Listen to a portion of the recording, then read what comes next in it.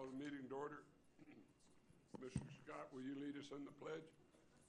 Please rise, put your hand over your heart. Pledge allegiance to the flag of the United States of America and to the republic for which it stands, one nation, under God, indivisible, with liberty and justice for all. This time we'll observe a moment of silence.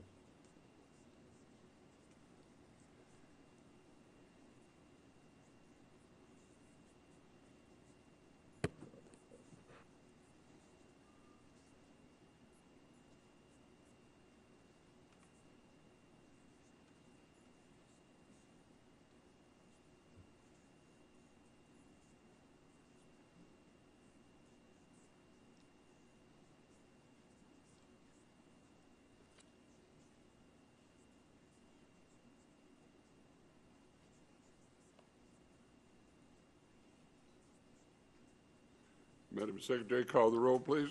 Hastjeff? Guston? Zadra? Sferrazza? George? Ayazi?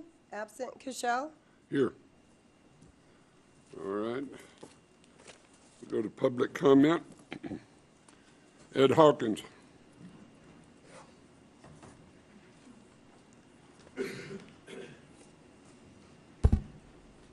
Mayor, Council, Ed Hawkins, for the record. Here today to say thanks to Code Enforcement, Alex and Michael, for working with me and the North Valleys to get those signs put up on the southern portion of the Scalari's parking lot. That's worked well. The diesel trucks are no longer parking there and leaving their trash. Just want to give Code Enforcement a kudos. As well as Walmart opened this morning. Great thing for the North Valleys. One thing that's happened in the last week is RTC has made a decision to give us a pop-out for the bus stop there. It'll take place in the next 2 months. I want to thank Dan Guston for that, as well as the other members that's helped me fight this fight. We met the other night in our NAB meeting, and Al Rogers met with us from Washoe County Parks and Rec. They will have a water splash park for us opened by the 1st of June 2013. At this point, I'd ask that the council have staff, Parks and Rec, start with their part of the park. Washoe County's given us 25 acres on the northern end of the regional park to put a community park in out there. Once we start tearing down the play area, which is where the water park's going to go, we'll need a play area in an adjacent spot, and that's been looked at through Parks and Rec already. I'm just asking that the council direct staff to start work on that community park before we start tearing the old stuff apart to put in the play park. Thank you. Thank you. James Casera.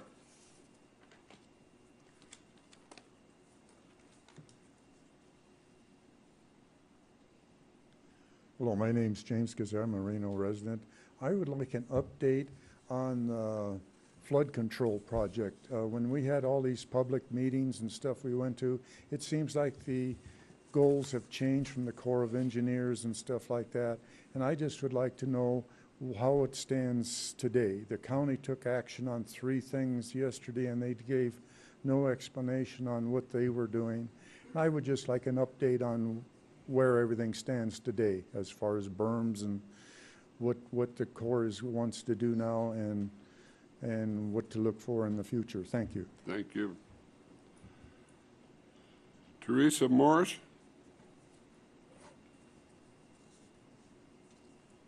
Hi, thank you. I don't know if you remember me, Mayor, from working with me on the Evelyn Mount project. Okay. So today I'm here in regards to the Brain Injury Association of Nevada and myself as an advocate. March is Brain Awareness Month. We currently have every 17 seconds there is a traumatic brain injury that happens in the United States. It's an injury that is kind of misdiagnosed and judged in a different way. So the awareness with the Brain Injury Association is to create more information on treatment, proper treatment, understanding the treatment, and then also understanding the possibilities of full recovery. And that's where my passion is to understand that there is full recovery, that is a possibility. A little story, in 2008, August 16th, 2008, local boy, hero, broke Nevada records all over racing in the desert. And he was racing in Wendover, Nevada, and was getting ready to go represent the USA in what is considered the Olympics in off-road racing. During that race in Nevada, he crashed, and he suffered a severe traumatic brain injury. Flown to Salt Lake City, where he was not given any chance of life at all. If he did survive, the likability of him being a vegetable was really high. He laid in a coma for 24 days. And if anybody knows anything after that, after a 10-day period, the likability of them being able to come out is very slim. He did wake up at 24 days, and he was paralyzed. He was completely paralyzed. This was in 2008. So to fast forward a little bit, he did recover. He had to be rebirthed from just pretty much an infant stage from drooling. And in June of 2011, he rode his bicycle across the country 2,788 miles to raise awareness for traumatic brain injuries. And you would never know. He's 20 years old. He's my son. This comes to be a huge passion, and so I'm looking for your support for March to be the Brain Awareness Month as it is everywhere else. Thank you. Thank you very much. Johnny Larkins.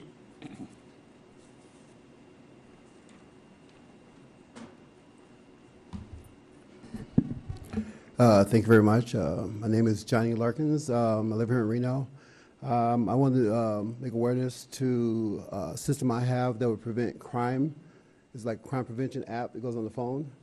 A few years ago, my daughter was raped on her birthday. She was 13 years old. And when she tried to call 911, she had a hard time hitting the number because she was in a panic, misdialing the number. And when she finally got a hold of 911, she had no idea where she was. And it's not like she was out late at night. She was like 2 o'clock in the afternoon in front of her door. She was dragged around a corner and abused. And she went to a landline. The police got there. She couldn't describe her attacker. She just said he was a Hispanic guy. And they found him because he lived there. But I created a system that is live now where if you're a battered woman or a child or you're at school, or college, and something's happening, the system is called Armed Safety Button. You touch it one time, and what it does is it puts the system on alert.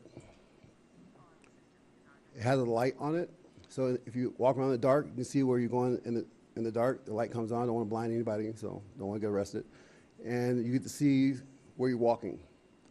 If someone comes up to you and you feel like you're threatened, and then this button here, you push that one time, alarm will sound, which is a deterrent. People run away.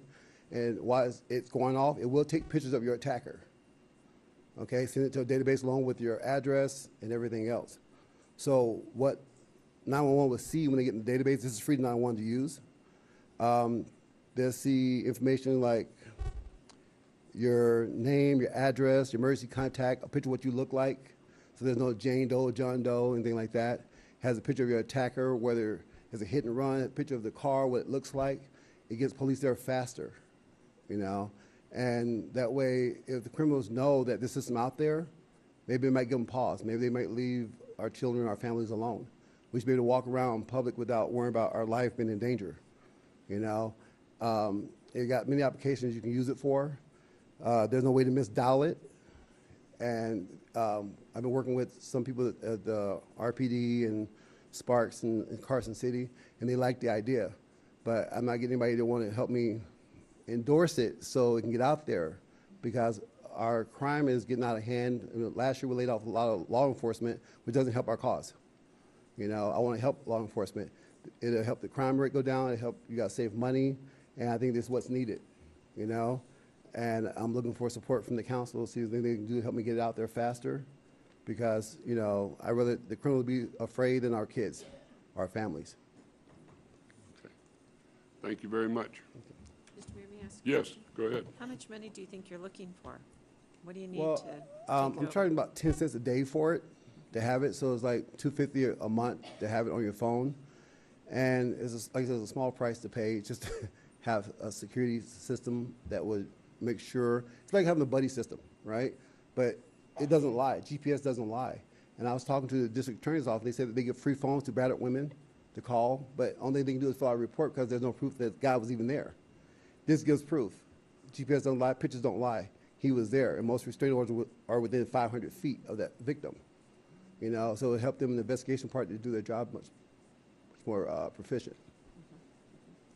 Okay. Thank you very much. We'll, staff will look and stuff. If you'll give us your name to the secretary and stuff, then contact information, we'll see what we can do to help you. I really appreciate it. Thank you so much. Okay, thank you. Joseph, I'm gonna mess up your name, my friend. That's all right. Identify yourself for the record.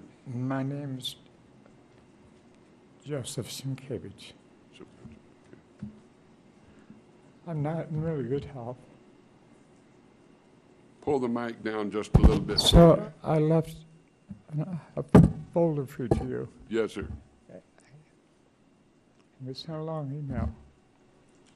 Okay, It's totally self-explanatory. okay. And it concerns something of very importance because the problem I had getting an order of protection executed between police, the sheriff, and dispatch is outrageous.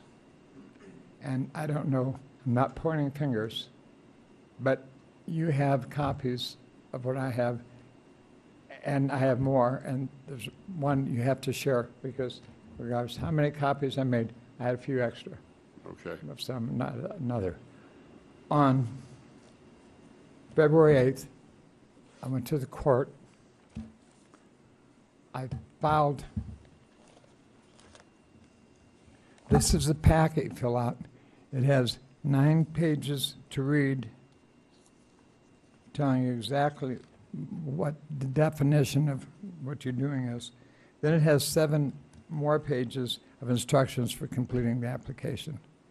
Now, with this comes 2 blank pages to write what you know about the person who is trying to, in this case, kick down my door and kill me.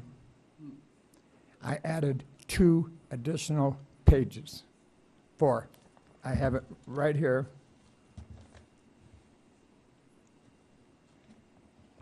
And I want to show you because I didn't have this with me when I was at FedEx getting copies made.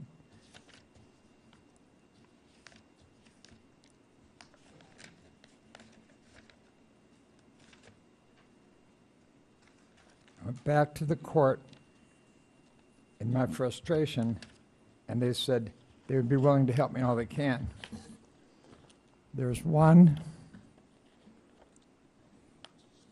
2 that comes in the packet, and I asked for 1, 2 additional. I wanted the police to know what they already know, what everybody knows. Because a year ago, I got a subpoena from the public defender's office about this individual. And at the time, he was renting an apartment in the front of Nystrom House where I live at 333 Ralston. He went down to the Greyhound bus station. He beat 2 elderly men with a 2x4, went to jail, right? He lost his van because he had it parked the wrong way in Stevenson. And from the jail, he said it was my fault he was evicted because I was managing the property for the owner, John Caron. I had nothing to do with anything he did, but I did get a subpoena to testify on his behalf. So I went to testify. Okay, My time's up, but it only gets worse. okay. Because it was served.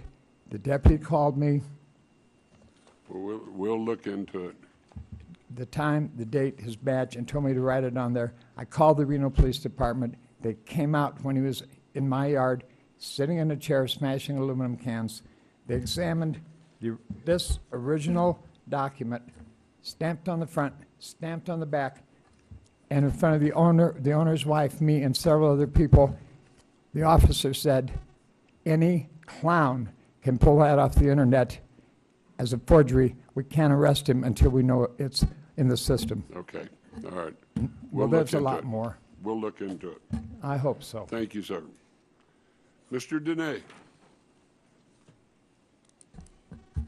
Sam Dene, the Encyclopedia of Reno Government and Reno's idea philanthropist. Philanthropist. It's kind of hard to say. It means he does everything out of the charity of his heart. That's what Sam does. He's done everything for 18 years trying to make this a better community for free. And his services are very valuable.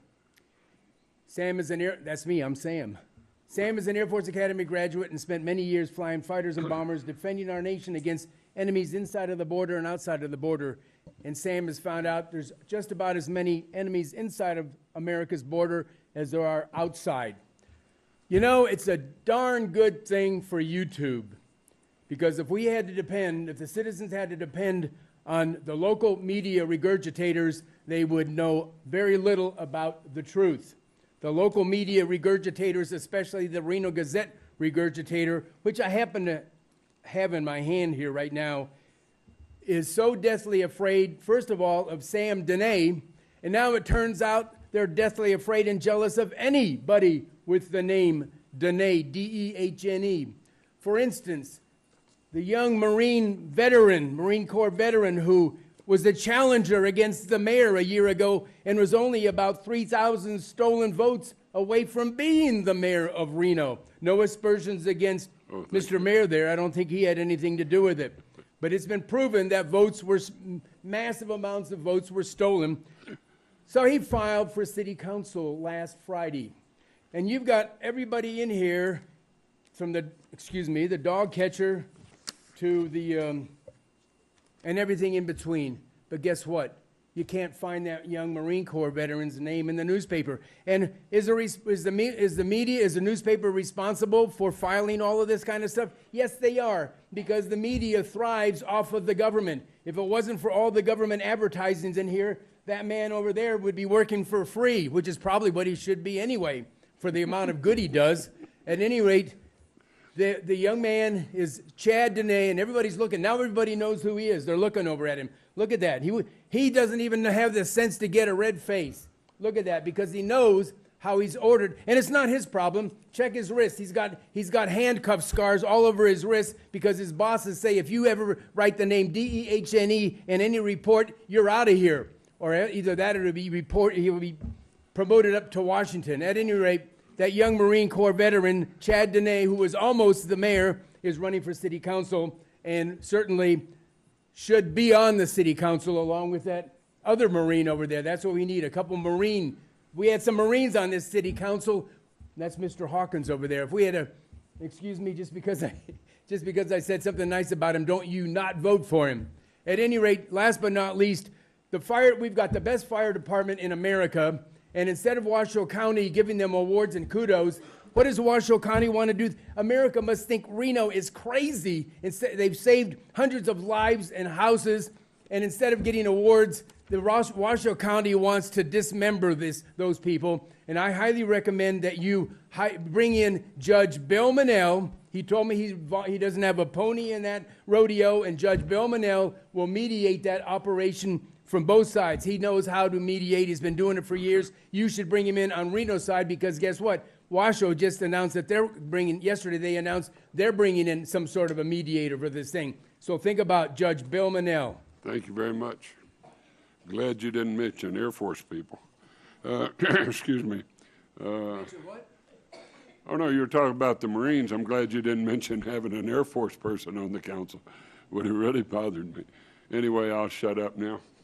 and leave it back to the table. Having no other public comment, I'll close the public comment section. Now we'll go to approval of the agenda. Before we do, there are no pulled items. Proclamations, none. We have a presentation on the Moana Lane widening. Public comment at 12 noon. Public hearing, we have Echeverria Silver Lake Planned Unit Development. Time certain at 4 o'clock, the appeal of the zoning administrator and hearing examiner decision on sign of Wild Orchid. Public hearing tonight at 6 o'clock.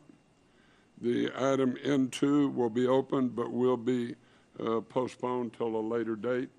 The other one is the N1, the hearing on written objections to the downtown police and maintenance district. Any other changes on the agenda? Have a motion. Do I have a second? All in favor say aye. Those that oppose, no. Motion carries unanimously. Approval of the minutes for February 22nd. Have a motion, second. And all in favor say aye. Those that oppose, no. Motion carries unanimously.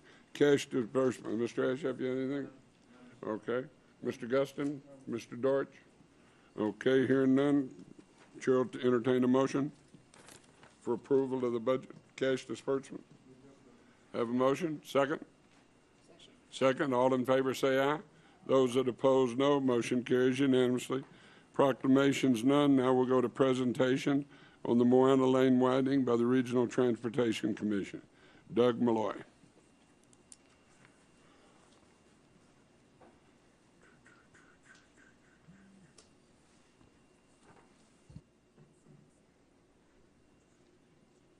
Okay.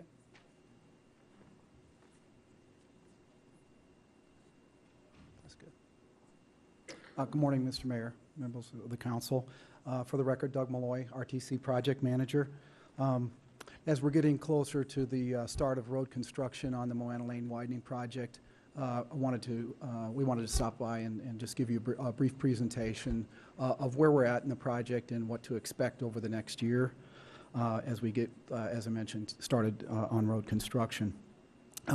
Just briefly, the purpose of the project, back in 2008, we got started on this being a corridor study and looking at the needs and the capacity of Moana Lane being exceeded as it is today, and with projected growth. This is a significant connection from I-580 to the Virginia Street corridor, and with continued growth into the future, this corridor was in need of capacity improvement. So we did an alignment study, and the alignment that was chosen was to the south, and we're widening to 6 lanes. It's currently a 4-lane facility. So that alignment was chosen in 2010, and we've moved forward with design, and we're now complete with design, and the project is currently out to bid. We'll be receiving bids here in March.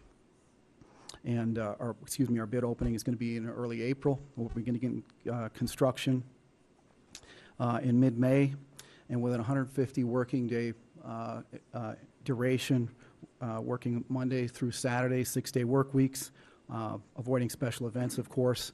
We're looking for completion towards the end of November of this year.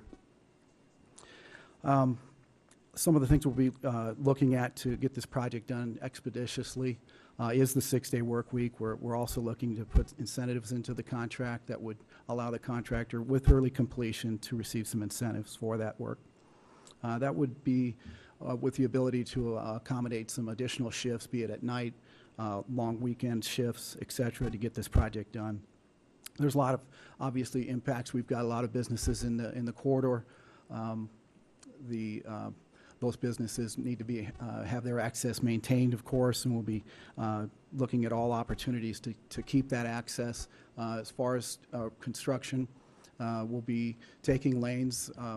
As we widen to the south, we'll be maintaining at least 1 lane in each direction with a turn lane. And just to kind of give you a frame of reference here, the project starts at Baker Lane, just west of Virginia, of course, and goes to the freeway at I-580. The blue there, which is difficult to see, I just wanted to kind of give you some frame of reference, it is a concrete project. All the paving will be white paving, concrete. The orange there is just the limits, the transitions that will be asphalt pavement. What you're seeing out there currently is utility relocation work. There's a lot of utilities. Some needed to be replaced because of their age. Others were in the way of the widening project. So NV Energy has contractors out there now doing some of that work. That will continue through August. They're working from the west to the east, phasing their project, and we'll be following that phasing so that there's some overlap of some of the work that's going to occur out there to kind of get it done as quickly as possible. Excuse me. So the other work that you're going to see as we get close towards the completion this fall, NDOT is looking at interchange improvements at I-580. Those are somewhat unique improvements. It's called a diverging diamond. It's currently, they are under contract with Granite Construction to do a CMAR project, early delivery and construction management at risk project that should be getting started construction-wise. They're anticipating late this year in the fall. So as we work to the east towards the freeway, on the south side, we'll then turn around and head back to the west with the reconstruction of the existing lanes. Those lanes are in deteriorated shape, so basically it'll be a complete reconstruction at the end of the project. The Diverging Diamond project, like I said, should be getting started this fall. You probably see NDOT come here and probably will be providing a presentation for you at your request, I'm sure. It's a unique project that I'm sure you'll be interested in seeing. Just wanted to mention that the public outreach is a huge component of this project. And just briefly, we had our public information meeting on February 15th. About 50 people attended. 27 of those were represented businesses. It was a good attendance. We got a lot of information from them. We, of course, got their contact information, email information. We're setting up a database. We're upping the public outreach significantly on this project because of its the size of the project and the impacts that will be out there, of course. We've actually have a public liaison component in our contract. The contractor will be required to, based on the specifications, provide a proposal to provide a public liaison out at certain times in the project to communicate with the businesses and others out there. We'll have a public meeting or two out there on the project, depending on the needs, to keep folks apprised of the project status, where we're at, where the phasing's going, and when we expect to see completion, and as well communicating with them as far as their needs are for access throughout the project. With that, I will open it up to any questions you might have. Any questions, council members? Ms. Fraza. Just, Doug, when's the demolition going to be completed out at Moana, the demolition contract? Yes. The last of the buildings, significant buildings, has come down as of last week, and they're just doing the site work right now, cleaning up, pulling up the old pavement, backfilling this site, getting it ready for the road construction. They'll button up those sites. So it's complete. All buildings are down except for one shed on a trailer park there near the freeway. So how much longer is Diversified out there? The end of this month. The end of this month, okay. And then, do you guys have a landscaping plan for this portion, or? Yes. I meant to mention that. I'm sorry. The part of the improvements, of course, is a 5-foot landscape strip on the south side. We're matching the landscape master plan for that corridor. In addition, there'll be some replacement of existing landscaping on the private property parcels. And who's maintaining that landscaping? That'll be the private property owners. Is that how it's currently done now? That's consistent with your plan, your master plan. The improvements actually will be on their property. The back of the curb is the right-of-way. And then how much was allocated for landscaping in the total project as far as dollar costs? We didn't have a budget because it kind of is what it is. The 5-foot landscaping is pretty well laid out as far as the what materials were going to be provided. And then the replacement is we had to get back up closer to code requirements. I actually don't know the numbers currently, and I believe it's about $250,000 though. Okay, thank you, that's all I have. Okay. Any other questions? Ms. Zedra? You mentioned that there is a liaison that's been required as part of the contract.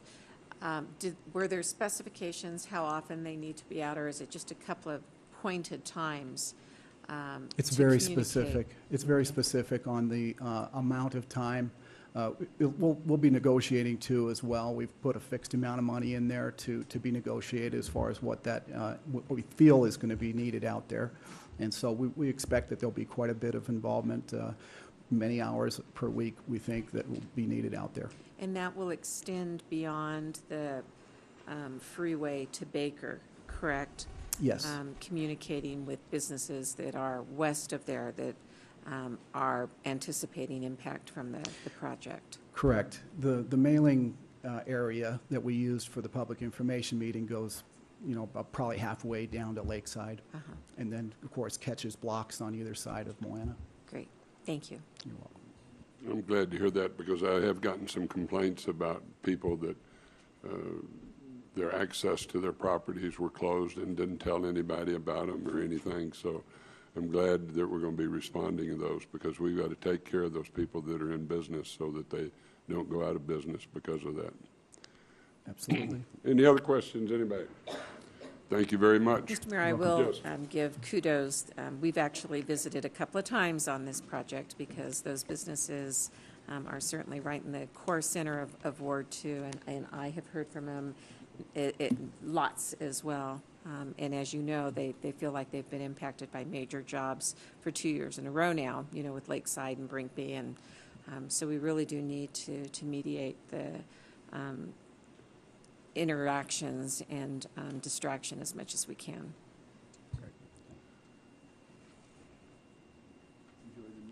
Okay, let's move to items E1, approval consent agenda. Any items to pull for discussion?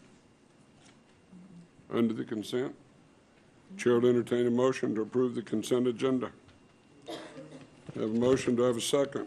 Have a second. All in favor say aye. Aye. Those that oppose, no. Motion carries unanimously. Now we'll go to F, public hearings. This is item F1. Madam Secretary, have all the notices been sent?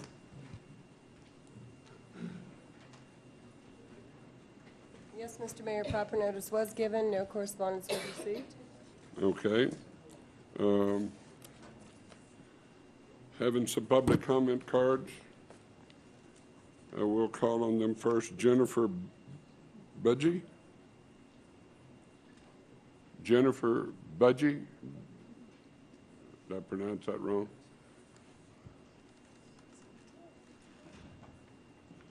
Thank you, Mr. Mayor. Jennifer Budge, Washoe County Regional Parks and Open Space. We're here in support of the project. The project preserves some important open space for wildlife habitat and passive recreation opportunities for Reno and unincorporated Washoe County residents. It's also an important link to our regional trail system. So we're here just to support this item. Thank you. Okay. Mr. Ed Hawkins.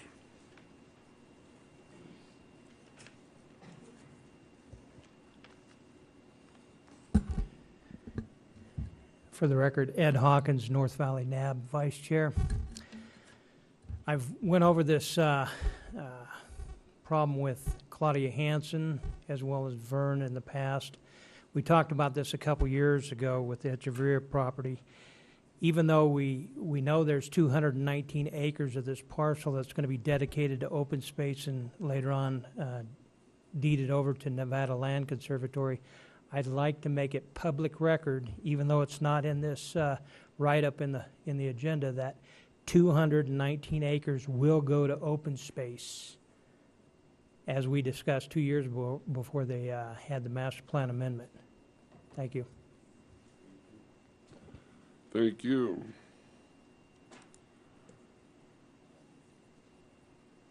Okay, Chair, Mr. Dortch. Yeah, Mr. Mayor, I'm ready to make a motion. I don't know if Vern wants to just touch on that, on the acreage for open space real quick, since it was a question that was brought up. Vern Close, Senior Planner, what Mr. Hawkins indicated is correct. There's about 211 acres north and east of the site, and there's about a 7-acre piece kind of on the southwest portion around that stock watering pond that would be designated as open space. Great, thank you. Mr. Mayor, I'll move to approve, to uphold the recommendation of the Planning Commission. Okay, I have a motion second. All in favor, say aye. Those that oppose, no. Motion carries unanimously. Ordinance F11. This is, excuse me, this is bill number 6789, an ordinance to amend Title 18, Chapter 18.08 of the Reno Municipal Code entitled Zoning, rezoning a 289.6 acre site located along the east side of Red Rock Road, 1,450 feet north of the Red Rock Road, Moya Boulevard intersection, and is located in an area which is subject to cooperative planning from GR/RSCJP, General Rural/Reno Stat Corridor Joint Plan on 289.6 acres to PUD Planned Unit Development on 285.6 acres and LLR 2.5 Large Lot Residential 2.5 acres on 4 acres, together with other matters properly relating thereto. Move to refer. I have a motion and a second. All in favor, say aye. Those that oppose, no. Motion carries unanimously. At this time, we'll go to ordinance.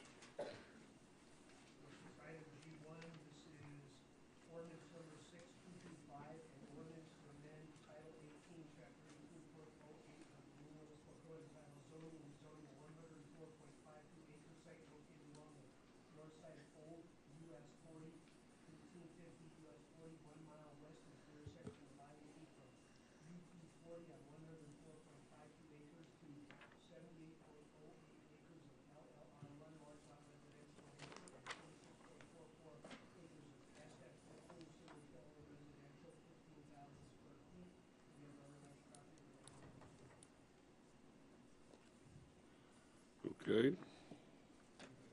Have a motion. Do I have a second? Have a second. All in favor, say aye. Those that oppose, no. Motion carries unanimously. All right, now we go to resolutions. H1. Turn on your mic. Resolution number 7672, resolution fixing the time and objections to the assessment roll for the City of Reno, Nevada 2011 Special Assessment District Number 1 will be heard and causing such roll to be filed with the Office of the City Clerk. Do you have a motion? All right. Second. Have a motion second. All in favor, say aye. Those that oppose, no. Motion carries unanimously. Item H2. It's resolution number 7673, resolution supporting a coordinated and cooperative multi-jurisdictional approach to transportation improvements in northern Nevada and Trans-Sierra communities. Have a motion second. All in favor, say aye. Those that oppose, no. Motion carries unanimously.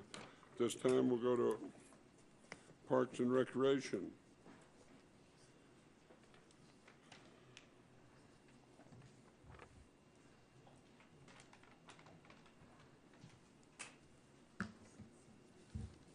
We'll have a public comment first.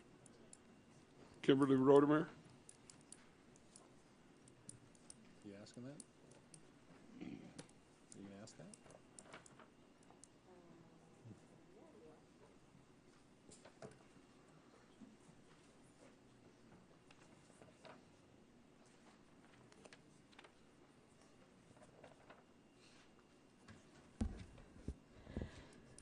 Good afternoon. My name is Kim Rodemeyer. I'm hoping you all received my extensive email yesterday with my comments on this issue.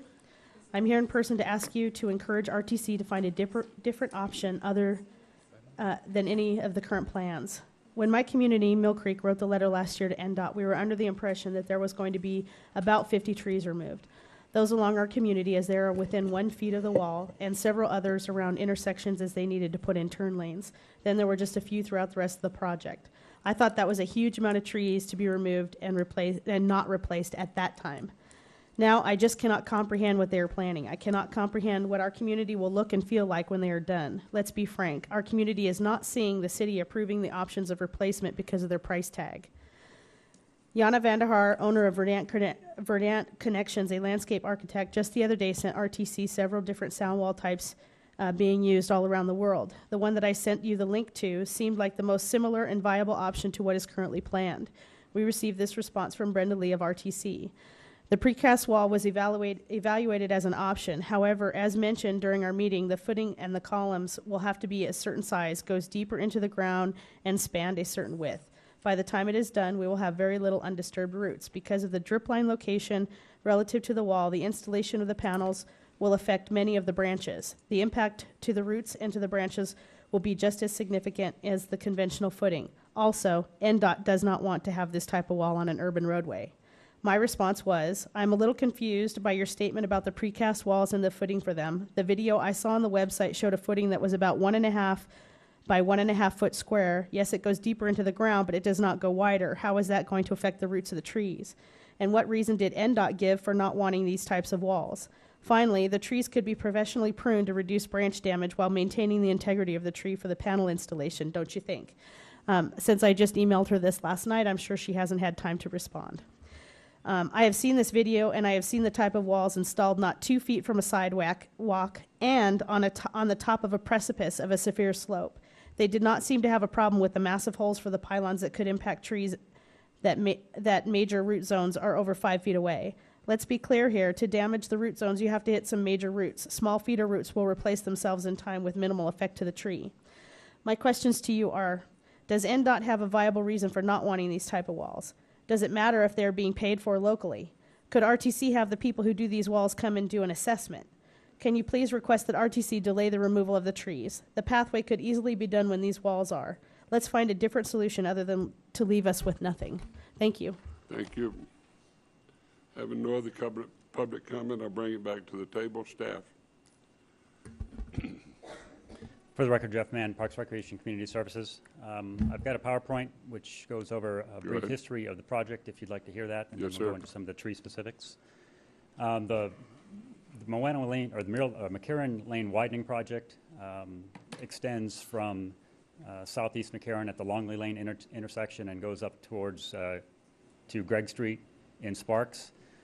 The area which affects city-owned and maintained trees are through the Donner Springs area, which you see on the right. And that's from Longley Lane on the inside of the McCarran Loop up to the Boynton Slough, and then just that one section through Donner Springs between Rio Poco and Sierra Madre. A brief summary of the description. It's going to add 2 lanes within the limits of construction from Longley Lane up to Gregg Street, add a shared use path, replace sound walls as we've heard. The project will be completed in 2 phases. Phase 1 is underway, started last year, and will be complete this September. That's road widening on the shared use path from Longley to Miraloma. That's scheduled to be completed by September. And since I created this slide, there's discussions of pushing the shared use pathway portion into Phase 2, which is widening and the path from Miraloma to the northern terminus at Gregg Street, and now the entire length of the shared use path. And then the entire length of the sound wall and tree replacement will be done in Phase 2, which is currently scheduled for the 2014-2015 year. Tree conflicts with the City of Reno's trees. We have 436 within those limits of construction that I mentioned. 160 of them will need to be removed as part of the construction project, and tree conflicts with either the added lanes, the multi-use path, the sound wall, and then the significant number of underground utilities that we have throughout that section. We have a high-pressure gas line, which runs on the outside of the McCarran Loop. We have water, sewer, storm, and cable TV throughout the section of construction. So we have 3 options for tree replacement within the city's maintained portions. Option number 1 is planting 85 trees along the right-of-way in clusters of 3 to 4, spaced about 150 feet apart, and then 20 trees along the edge of Miraloma Park. The current estimate for maintenance by the city under this option is $31,200 That's in line with our current right-of-way bids that we've had in place for about 8 years now, at 13, 15 cents per square foot. Option 2 will replace more trees. It's 120 trees total along the right-of-way. That will be on in all areas where space permits us to plant a new tree. It'll be a different type of drip irrigation system, almost 2 miles of rubber tubing. The cost for maintenance of that for the city's maintenance is about $57,000, and this is per year. And then the third option, which really isn't an option in our mind, is not replacing any trees. And under this option, there would not be any city maintenance. The cost for tree replacement would be put into other landscape and aesthetic elements, which NDOT would then maintain. And this basically summarizes the same section of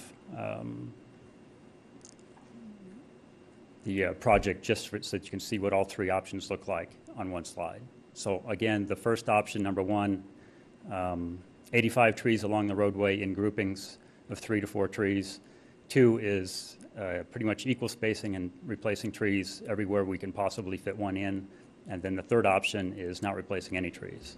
And then on that third slide, you see the trees that are outlined in red. Those are existing trees that would come out as part of the project and not be replaced. Those trees that are a green circle are those that are existing and will remain throughout the project. So at this time, I'll open it up for questions.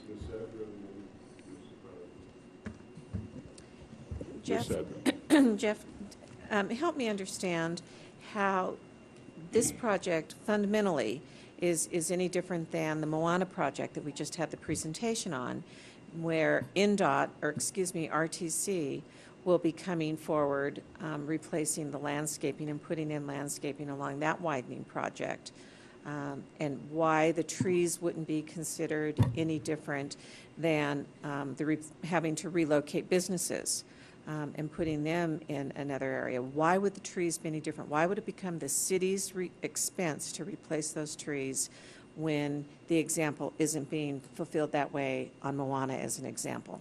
Well, this section of McCarran, the trees that we've discussed are already city-owned and city-maintained trees. On the Moana Lane widening project, those are all privately owned, privately maintained trees. So not only the trees coming out and the landscaping coming out, but the landscaping going in will be owned and maintained by the adjacent commercial properties. But that's not the case here. The example that I gave that I still have a question about is, okay, so the city owns those trees just like the people who had the Independence Square, one of the many buildings that came down. They were taken care of. Their expenses were taken care of. Why are not our expenses being taken care of? Well, the landscaping for all those commercial developments is required as part of their commercial application and their use of the building, their land use. So that it's up to each individual property owner to maintain that landscaping. There isn't an adjacent commercial property within this section of McCarran. Basically, we are that commercial agent.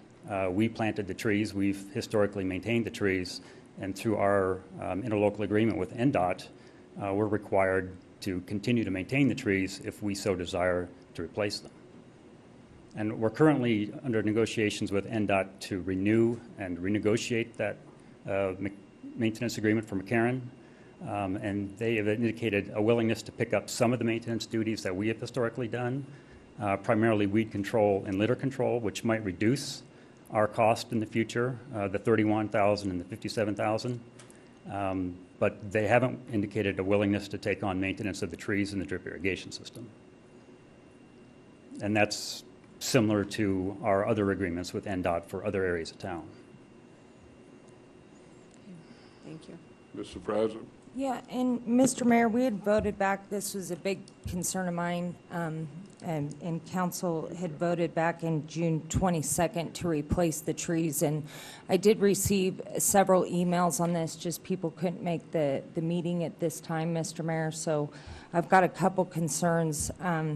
And Jeff, on the original, and just a disclosure, I do live in Donner Springs, so I live in this area, Mr. Mayor, very familiar with all the trees there.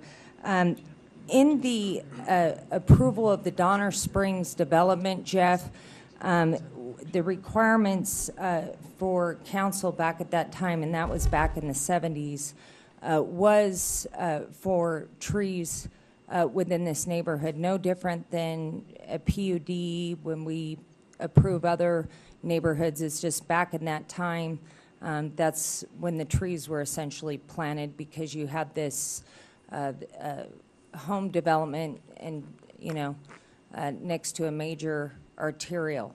So has staff researched that information within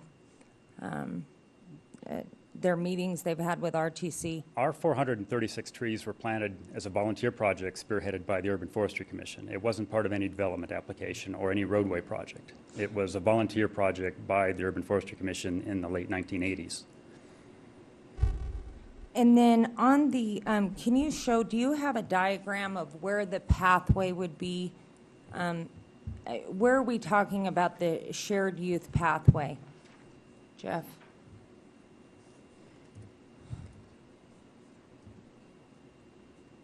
You go forward. Keep going. No, forward. Keep going. Keep going. I've got some more slides here. Keep going.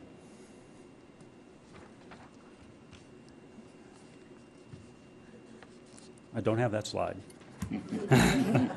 That's kind of an important one. Let me Mr. Mayor, no?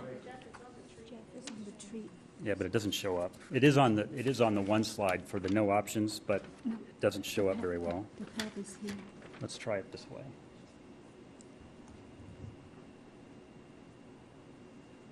If you can zoom in. Yeah, I'm trying to get, okay, so where the trees are currently, are you talking about like a walkway path similar to what we have in front of Miraloma Park, where you have that walkway path around? Is that what's being proposed for this segment? In most of the areas, it will be a dedicated asphalt shared use pathway, 8 to 10 feet wide. In some places near adjacent to intersections, it'll be more like a concrete sidewalk. But most of it throughout the length is an 8 to 10 foot wide asphalt pathway.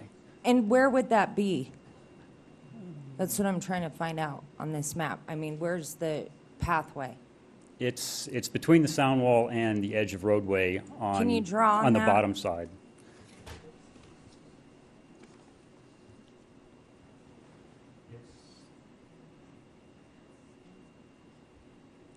It's this shaded area here. And That's so the that would shared be use for pathway. like walking and bike paths? Correct. Okay. It's a separated pedestrian and bicycle pathway. And then getting back to Councilwoman Zadra's question, that's why I asked that question on the Moana Lane extension. The issue isn't regarding funding the path or the trees. RTC has to do that. We're looking at the maintenance costs, correct? Correct. The project is funding all of the improvements. The impact to the city is funding the ongoing maintenance. Okay, and then just a question for RTC on the timeline. Do we have anyone here from RTC? Yes, Mr. Mayor and Councilman, for the record, I'm Brenda Lee, Project Manager for the RTC for the McCarran project. And then, Brenda, I read in the staff report, because I think, Mr. Mayor, if we, the neighborhood, there's some concerns from the neighborhood on exactly the sound walls.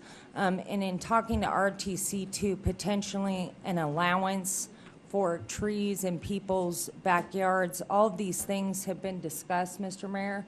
And so I would like to see, is there, the timeline in here, you have, I believe staff said that it would need to be decided rather quickly to meet the RTC's timeframe. Would it be possible to delay this a month and have a meeting with the residents out there and notify them so we can come up with some solutions for the trees in the pathway? I would think the short answer would be yes, but the long answer is we have two phases for this project. Phase one, as Jeff was mentioning, is under construction, and we have half of it done. And so we're going through winter shutdown, and the construction will pick up in April this year. So some of the trees got to be removed because of the widening regardless of wall replacement trees or whatever. So that would have to happen. But as far as the final design on how many trees could go back in place, it goes to the phase 2 design. And so, you know, if it's council's desire to hold off for a month, we would just have to hold off for a month. Well, you would still, I mean, you're still moving forward. We know that the trees have to be removed because of the widening. So I guess the time frame is if we could meet with the neighborhood, because you have several different groups here, Mill Creek, the Donner Springs area, all those folks, to come up with some solutions for the sound wall. I know you guys had done that on Moana Lane Extension and the actual replacement of the trees. Could we hold off for a month to have those meetings with the neighborhood? Yes, like I said, it can be held off, but just for the record, we did have 2 public meetings, including the neighbors, and the second meeting actually talks about sound walls, trees removals, even though at that time it's more preliminary. So, you know, the concept has been out there. It's just that the details is not tied down. Yeah, and I think that one of those meetings was at the NAB. So if I could, one more question, Mr. Mayor, for Kim.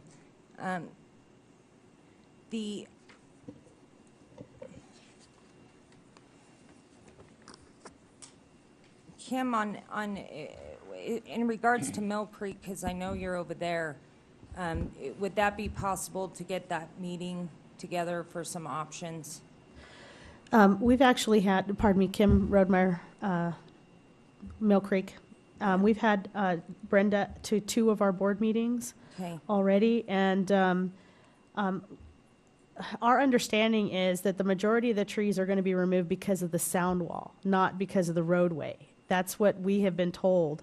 And the pathway, to me, and our community, we understood that the trees by our community, because our trees are literally within a foot of the wall. We didn't like it, but we understood it because our community would like to have the sound walls. But the remainder of the trees, and I'm not sure, we were told at the NAB 10 days ago that it was going to be 240 trees, not 160 trees. So, but our community has had 2 meetings with Brenda, and our community knows that our trees have to be removed. But we have not heard anything until last NAB meeting. That was when they announced how many trees were coming out. And previous to that, I went to the stakeholder group meetings, and there was no mention of that. And then I went to the public meetings, and the second public meeting, they did mention that they were going to install sound walls, but they were not clear on how many trees were going to be removed, because I would have been complaining about this since the last public meeting, which I believe was a year ago, October. Is that right? November? A year ago, November. Okay. That's all I'm I sorry, have did right that answer your question? That didn't answer your question, did it? I'm just saying there's been new information, so I think to go back out there to get this resolved in a month, as far as the trees and the sound wall, I'd like some more information on the sound wall before council signs off on it, because there's a ton of trees over there, so it acts as a sound buffer, and obviously, I mean, the need for trees in that area.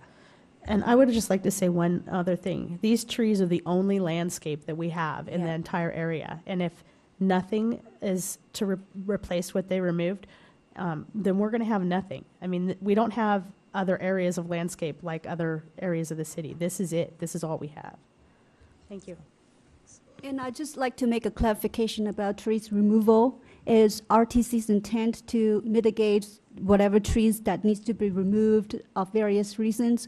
So it's not that RTC does not want to remove the trees. I think that the main issues is someone has to take on maintenance of those new trees, and that's the whole reason for this agenda item. So, RTC will remove as many trees as we can, and as the roadway width and sound wall locations allowed.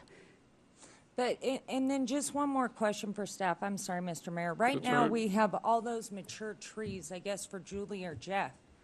So the impact that RTC is having widening the road, according to staff, it was what, $500 for maintenance of the current trees?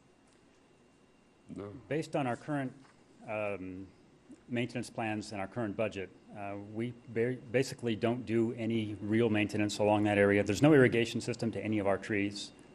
What there is comes from private property owners. So all we've done in the last year is respond to a limited number of complaints. Yeah, they've been out there pruning, though. We've done several maintenance, I mean, I know, I live out there. They prune the trees. We have a landscaping company that has definitely done that in the past. But my question for staff is, here we've got mitigation. Again, it comes back to the Moana Lane extension or anything else. You're taking down trees that are already there, that are in the city's right-of-way. And wouldn't it be RTC's responsibility then to mitigate for the costs, those added costs that are going to have to be provided for by the city? If it weren't for the widening of the road, essentially we would still have trees there, we would still have minimal maintenance costs, but because of the widening of McCarran, you have, it's because of the RTC's project that's going to add this added cost burden to the city. Why wouldn't there be mitigated impacts for that? A financial cost to that? Well, RTC doesn't do maintenance. They do the projects and then turn the completed project over to the responsible agency. With our agreement with NDOT, we're the responsible agency for landscaping in this section. I understand what you're saying, Jeff. Yes. There's just a dollar amount that equates to taking down a mature tree and then planting a tree that's not mature and having to nurture that tree is very different than the mature landscaping that we have out there. But that's no different than any other project that the city would do, which requires the removal of a tree.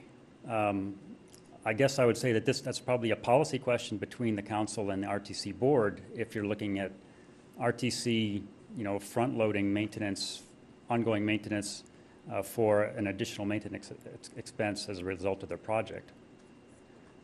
But when we remove a tree as part of our daily work, we plant a young tree, and if it requires an irrigation system different from what's there, we do that as part of the job. That, Jeff? If it's our project, we fund it. Okay, thank you. Julie Conway, Parks and Recreation Director for the City of Reno, and I wanted to reiterate, Councilor Sferraza, that as Jeff mentioned, the agreement for maintenance is coming back through Public Works for this, and so that is in negotiation, and we will certainly take that into consideration, because that has been past practice that RTC has not, or NDOT has not paid for those costs of maintenance, but that agreement is coming back through Public Works. So we hear what you're saying, and I understand what you're saying about the value of a mature tree versus a tree that is smaller. And Jeff is correct in how we have done these projects in the past. When we bring this, when this contract is negotiated with NDOT/RTC, we'll certainly take that into consideration. And I think what we're hearing is that the council would like to see more participation from RTC and NDOT for the maintenance of those trees. Julie, do we have any other situation in the city where the RTC has expanded, or NDOT, where they've taken down city trees? Is there another? Or is this a unique situation? I'm thinking this is unique, but Jeff, is there another one that I'm not sure of? Pretty much any road project where RTC has done work within city limits, which involve a parkway strip, whether replacing or rehabilitating a road with curb, gutter, and sidewalk, whether it's an RTC project or a city project, and a number of them have been RTC. Almost every one of them in Old Southwest, Old Northwest, Old Southeast Reno, where there's a parkway strip, has impacted trees. And we work with RTC. If a tree has to be replaced, they replace it as part of their project. And then do we pay for the maintenance costs? It depends on whether or not it's in a parkway strip adjacent to private property. we maintain the tree regardless, but if there's an irrigation system, it's usually from the private property. This is probably the only situation that I can think of where it's impacted a city right-of-way without an irrigation system before the project, but includes one after the project. Okay. I think this is probably unique. Thank you. And I wanted to make one other comment regarding the replacement of the trees, just to be clear that RTC is going to pay for the cost of replacement of the trees, and one of the discussions that we had to get up to the replacement number was to have RTC provide the individual homeowners the free trees for them to put on their side of the wall so that there would still be shade and or a buffer. So that was one thing that staff and our RTC talked about. So we would get up to that equal number of trees that was going to be taken out. So I wanted to clarify that was an option that was presented and still could be presented and accepted, hopefully, that so we don't, if we remove 240 or 160, that we replace 160. Some of those may go outside of the wall within the right-of-way. Some may be actually given to the homeowners to place on their side of the wall. Thank you, Mr. Mayor. I just, excuse me, have some comments.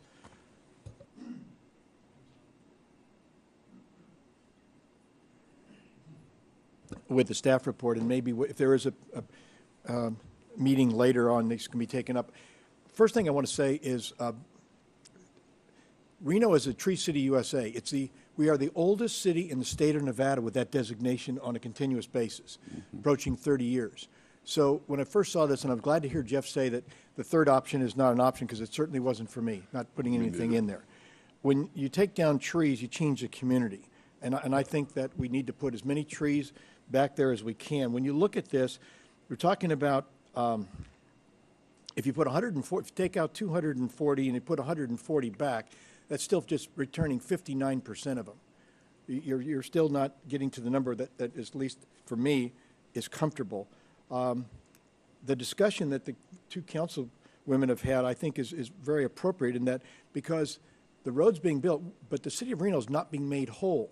And I think of Moana Lane, the relocation fees that were paid to those people, justifiably so, understand that. So I think if it takes that direction as to what the city of Reno needs, because I understand, and I certainly wouldn't vote against either one or two based on dollars and cents.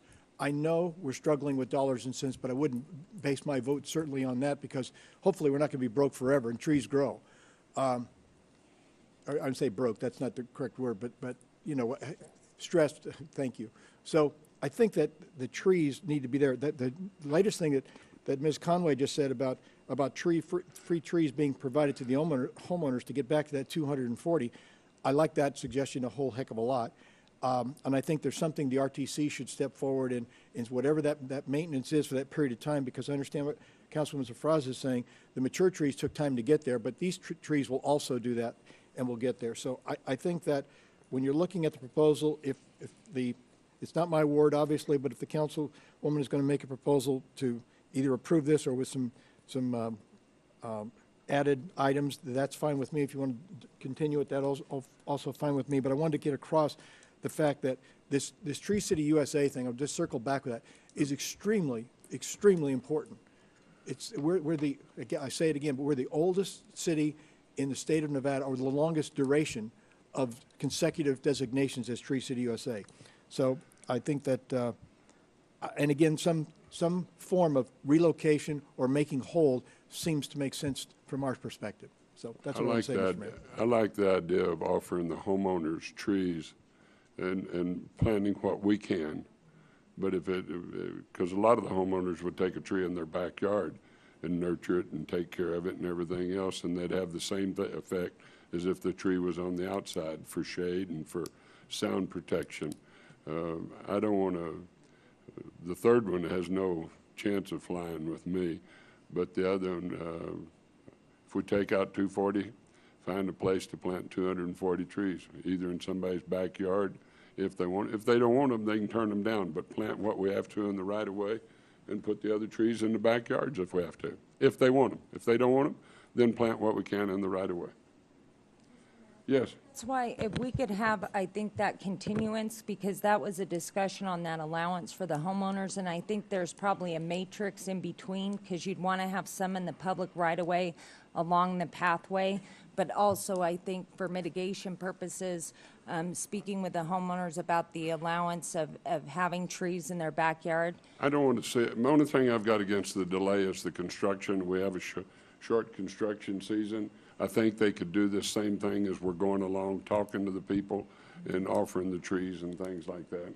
But there's no delay because they're still moving forward and removing the trees. This is just what would happen to replace the trees. So I'm not trying to delay what RTC is doing. Can I clarify on the delay? We're looking at planting trees back in phase 2, which is scheduled for 2014. Yeah. However, it looks like there's a long gap of time, but, those are the times that we need to put the finalized design, talk to each individual's homeowner. So in a sense, delaying it 1 month, it will delay our construction schedule again in 1 month in 2004. So that's a delay. It's not the immediate delay, but still a delay to the project. And I don't understand. Why would there be a delay? If you're still moving forward doing the removal of the trees, why would there be a delay to get the residents' input over there for 1 month? Well, as far as finishing the design and talking to everyone, because if we have a definite plan in talking to everyone, when we, one of the critical path of the phase 2 of the project is that because of the construction of the sound wall, we will be impacting the backyard or the back fence of the property owner. So we need to get construction easement from each and every single one of them. So we are in a plan to start that process to go through with each and every single homeowner. So delaying some decision, then it will delay our start point of going to the. But wouldn't you have to get that easement regardless of what trees are selected? From the construction easement on the sound wall? No, I mean, well, if we have a clear direction now, when we go to talk to the property owner, we can say something for sure. But if not, then we rather not go out there and say, well, we may do this or we may do the other thing. See what I'm saying? So I'm not saying that, it's a big issue to delay that 1 month, but I want to clarify that it's still some kind of, impact to the schedule. Well, it's been brought to my attention, these trees are in phase 2, is that correct? Yeah. Yes. And so, as long as we're going to be in there and doing the work and doing the sound walls are phase 1? No, sound wall is phase 2. Well, then, And some removal of the trees will be part of phase 1. trees will be in phase 1? Part of Removal. it, Mr. Mayor. Yeah. Removal, yeah, we'll go get them. Then sit down and figure out how to come in to replace them. That's what I'm saying. 30 days with the neighborhood, I don't think is gonna. Let's go 2 weeks. That's not enough time, Mr. Mayor. What is the opposition to getting their input for 30 days? Well, they've already had 2 meetings over it. I understand, but it's 3. changed. It's only the Mill Creek Association, Mr. Mayor. There's other parties affected here, so I think, and I think urban forestry, I'd like to hear some comments from them as well. Let me suggest a compromise. Okay. What if we had it on the April 4th, which is not a month, but that's 2 meetings from now? That's Can't 3.5 I weeks. can't do April 4th. Oh, So if we could have it the next meeting. So, the way I feel about it, it's Councilman Safraza's ward, and I think she should make the motion and the conditions if she pleases. Mr. Mayor, Yes. if I may, the options that I presented to you, option 1, 2, and 3, and we know 3 is not an option, those are replacement trees within the existing city right-of-way where we already have city trees, which are maintained by the city and will be maintained by either the city or NDOT based on whatever contract we're able to bring forward after negotiations with NDOT. I think you can make that decision on whether you like either the first option or the second option without impacting the Mill Creek portion, because in either case, this option doesn't affect what gets planted adjacent to Mill Creek unless you're going to change the sound wall. So I think you can still give city staff and RTC direction on which of these options you want them Put them to back up proceed there. with.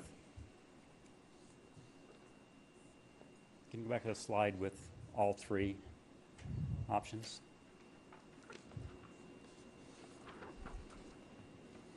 Can I ask a question in the meantime? Yes, I'm sorry, Mr. Maybe you can answer for me, Jeff. They're going to remove 240 trees, right? 240 within the total project area, 160 of them are city trees. Okay. And then of the 60, but your 160, the options are to, as I understand it, either replant 105 or 140, right? Correct. Option 1 is 105 trees. Option 2 is 140 trees. Right. And neither of those options will affect any decision that we could potentially make in the Mill Creek block, because the Mill Creek block is, the issues there aren't the widening itself or the pathway, it's the sound wall.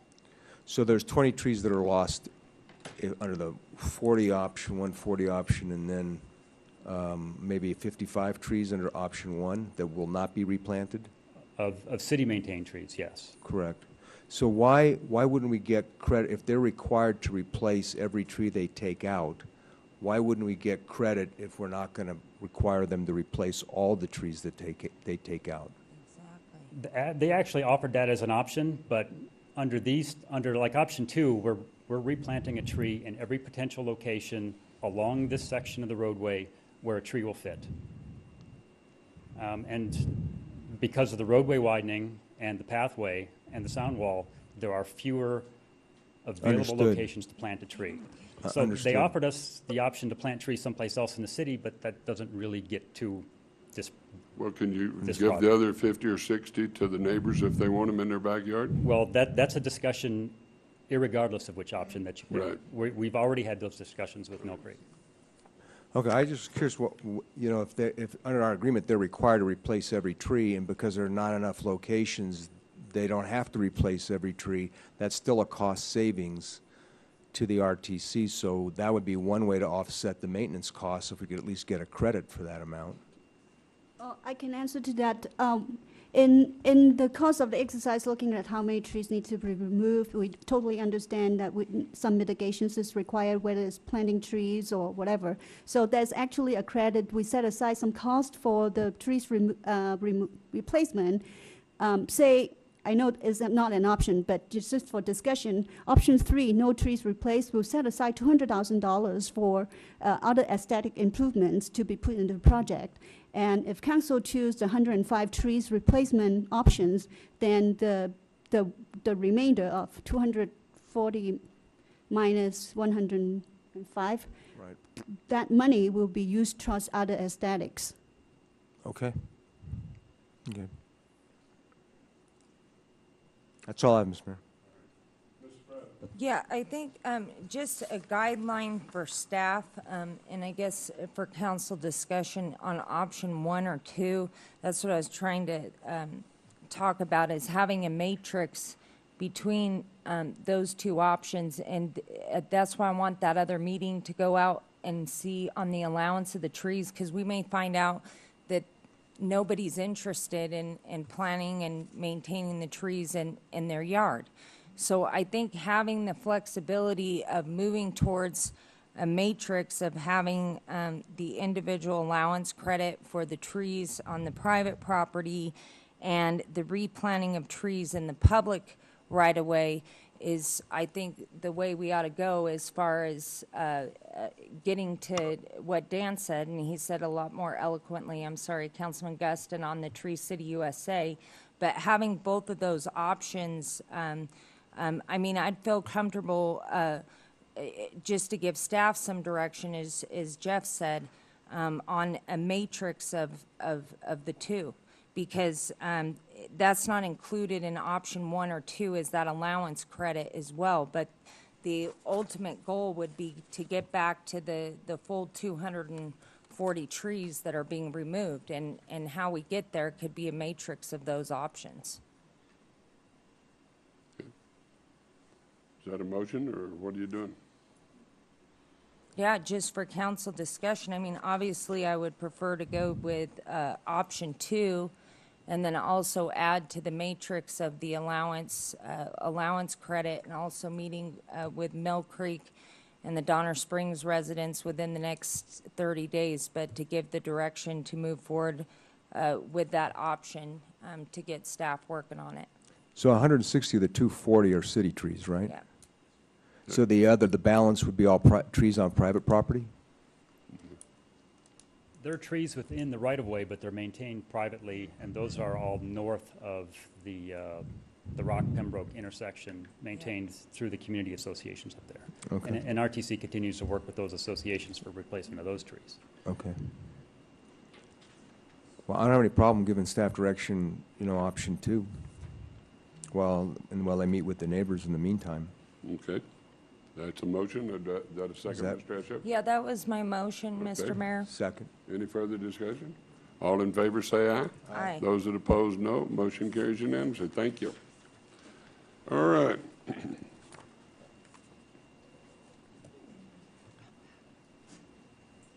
Item J4. Mr. Mayor, Tracy Chase, that has a 4 o'clock time Oh, certain. I'm sorry. Item J6. Grants practices. For the record, Maureen McKissick, City Manager's Office. Staff is before you today requesting your approval of a change in our existing grants practice. Up until 2 years ago, we did not come to you for pre-approval. 2 years ago, that changed. We are now requesting a reversion back to the earlier practice. We're available to answer any questions. Thank you. Any questions? Have a motion second. All in favor, say aye. Those that oppose, no. Motion carries unanimously. Item K1, Board and Commission appointments, Historical Resource. Mr. Mayor, that was a misprint. There's not. There's not one? No. Okay. Ward 4, North Valleys. Yeah, Mr. Mayor,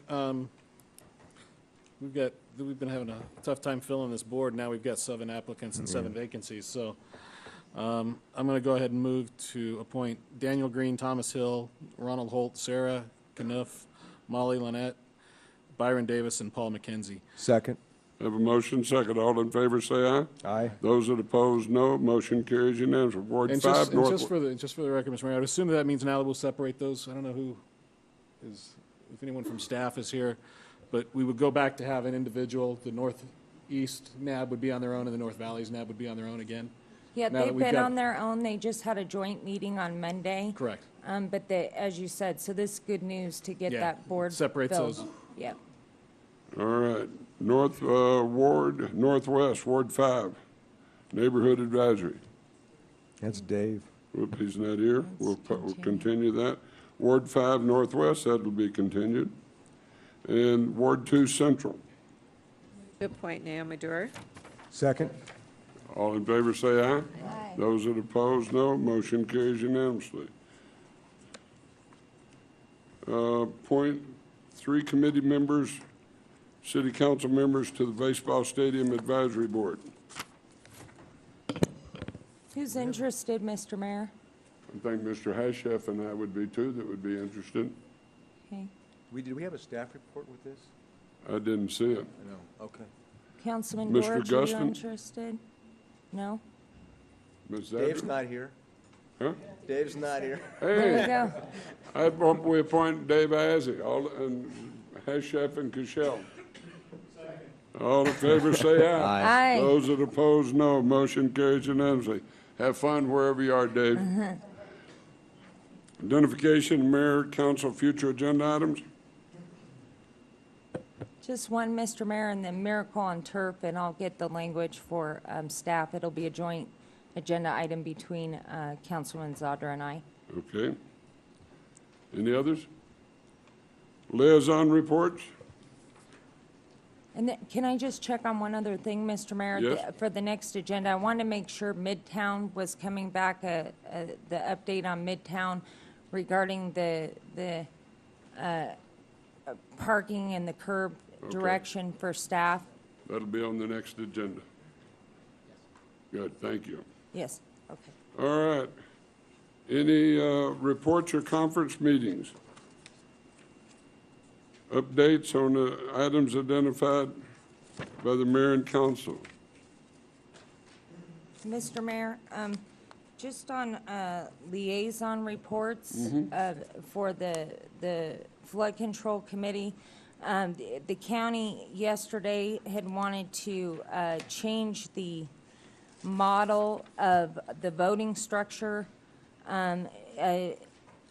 for that board, and the problem is they reference Tumwa on there, and but Tumwa, as you know, is made up, a proportionate share of the board members are from the ratepayers. So, I mean, it's certainly something that we could put on our agenda for discussion purposes. But the county was recommending a change to the voting structure from the unanimous structure to majority, which, if you recall, the council was opposed to in the first place. But the second issue with flood control is because of the ability to hire an executive director, that the county is not willing to transfer over the money for it to be a standalone agency. I'm not sure that's required under the JPA, but they, at this point, Mr. Mayor, are not transferring over that money until the board reaches an agreement on the executive director. So, Well, and somewhere down the line, I'd like to request an audit of those funds by somebody, either, I don't know how we go about that, but something I want to look at and see how those funds have been spent and have it audited and make sure there's an accounting for every penny of the 8 cents that's been raised and how it's been handled by the county. and I think maybe for next agenda, just for the council, because I know there was concerns going forward with the JPA, that we do have some presentation to the entire council. I realize myself and Councilman Ayazi are board members to the FMA. However, that being said, there's been drastic changes in the project, Mr. Mayor, that I think this council needs to be aware of, so we can get direction from you guys to pass that on to the Flood Management Authority. Specifically, the majority of the elements for the downtown reach of the project and a lot of the other elements for the city of Reno have fallen off what is envisioned for the Corps' plan. So I think we've got to have an update on that, because it does have consequences, and eventually the council is going to have to decide if we want to do things as standalone projects, like the Virginia Street Bridge and some of the other elements, because so far the funding, we've got legal opinion from the Flood Management Authority that they can't transfer those funds over to construct the Virginia Street Bridge. So I just think, I don't know why, but I think this whole... They did them for the train trench. I would think they could, if that's what they agreed to. But there's a lot of friction going on and stuff, so we need to address it and look at it. Yeah, and I think, just to add on that, Mr. Mayor, the audit, I mean, one of the concerns, I guess, sitting as an FMA member, if the project has changed substantially from where we are, it also, I think, deserves another look at the structure of the FMA. I mean, you've got $2 million, well, 1.8 in expenses for personnel alone. So if we're not going to move forward, and that's part of the dissension with the executive director. I know how it's been played out there with the media and everything else, but really we've got to have a plan of which way this council wants to go, and I think we should have that discussion at this table, since we're a party to that JPA, before we start making decisions regarding the voting structure and everything else. There's a lot at stake here for the community. Well, we'll know where we're going. You're right. Mr. Mayor? Yes. If I may, just having sat on that board for a little bit, the majority's always bothered me, because then one entity could be totally opposed to a project, and it doesn't matter, it still pass. We looked at the supermajority, but I think that would still be the same, because it'd be 4 out of 6, right? Yep. Here's the problem, the way the structure is, it's 6, Councilman Guston, so it's not the representation doesn't reflect the population, so to speak. No different than regional or the, Tumwa. Right, and I understand that, but originally, when it was just the board, when we had 2 voting members on there that were not elected, that was always a touchy issue, but it never turned out to be. It always was resolved. So my question just is this, and maybe just more than the thought than anything, rather than the majority, and even the supermajority wouldn't really work for what I'm looking at. It wouldn't prohibit, if something the city of Reno was against, or take another entity, city of Sparks was against, and both the county and the city of Reno voted for it, it would pass. So my caveat is, it doesn't have to, it can still be a majority, but it has to have 1 member of each body in affirmative vote. That we could discuss, Mr. Mayor. That's things we need to look at and talk about, since it does need to make some changes, and we can bring that back at a future council meeting. Okay, thank you. Okay? And Mr. Mayor? Yes. However long ago, sometime in the last year, I asked for a report on this very topic, and the interim director came and kind of gave us some information, but certainly didn't address the financial questions that I had of him. At that same time, I did also ask our staff, Public Works, couldn't we just do a better job managing this, without the X number of people that they have operating? And we were told at the time, no, gosh, no. Has that changed, do you believe? For the record, Bill Thomas, Assistant City Manager, we actually have this issue on the agenda for your next meeting. So I think that'd be a good format to talk about all these issues. Okay. Give us the Actually, though, opportunity to also. It was our staff that said from the start that we could handle this internally. Well, no, I asked the question when We'll have an answer for you. Okay, so it may have changed. I hope it has. All right. Thank you. Thank you very much. And just Or just 2 for weeks, the I record, should say, not next week, but next meeting. Yeah. No. And Mayor, just for the record, though, the county can't, on their own, change that JPA. They can't change the voting structure. They can't change anything about that without coming back and all entities agreeing to the change, correct? That's right. Correct, Councilman Dorch. And one other thing, the problem is the board right now is relying on the county's interpretation of not transferring over those funds under the JPA. So I think this issue next agenda meeting has got to be agendized broadly so we can discuss that, because I'm not sure that that's legal. It doesn't say anywhere in the JPA, Mr. Mayor, that that's a requirement of the county releasing those funds to the FMA for projects. So that's why we've got to have the overall discussion. And the comment that was made by somebody that we want money to balance our budget is baloney. It's baloney, and I think it's gotten really out of hand, Mr. Mayor, with But some we of the can- personal attacks. So I think just to have that discussion here at the council would be good. Okay. We can put that on the future. All right. Still reports? Oh, you got a report? I do. Oh, we'll make a report. Just briefly, That was a good one. What time last night? No, go ahead. I attended the second or third Animal Task Force meeting last week. They're meeting very regularly because we have them on that very tight time schedule. As you'll remember, we asked them to come back to us with recommendations by April 28th, I believe it is. And they have received a lot of information so far. I think we put together just from the limited time I was there answering some of their questions, they put together some real talent people who've got a skill at analyzing both those who have an emotional tie to it and those who are just being very pragmatic. So I think we're going to get back some real good recommendations from the group. Okay. Any other reports from council members? All right, we'll go to M1, recognition of good deeds.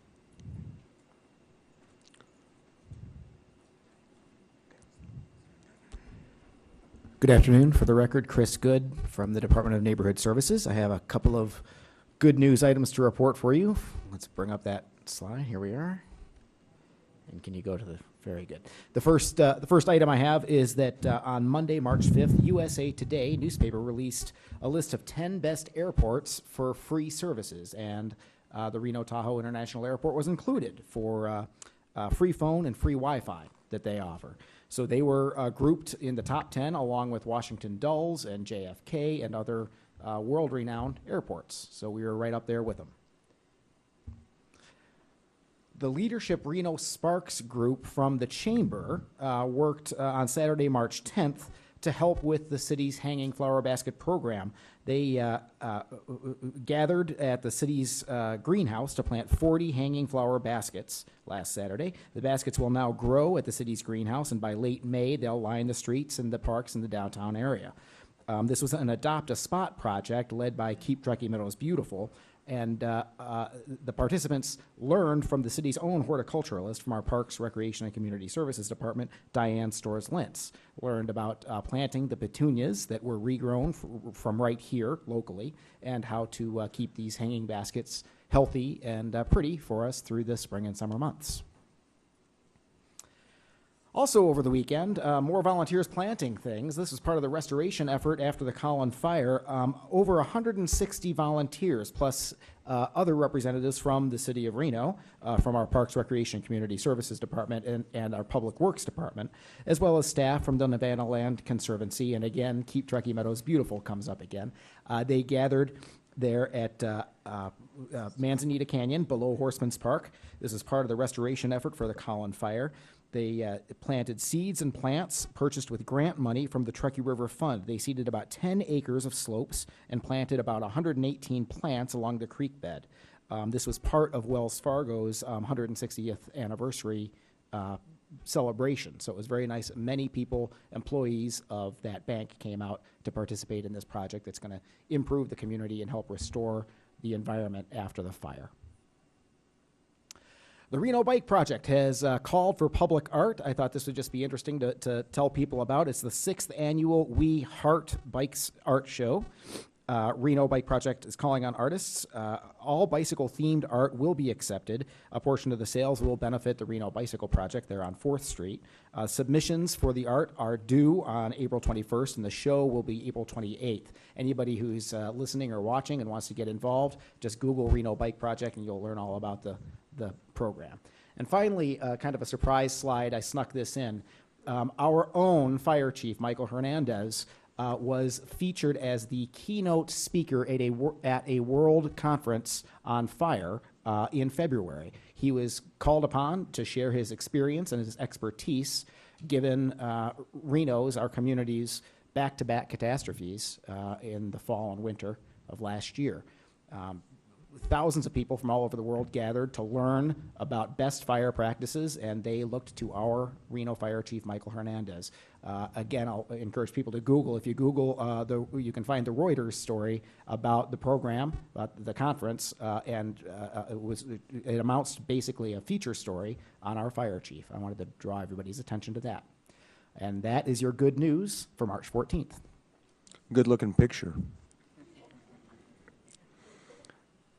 All right, any comments from... Who is that skinny guy?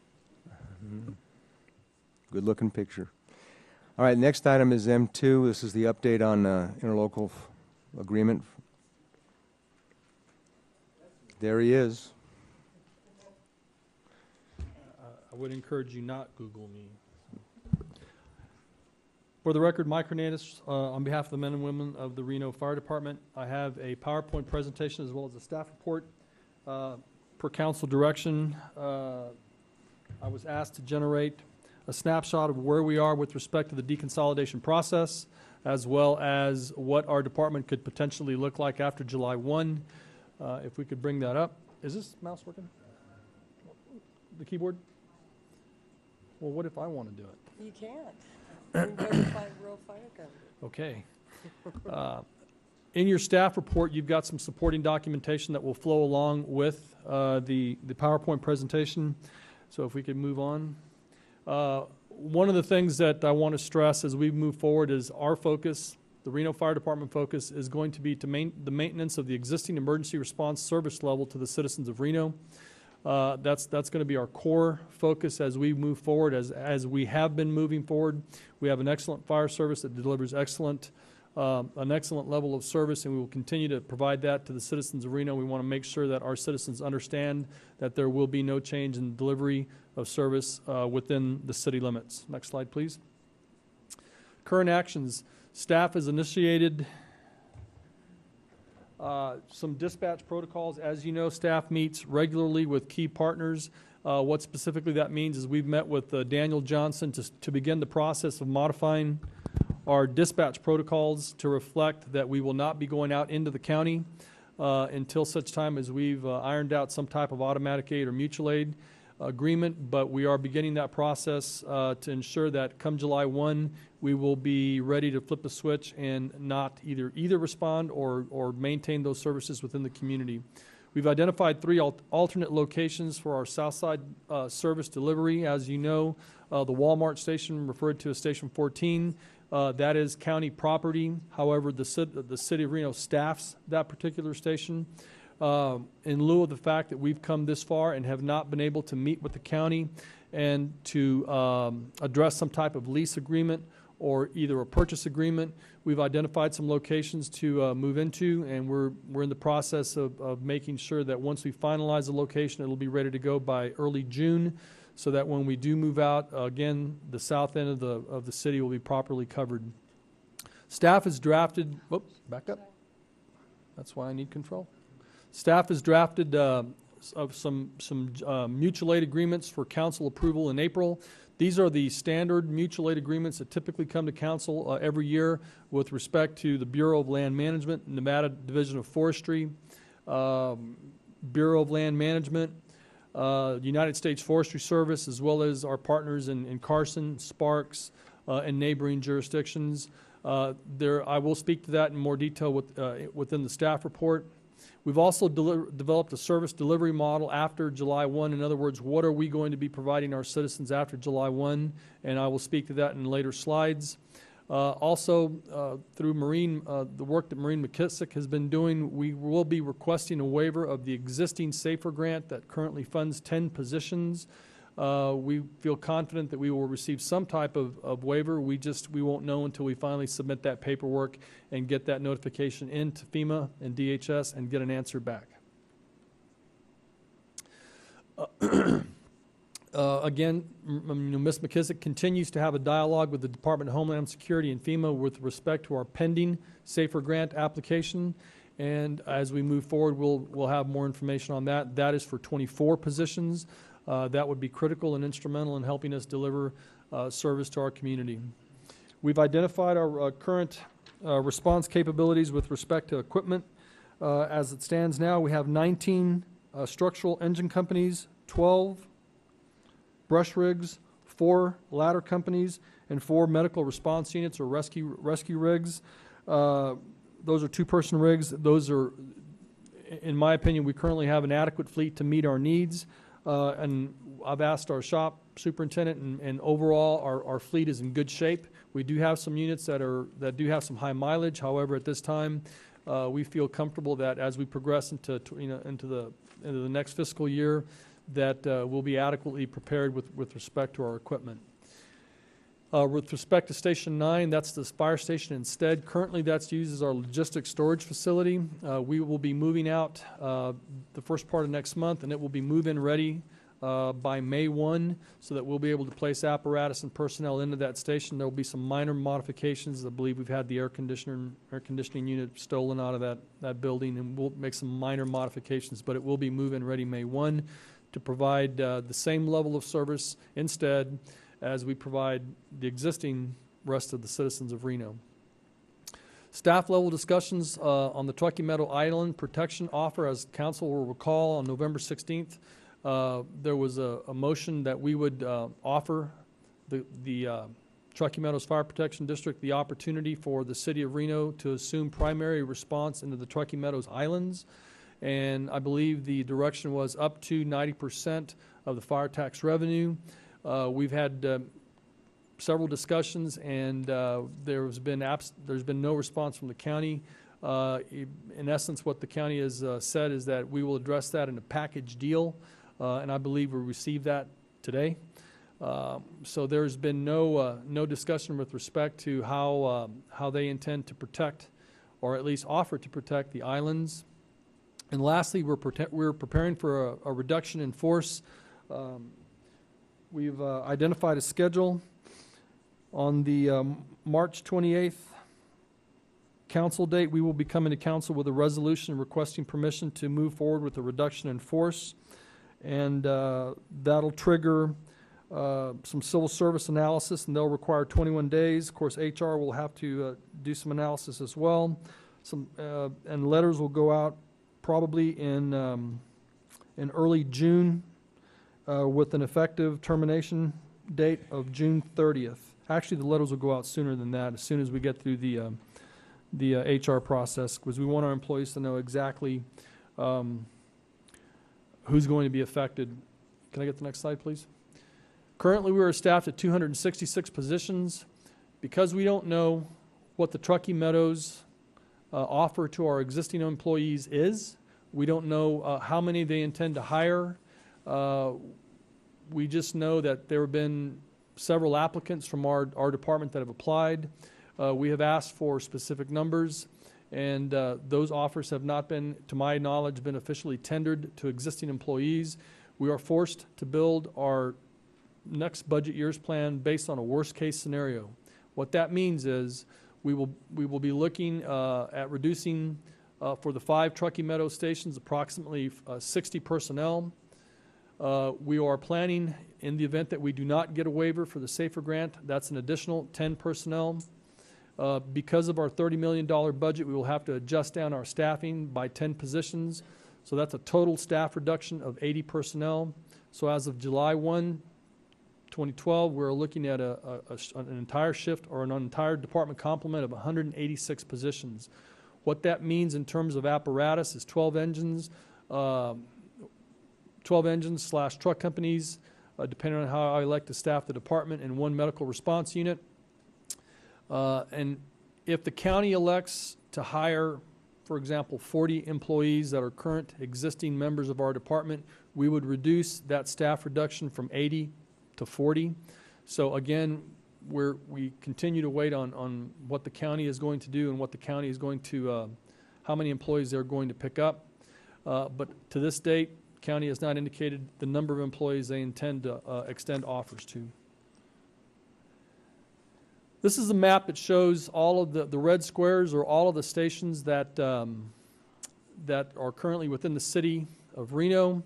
The green area indicates the Sierra Fire Protection District. The magenta purple area is Truckee Meadows Fire Protection District. Next button, please. Next button, please. That's the station number 9 instead that we intend to open. Next one. Next one. That is our current Southside Station location. Next. Keep going. And one more. One more. Just as a point of reference, one more, please. And one more. As a point of reference, these are the Truckee Meadow Islands that have not been addressed with respect to service delivery by Truckee Meadows. Next slide. The sphere of influence, if you will, for Fire Station 9 will cover the Stead area. That's our most northern, heavily populated area. That's the area that is an absolute. We will staff that station. We will maintain that station. That station will not be a part of our brownout matrix come July 1. Next slide, please. In the south area, that's another station that we will cover, the Demonte Ranch, Collin Ranch area. That is another station that we will not be a part of our brownout matrix. But that will cover our southern district. Next slide. Next one. So what does 12 apparatus and 1 medical response unit bring us? Again, this is a map of the city. This is one of about 8 to 10 different models that we have generated. Again, we are going to look at our threat and our risk based on our time of year, call volume. Our recent standard of cover study indicated that the majority of our call service is into the core of the city. So we want to make sure that we have plenty of assets available and we have plenty of depth of resource to handle the call load that we anticipate within the city of Reno. So again, the northern station in the Stead area will be activated and will cover the north area. We will be working out of the south in an alternate location to cover our southern district. And of course, Station 1 and Station 3, Station 1 on 4th Street and Station 3 on Moana would remain multi-company stations. And then, of course, the rest like chess pieces, and we'll move them around based on our threat and risk to our city. Next slide, please. So, issues. It is recommended that we serve notice to the 1991 Auto Aid Mutual Aid Agreement. In your staff report, you will find a copy of the 1991 agreement. There is some question as to whether that agreement ceased to exist due to the fact that we did enter into the interlocal agreement. Legal counsel has recommended that we go ahead and serve notice so that there is no misunderstanding as to whether or not that agreement currently is in force or does exist. Also, we would like to serve notice to vacate Station 14 within 90 days. Currently, and this was a sort of a last-minute add-on, but there was a package offer extended by the county, and you will find that as an attachment. You'll find the staff report behind my staff report, and this is the staff report that is dated March 9th, 2012. It goes into some very generic details with respect to what the county has offered. And as I understand, early this morning, the county delivered a letter to the mayor officially tendering that offer. It goes into detail with respect to staff, automatic aid, mutual aid. There are some questions with respect to that. And then lastly, as part of that packet, you will find the October 18th Truckee Meadows Fire Protection District, Sierra Fire Protection District analysis of fire services. This basically details how Truckee Meadows intends to staff their stations. Draw your attention to page 21, where they speak about performance objectives not being met without the City of Reno, increased response times, the utilization of 3-person crews, and on the last page, the potential of reduction in depth of resources. These are all concerns with respect to my office and their impact to our staff if we were to enter into an automatic aid agreement. And of course, per direction, council asked us to reply to the Collin Ranch Homeowners Association, and there is a copy of that letter to confirm that we did reply to that. Next slide, please.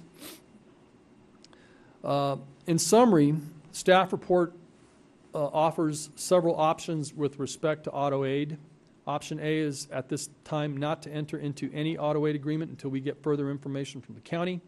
Option B is the current auto aid, which excludes primary response into the Truckee Meadows Islands. I have a concern with that in that our current auto aid would require us to go into Wadsworth, Winnemucca Ranch Road. It would require us to send a unit.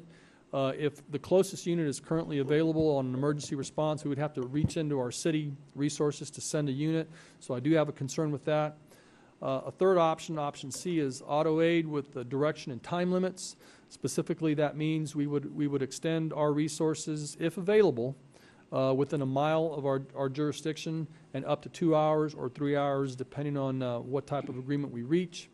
Option D is an auto aid agreement that mirrors the Raven model. As you recall, the county has a helicopter where he charges a base annual rate, and once that unit is utilized, he charges a per hour rate. We could adopt a similar model where the county basically pays the City of Reno for automatic aid, and then each time we extend that automatic aid, it's billed at an hourly rate per unit, per truck, et cetera. Concerns with respect to automatic aid. The number one concern per direction of the city manager has been equity. He has directed me to make sure that no matter what we do, it has to be equitable to the citizens of Reno. One of the concerns is that the Reno taxpayers would be subsidizing county emergency response with respect to the Truckee Meadows Island and other areas.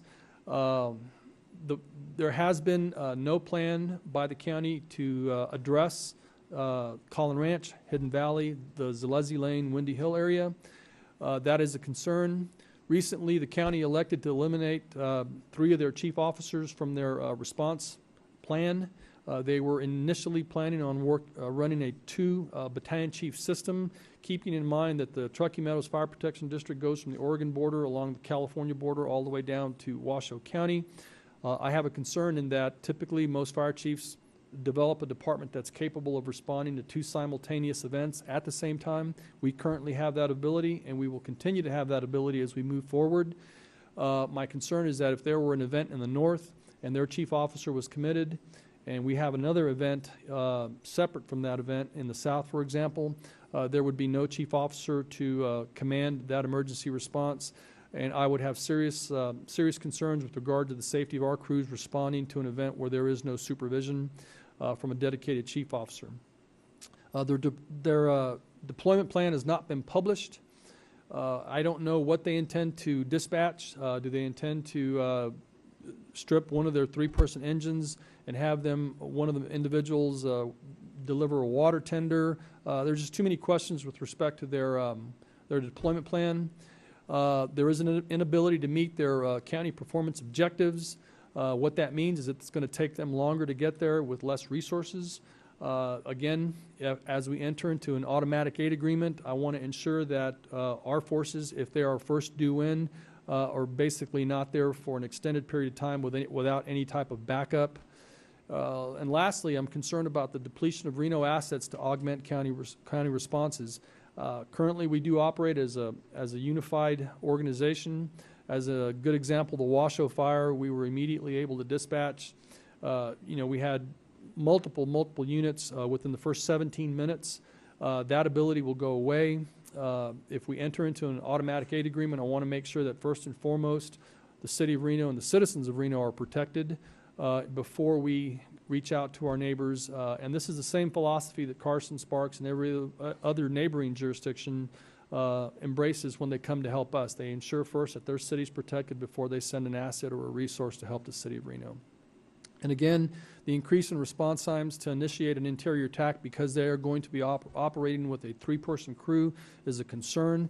If we are first due in, our people will go in and they would be augmenting our teams with a three-person crew. And again, these are just a snapshot of some of the concerns I have with respect to automatic aid.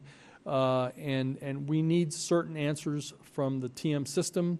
And hopefully, I hope to engage with their new chief whenever he comes on board, or the county coordinator to get some specific answers.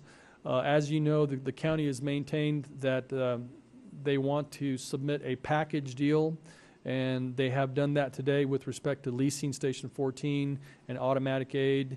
And they have they're leveraging some staff-related issues, which I have a concern with. So, again, this will fall on council for that policy decision. Lastly, again, council directed me to engage in discussions with the county with respect to the Truckee Meadows Islands, with respect to utilizing 90% of their taxable fire tax revenue, and there has been absolutely no discussion on that level. The only answer we get is that it would be forthcoming in a package deal. And that concludes my PowerPoint. I'd like to refer to my staff report and go to page 4. These are staff's recommendations. With respect to mutual aid, agreements have been drafted consistent with standard mutual aid agreements and similar to those that we have been previously approved by council. These drafts include agreements with federal, state, and regional partners.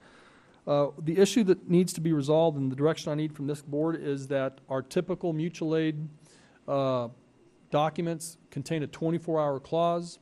Recently, the city of Sparks went to a 12-hour clause, and I would recommend that we adopt that model.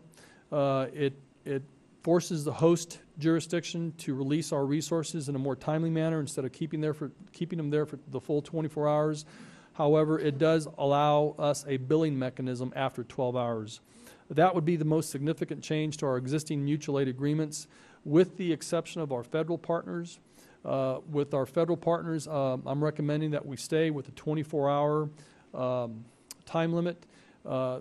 That enables the city of Reno to utilize federal assets, and they are responsible for those assets. As an example, when we do airdrops Typically, those airdrops cost anywhere from $5,000 to $8,000 per drop.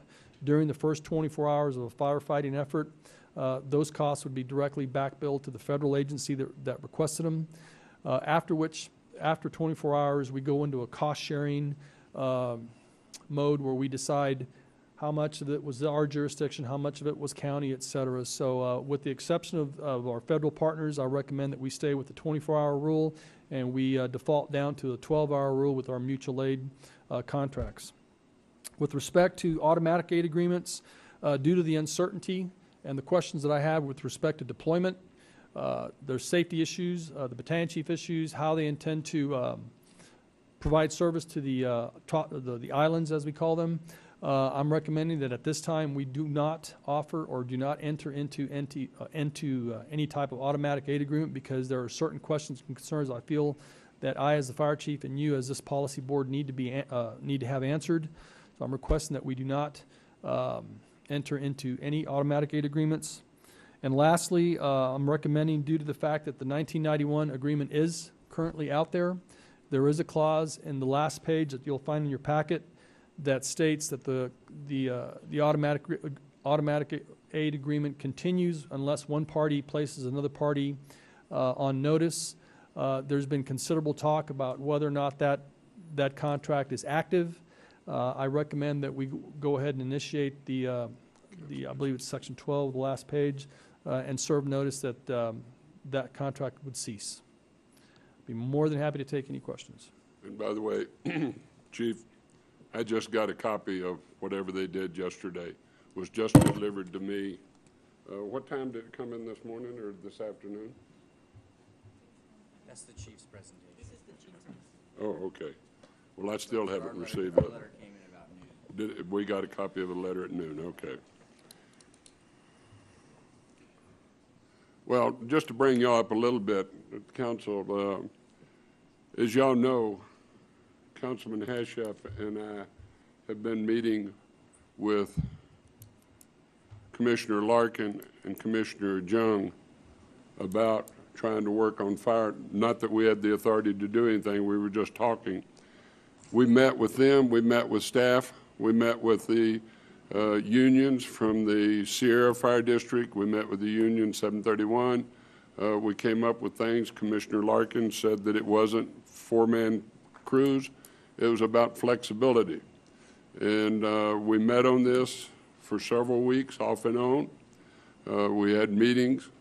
Mr. Larkin said that we would give the firefighters, the professionals, a bucket of money to decide how to spend that money and come up with it. And so the unions and the leadership and the chiefs and everybody got together on how they would do it, came up with flexibility, did all these different things. At the meeting, they finally reported back to us. Everybody seemed very, very excited and thought it was a good project. Everybody said that they liked it, they thought they could live with it. Later on, it was presented to the county commissioners in a closed-door session, and it was never presented by the unions, the Sierra Fire District, or Truckee Meadows, or the Reno Fire Department. So they decided that it wasn't sustainable. But under there is a paragraph there that there would be some additional cost of about $2.1 million, but they gave 20 items saying if you adjust this, do this, do this, do that, that erases that $2.1 million shortfall or everything. So I was told that Mr. Larkin did try to preach to him. I wish they would have let the firefighters present their case. That's what they did with the staff and the management. Under their proposal, the professionals, and that's all the fire crews, the chiefs and everybody, every station would have had four-man crews. They would have given the chief flexibility to move people from station to station, or to not call somebody back for a couple of hours, or gave all the flexibility to it. So really, I'm starting to feel that it was a wasted 3 or 4 meetings we had.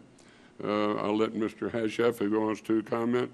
It's really come down to now, they say it's from an equity standpoint on their side. Well, it's from an equity standpoint on our side also. They want us to continue with auto aid like it is today, but they don't want to pay for it. They want us to cover Hidden Valley and Collin Ranch. And one of their individuals, when I asked him, I said, by the way, now your Sun Valley is going to cover Hidden Valley, is that right? I said, where's your second vehicle come from? Might be Verdi. So if they had a fire in Hidden Valley, they might have to wait until the guy got from Verdi all the way in. I was very disappointed we didn't get more favorable input, and later I'll be discussing this with the press and probably having a press conference in the next day or so to cover it, and also to have the firefighters present their case of why they think it would work. And it did work, it would work, and it would solve everything. I'm starting to think they talk about wanting to have a regional fire service. Well, you already got Truckee Meadows and Reno, two of the biggest fire agencies in this community, already together. The one blind wolf was the Sierra Fire. And I'm now convinced that the State Department of Division of Forestry had a party the day Washoe County took over Sierra Fire and danced in the streets in Carson City because they got rid of that albatross. And it has been one that has eaten them up. They're short of money on that every year, and that's the thing. The one thing that I think that everybody has to understand, that over the last 12 years, we have saved the citizens of Washoe County between $40 and $45 million. $40 and $45 million. They don't want to look at it that way. If you save $40 to $45 million, there ought to be something you can do to adjust if there's a problem. You want to bring Sierra in? Figure out what you got to do. They know that they're going to have to raise the taxes in the unincorporated area. They're building a fire station that I think they didn't need. They could have built a mile road up at the top and entered Arrow Creek 90% faster than what they were doing before. So we will be going in this. This so-called proposal that I saw is nothing but just smoke. It does nothing for us, but maybe for a year it would help something.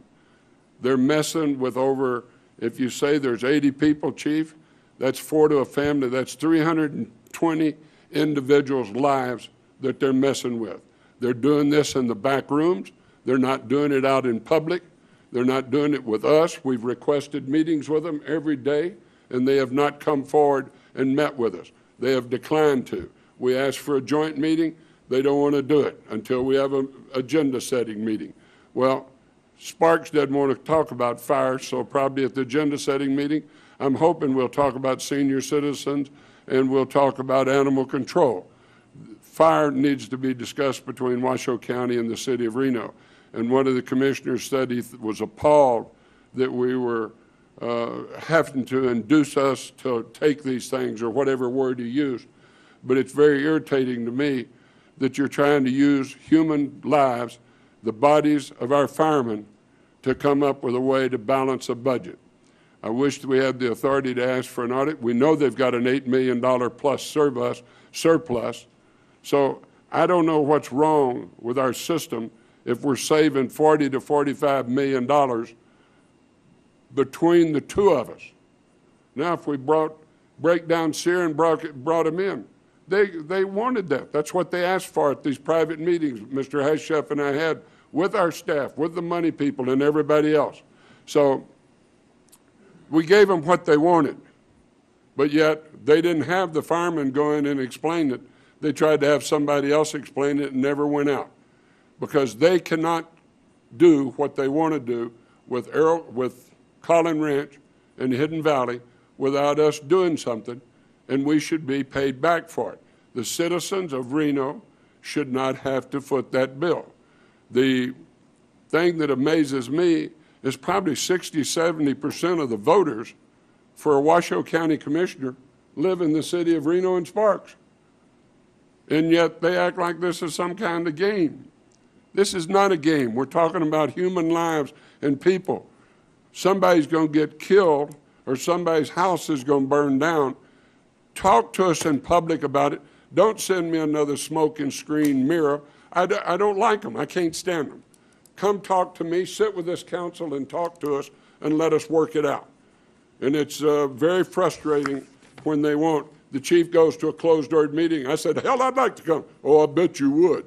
Well, yes, I would. If you're going to take my chief, take me too. But they didn't do that. They let him have 4 or 5 minutes and let him go. So the smoke screens that they're playing, they're putting Jeopardy in Hidden Valley, Collin Ranch, and the Windy Hill area. They're putting them in danger. And I'm not whining. If they want to go, hey, let them go. They've made up their mind. We're going ahead and set up. I'm sorry for the 80 people that we're going to have to do because of this. I think we'll get some help when we go to Washington on the SAFER grants, and we're going to push that. But, Chief, you've done everything to set up our people and get set up to go, and I respect that of you very much. But I did want to bring up the rest of the council where Mr. Heshef and I had met with them. They wanted confidential meetings while they've been going out and talking and everything else. Well, I decided to tell the side of the story here this afternoon, and I will be doing a press conference sometime, not as the city council, but as the mayor, meeting with the different staff members and stuff, pointing out and having the fire people explain how they could set it up, how it would work, doesn't take out of their reserves, does not put them in deeper debt. If they would follow some of the areas that they say, there's some areas we can save money in to offset that 2.1. And so they don't have to jeopardize anybody's jobs and jeopardize their lives because they're not going into a burning building unless we know there's a person in there. But if it's that, then they're going to wait for the other crew before they go in and fight the fire. In another 3 to 5 minutes, the whole house will be burned to the ground. And I'm sorry, got on a tyrant here, and I just wanted to get it out. I wanted you to understand what we've been doing and how hard we've been trying to work with them, how our union has been working very hard, bending over, giving up things, and working with them. And so, you know, they want to go do what they want to do, then they need to tell the citizens of the jeopardy they're putting them in, because it is wrong. It is wrong. Now, they want to give us the money they collect for fire in Hidden Valley and Collin Ranch and Windy Hill. Bring it on. We'll take care of them. But they want us to do the same thing today that we're doing with no payback. And that's not going to fly. And it's not the way the citizens of Reno should be protected. Mr. Hashef, you have anything to say? Yes, I do have a couple of public comments. I'm sorry. I'll give my speech, but it'll be less than a minute. Okay, I didn't mean to get, well, I did too. Ms. Surprise, you have anything? I just want to ask a couple questions, if I could, Chief, and because I think there is a bit of confusion out in the public. If we take, because the big argument from the county so far is that the current consolidated agreement is not sustainable, and you're the chief for the entire department right now. Can you just touch on, as far as the Truckee Meadows Fire Protection District, which that's all we're talking about in this consolidated agreement, the revenues that they're bringing in, does that sustain the cost that we have with the consolidated matrix if the status quo, if nothing were to change? Their numbers have changed. Initially, they were projecting a 17, I believe it was either a 16 or a $17 million operating revenue, and they were trying to get to below $11 million. I would have to go back and research what their taxable revenues are. I know that about a month ago, their financial analyst came out with a new set of numbers based on a lower projection, but I can certainly get those numbers for you. I know that even with their existing projections, the most current ones, that they will have to dip into their reserves to remain sustainable even at a 3-person staffing level. Okay, so that, I mean, has that changed over the years as far as that revenue? I mean, obviously the revenue source has been coming in. The main drain, and I think the mayor hit on it, was with the Sierra Fire Protection District. So I guess what I'm getting at is, even according to the county's own staff report, they're going to have to pay $1.2 million to set up this agency. They had to fire, again, getting away It from... started at 700,000, then they went up to 1.2 million to stand this up, and it's looking like it's going to be closer to 1.7 million. So even with those numbers, though, Mr. Mayor, I mean, and what I think in 731 will address this, but getting back to what you said, that they're making an offer that would be sustainable under the Truckee Meadows Fire Protection District revenue source. But getting back to that chart, if you could put that up on the what the required RIFs would be. Can you put Correct. that back up? It's a worst-case scenario. We're at 266, and we would be required to rift out, or at least place 80 members. That one? Mm-hmm. Yes, So ma'am. essentially, with the county's action yesterday, we would be looking at potentially a third of the firefighters' workforce being reduced. That's correct. And then on the current staffing, the 266, what is that level, I mean, year-to-year history, Chief, of where we are as far as current staffing levels? I mean, we've already had, what was it, 300 and... We've laid off in excess of 50 personnel. And over the past, well, since I've been here, it was right at 50. I think we laid off an additional 10 to 12 prior to my arrival. We are at some probably early 1980 staffing levels. So yeah, we're down to a point where we are at a minimum level in terms of providing service. That's why I am concerned about automatic aid and depleting our resources to augment a different agency. But I can get those exact staffing numbers year by year, and I can go back 10 years. Actually, I've got that upstairs. Yeah, and then, and I'll follow up on that question of primary service provider, because I think you made a good point on that. But the other issue is, Chief, on the staffing, so we're at 1980 staffing levels. Correct. How does that work? Because the county, again, is relying on the city providing that service to the outlying areas. But if that doesn't happen, then let's just take Hidden Valley, for example. And the nearest response time in their model is Sun Valley? Correct. And how many minutes is that? I would probably, I'm going to just guess off the top of my head, anywhere from 12 to 15 minutes. Okay, so From even the second due engine, correct. So 12 minutes on the first response. But if a structure was burning, then that engine company couldn't even respond because it's a 3-man engine crew, correct? Correct. They can't do anything. They can't enter the structure unless there's a known life threat or risk. So they would have to wait until that second unit arrives before they can make an interior attack. And have they said where that second unit is coming from? They have not. That was one of my points. They've not indicated their deployment plan, how they intend to, if they have a fire in the North Valleys, do they intend to send all of their stations, 3 of their stations, 2 of their stations, and rely on volunteers? 2 of their stations rely on the city of Reno. That's a concern, and they have not published how they intend to deploy their assets. They've shared none of those things Yeah, with I us. guess what I'm getting at, Mr. Mayor, even with the 12 minutes, though, from Sun Valley, you still couldn't, the firefighters couldn't really respond to an actual burning structure. So you could be talking a longer than a 20-minute response time before Correct. those firefighters could start responding. Correct. So let's take the example of Collin Ranch, Chief. What would happen under the new model that's being proposed by the county if the automatic agreement were? We would send our first due-in engine. That'd be a 4-person crew.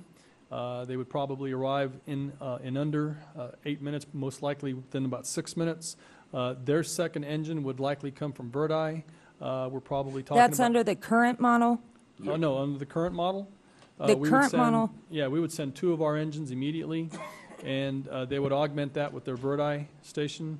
and depending on what the first arriving, if the first arriving crew sees smoke and flames, they would upgrade that, and they would receive additional Reno assets. That's what I think we're missing, Mr. Mayor, when we're going out to the public, is what's the difference? And I think because we've had those two traumatic events with the fires, the Collin Ranch fire and the Washoe Valley, is under the existing model, here's the Collin Ranch response.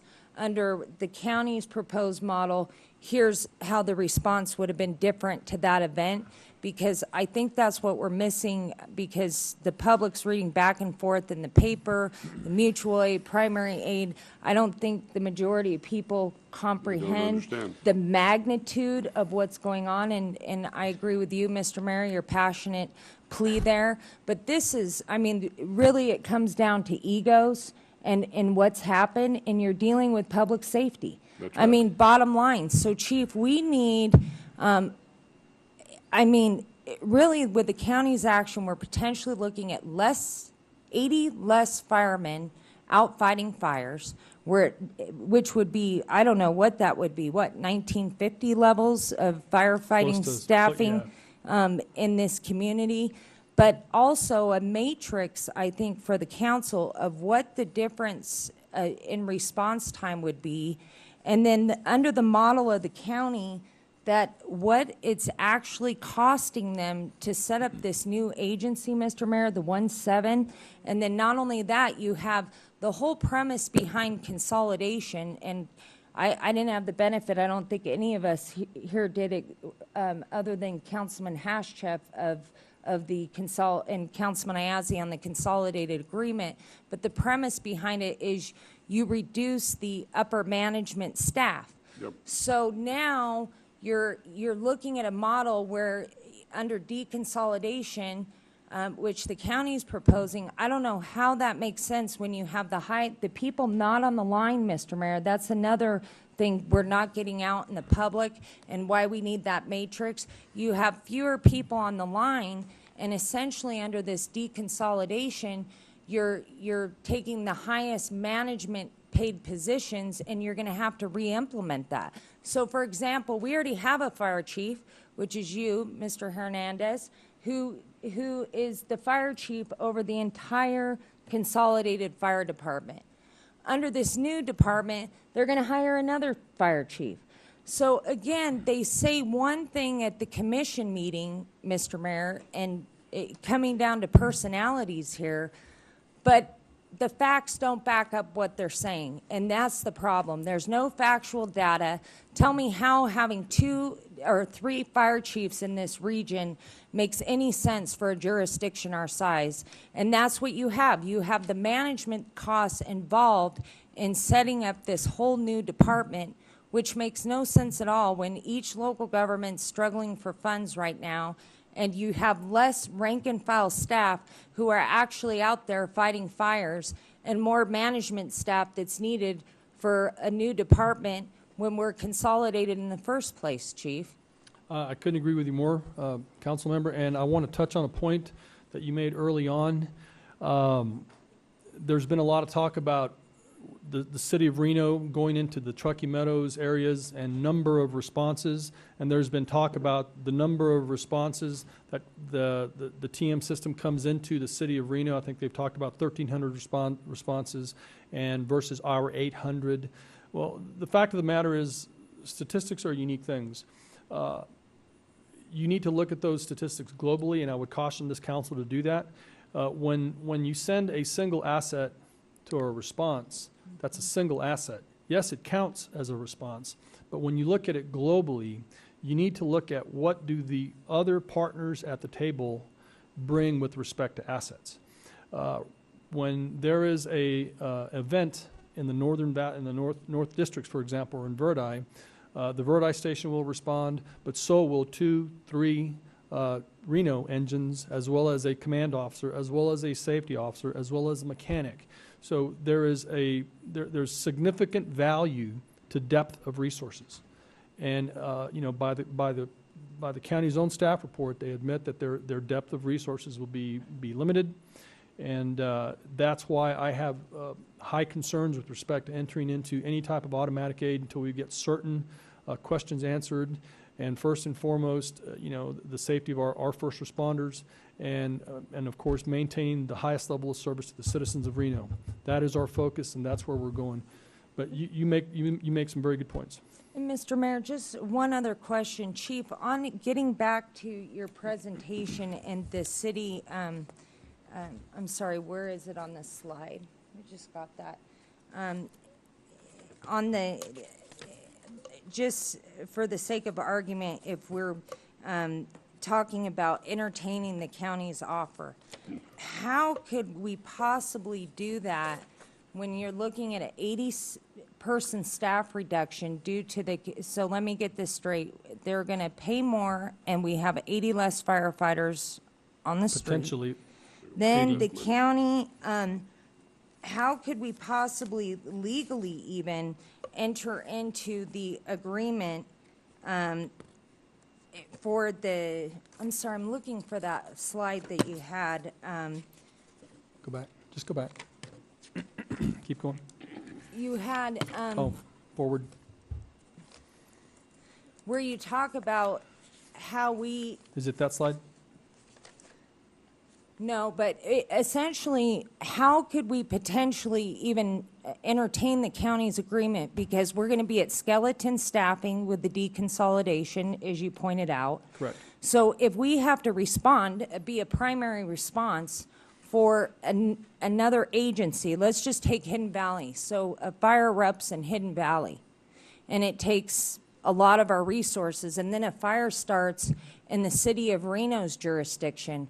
What would happen then under what the county's proposing? We would be depleting Reno assets to augment the Truckee Meadows system, and our citizens would be receiving an increased response time and a lower level of service. So essentially, we wouldn't be able to take care of a fire that started that's within correct. the city of Reno jurisdiction.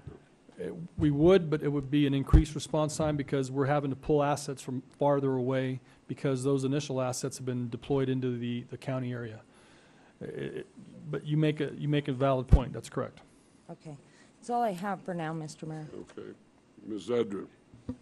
Thank you, Chief. First of all, it's more a comment, and I should probably save it until that point, but I do believe that you and your entire team need to be recognized for the professional, responsible skills and attitude that you've brought to this entire process. I know it's been suggested that we're squawking just because it's going to, we're going to lose money. That the county apparently is suggesting that they've been, a profit center for us, which is obviously erroneous. But thank you for bringing that professional spirit to it and bringing us a solid plan in severe absence of plans and details from the county. We will be whole come July 1, and our citizens of Reno will be covered. And they'll notice no difference in the service that we're able to provide to them. So you need huge recognition for that. There is the concern about the 80 people who could be eliminated. And I guess this is maybe even more for legal than you, Chief, but in the interlocal, don't I remember somewhere in there language about the county would be required to bring back the employees that came into the marriage? Tracy Chase, Reno City Attorney's Office. I don't have the exact language in front of me, so I'm paraphrasing. The interlocal agreement says the county will offer work. It doesn't say they shall bring back, and they will only offer it to former district employees. Currently, the chief can indicate how many district employees that were employed at the district at the time of the transfer to the city of Reno are still employed. But I think maybe 40, 45, Chief, if I'm accurate. And so those, the county has put out indications they could come and apply. And I don't know how many have applied or those circumstances. We have asked for that information from the county, but they've indicated those are personnel issues, and they did not provide that information to us. So we don't have any indication, like the chief said, on really how much of the City of Reno workforce they will be taking on. What the consolidated agreement does do that assists the council and the city is it says the county shall pay a proportionate share of the adopted consolidated budget as amended. So it would be legal's recommendation that if we have to downsize, that the cost of those downsizing and the costs associated with payouts be included as part of the adopted consolidated budget, amend it so it's included in this year, and then the county would be required to pay their proportionate share. And Chief, I believe you've reported to us previously that you know of 5 or 6 employees. Existing? Mhm. For the record, Mike Hernandez, Reno Fire Chief. We currently, I'm going from memory here, we have 41, possibly 42 existing former Truckee Meadows employees. Of those, I believe 5 applied, 1 declined the offer, and 4 have potentially accepted. There's some gray area there with respect to whether that was an offer, but I know that of the existing 40 or so existing former TM employees, 5 did apply and 4 were tendered offers, and whether or not they have been accepted or whether the employee has accepted that offer, we just don't know. We've asked the county for some specific numbers, and we have not gotten any type of reply other than some very generic numbers. These are the number of people that applied, et cetera. And this question speaks to your concern for and your recommendation that we give you direction to not enter into an aid agreement immediately until you receive some more specific details, particularly as it relates to deployment. So the question is, we're less than 100 days away from the start of the new operations, the City of Reno's operations and Truckee Meadows operations, 100 days away. What's the likelihood that they will be able to stand up that department with experienced, qualified personnel that exist in the 80 people that they're throwing out on the street right now? And that speaks to your concern of not wanting to enter into that kind of an agreement unless you know the quality of the deployment and the experience level that will be going into that same venue that our people would be going into. As to whether or not they're going to be able to stand up their department, they've indicated that they will be ready to go July 1. I have some reservations about that. With respect to the automatic aid agreements that we enter into with our other neighboring agencies, I know Chief Giommi in Carson. I know the level of his command staff capabilities. I know what his capabilities are. I'm comfortable entering into agreements with Carson.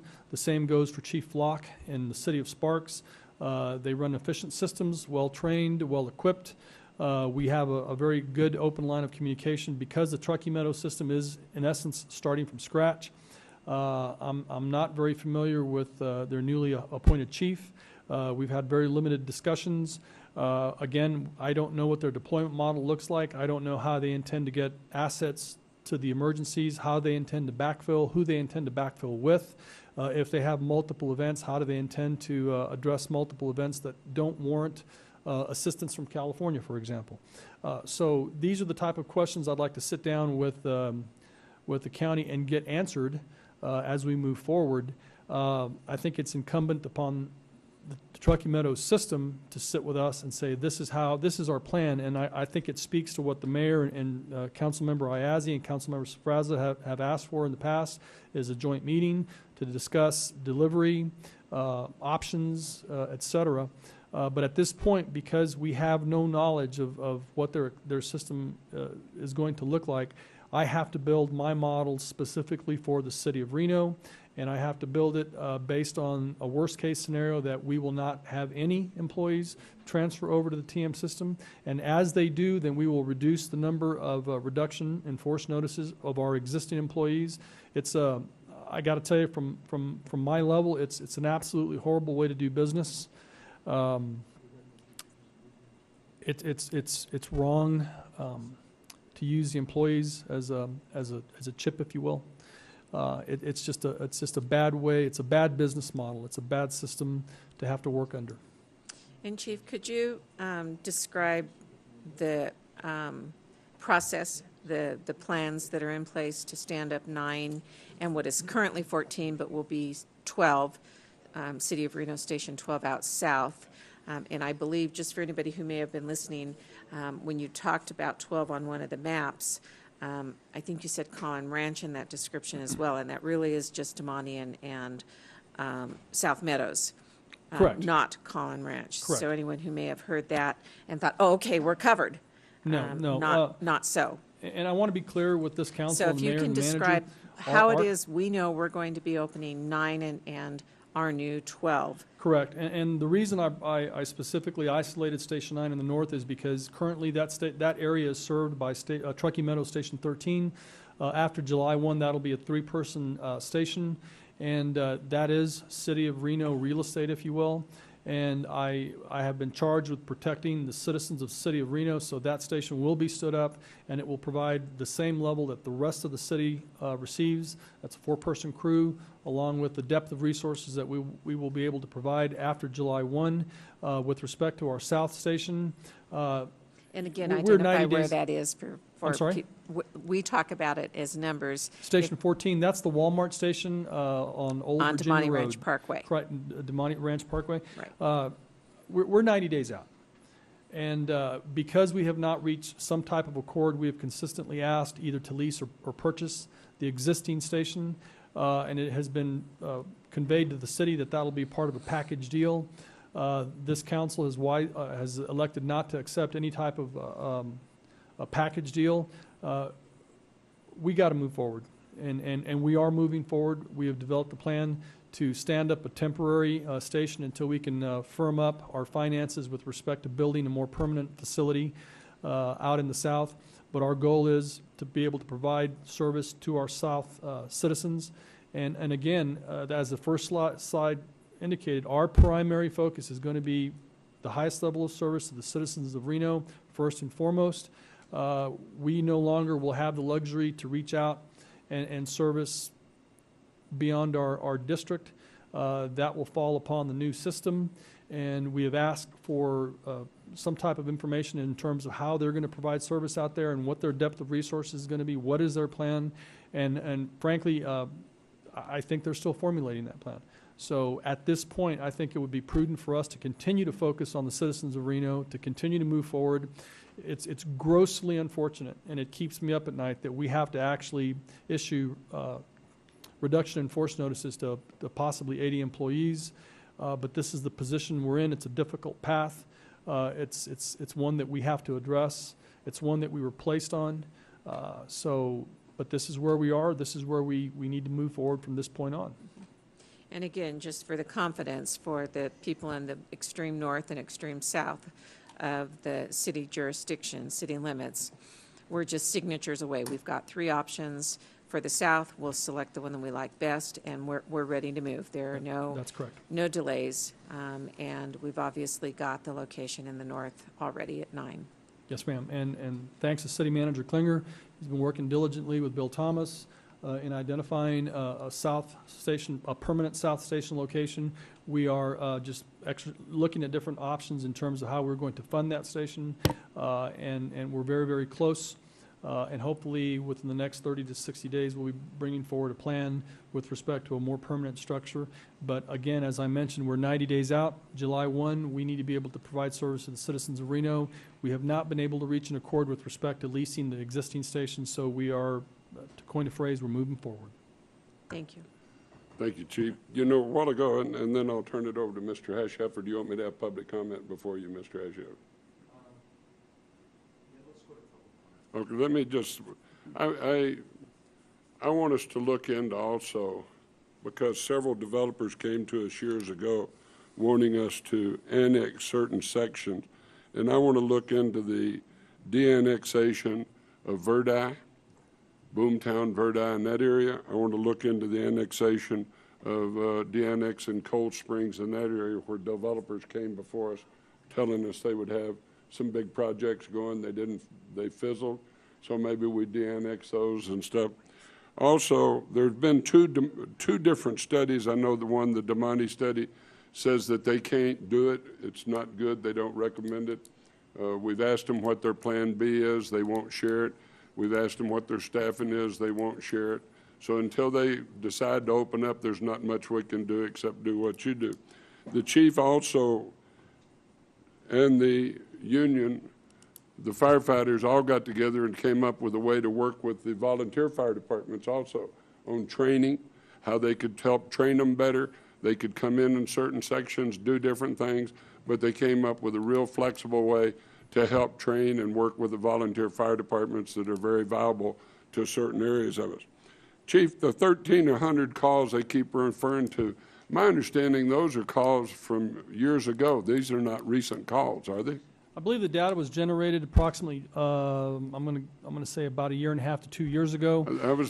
And keep in mind, Mr. Mayor, some of those calls were multi-dispatch calls. These are calls where the Verdi station responded into Boomtown, and we also dispatched our Station 11 on Mayan. Right. So, you know, there's a little mixed data there. So we don't need their station to call on us at Boomtown. We can be in there in 8 to 10 minutes anyway. We can service that with the Mayan station.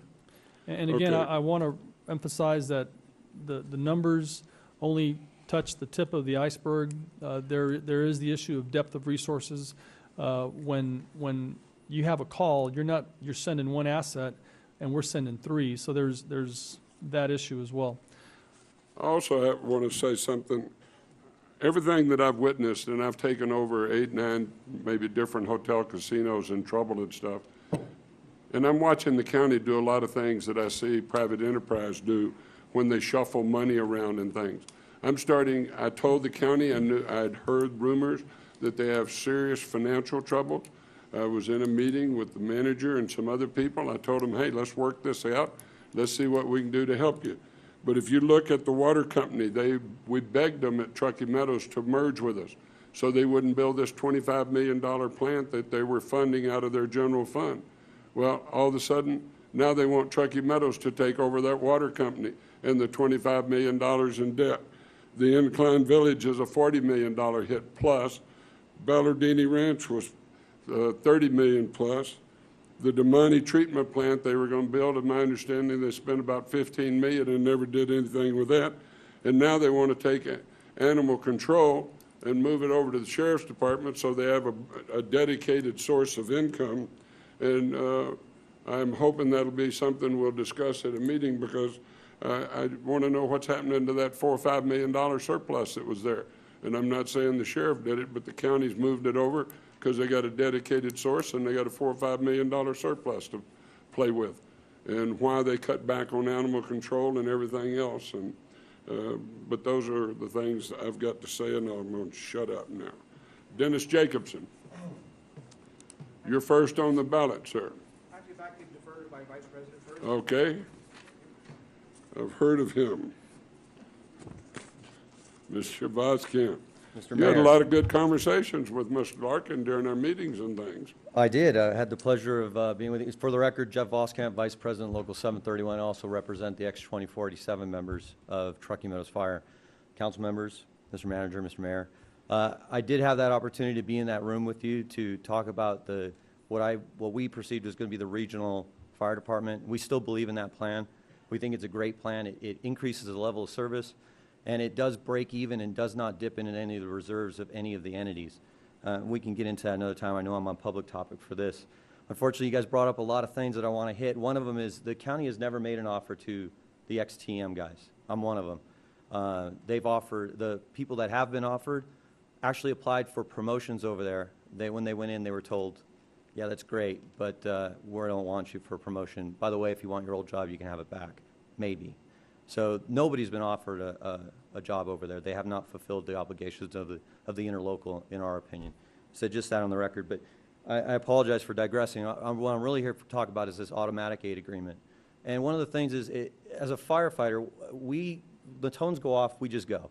It doesn't matter where the house is. It doesn't matter whose house is. It doesn't matter the socio-economic figures, anything. We just go, put out the fire, take care of the person, doesn't matter. And most of the time, automatic aid agreements, it doesn't concern us, above our pay grade, so to speak. But in this one case, I spoke to the county commission the other day, very unconscionable, and unconscionable, the only word I can come up with, to actually cause the chaos of 80 layoffs and then try to use those employees as a bargaining chip. It's unfathomable. I can't even think of another automatic aid agreement anywhere that does that. One of the things I really would like to impress, and it looks like I don't have to impress it that hard, is if we're going to sign an automatic aid agreement, let it be about what it's supposed to be about, service and service levels and cost efficiencies and cost structures going back and forth, not firefighters.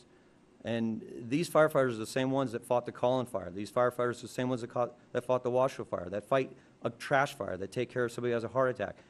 They are not in the game of an automatic aid agreement. And to stick them in that is, like I said, it's just unconscionable. I urge you to not sign any agreement that uses any of your employees, the members that I represent, as a bargaining chip. Thank you very much.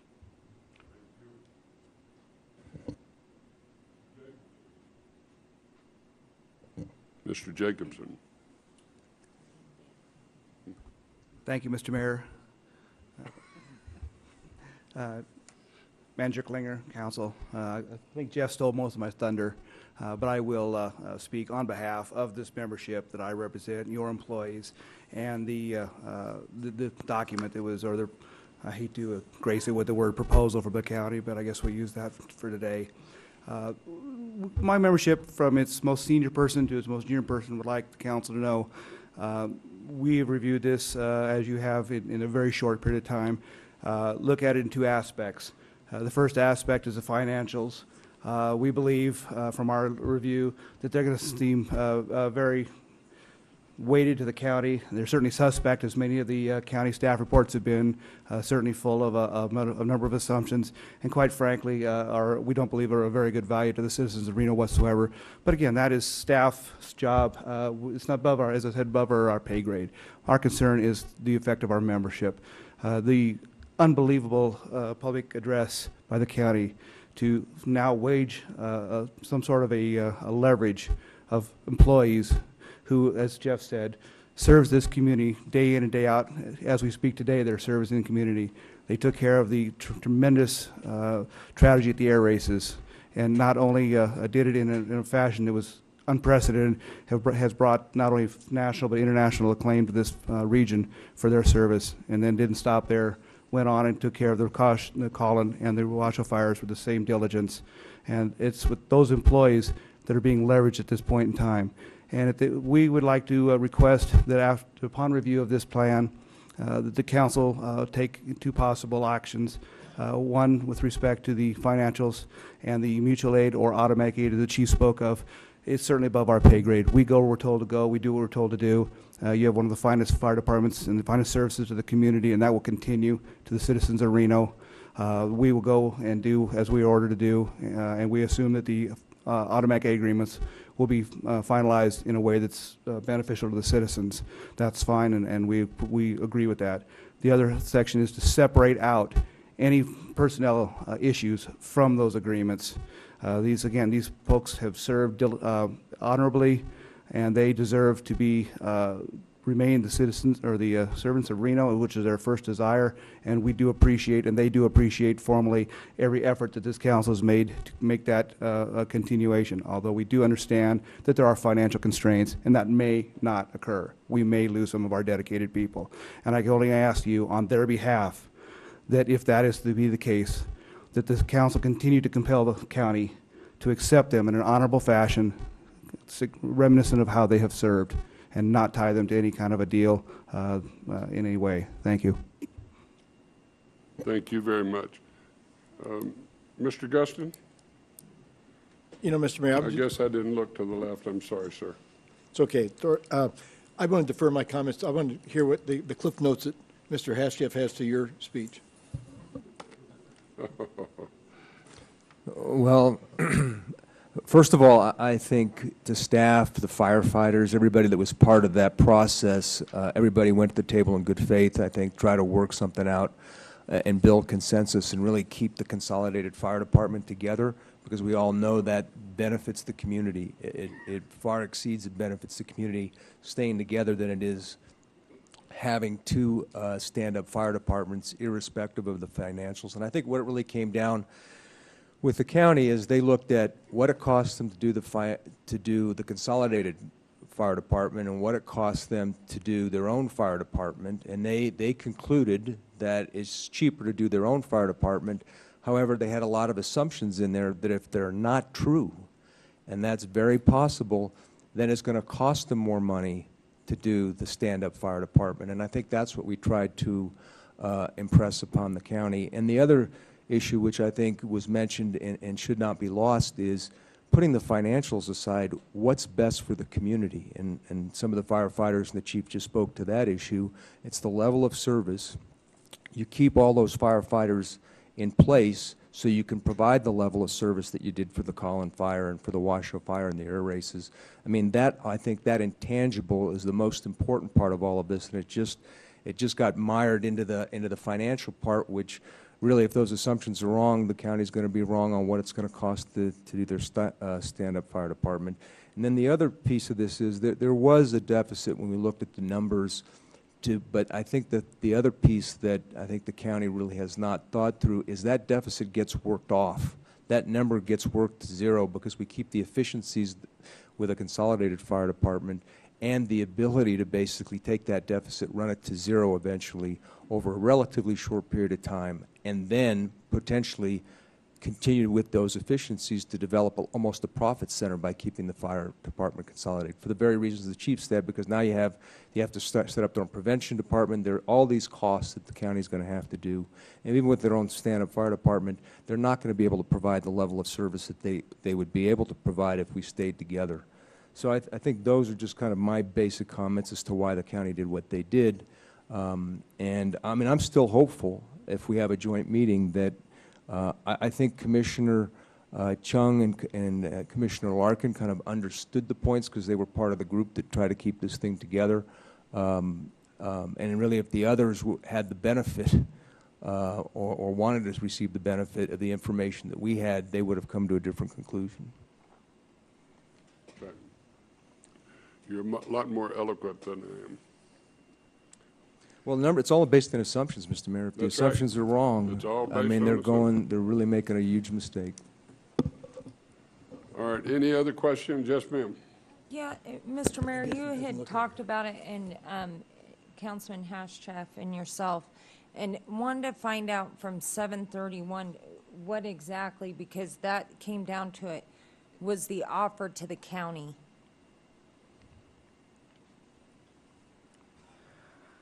Again, Dennis Jacobson, President of Local 731.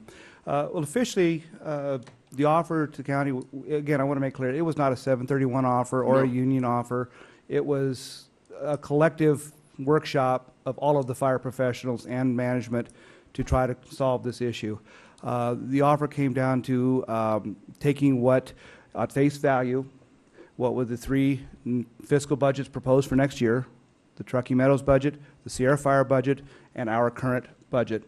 Combining them, looking at the staff that we had available, because we did not want to lay off any single firefighter, and of course, opening up the stations that we needed to open in a 4-man capacity.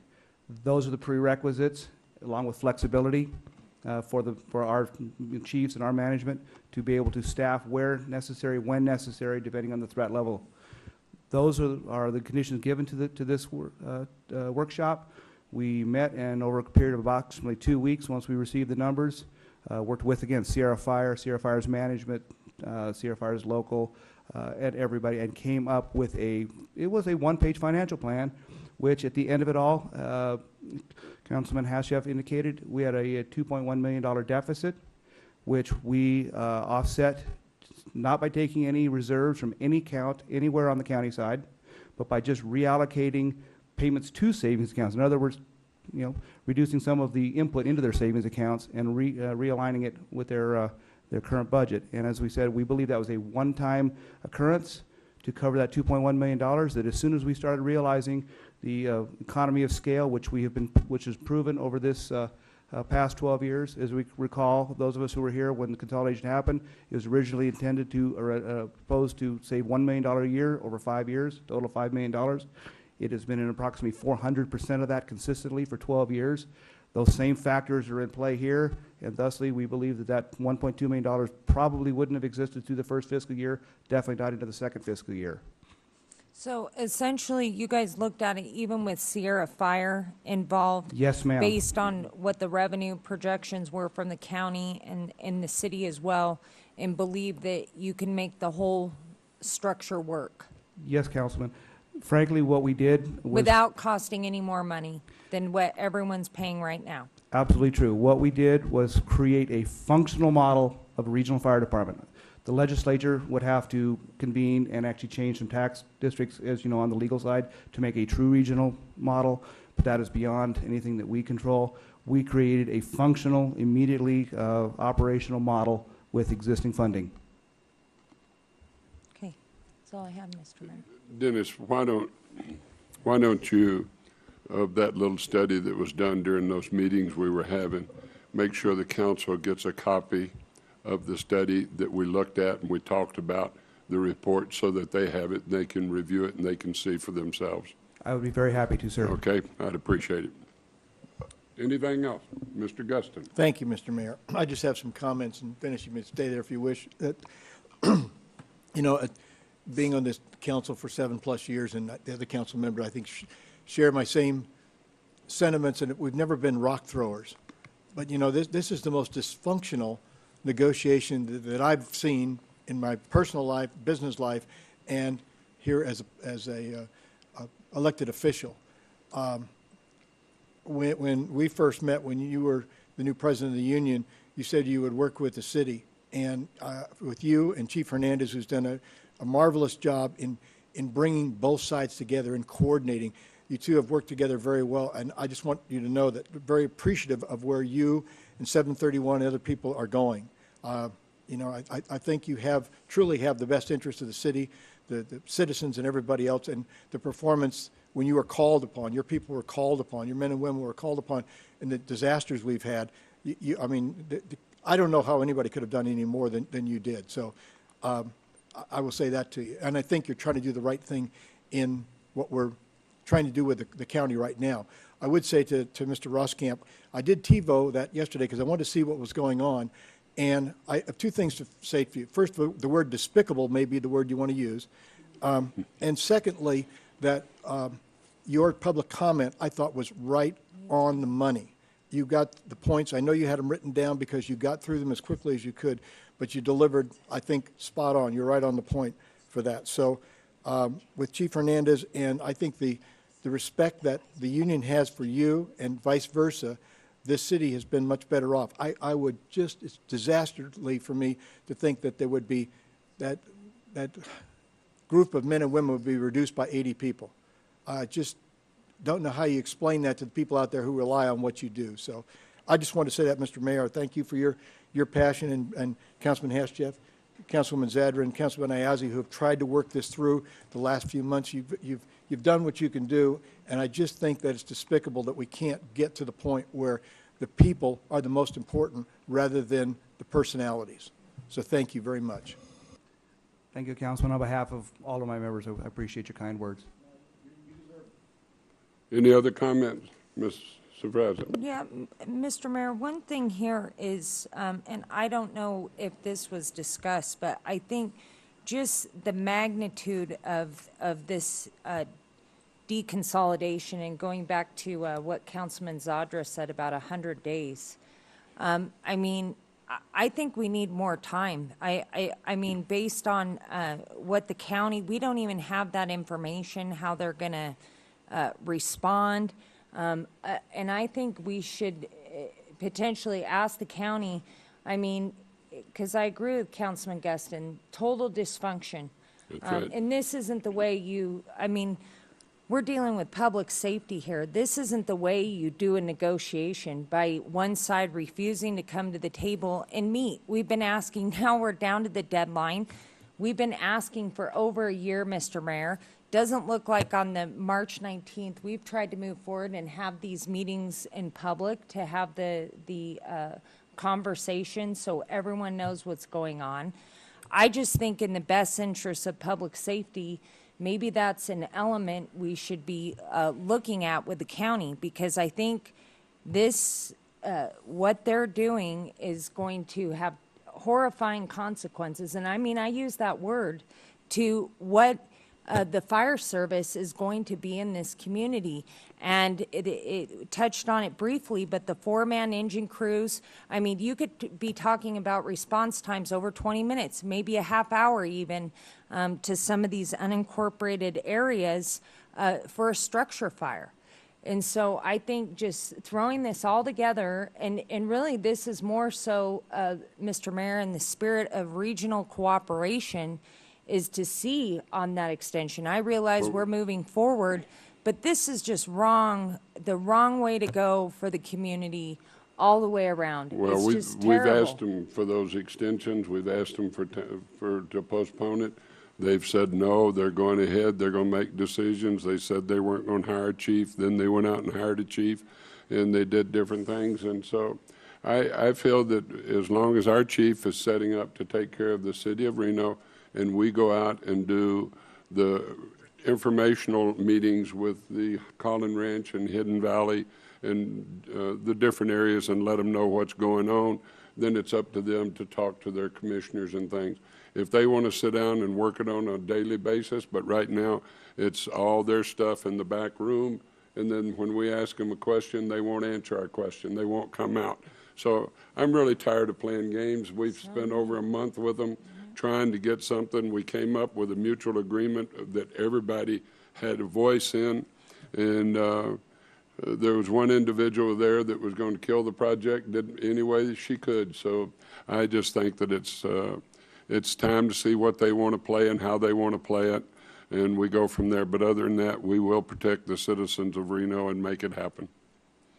So I don't want to, I personally would be against any extensions at this time until they show some good faith in what they want to do, because I don't think they've shown the good faith. They've made derogatory comments about the city. They're the ones that have financial problems. We have some bond problems. They've got financial problems. I listed 5 or 6 of them right there. And so they're the ones that are in financial trouble, not us. Anybody got anything else? Ms. Zadra? Mr. Mayor, Jessica, I can certainly understand your anxiety, because I think it's shared for all of us, for every one of our employees. We understand the huge risk and hole of service capabilities that has not been filled in. And we've asked at the Fire Advisory Board, since we got this word last June or whenever it was that we got the word from the county that they wanted a divorce, we haven't even had the last 2 Fire Advisory Board meetings. There has not been a quorum. So there just isn't a willingness at this point for the county to step forward and share information with us, details with us, any more than they appear to be willing to share it with the citizens. So we've taken it upon ourselves to go out and talk to those county residents that live in those pockets to make sure they understand. And we've told them more than once, and they still are not even understanding that. And the example I'll use is Collin Ranch. We told them, I don't know, in January when we went and visited with them, that they could have 15 to 20 minute away service. And they said, but what about the station on Mayberry?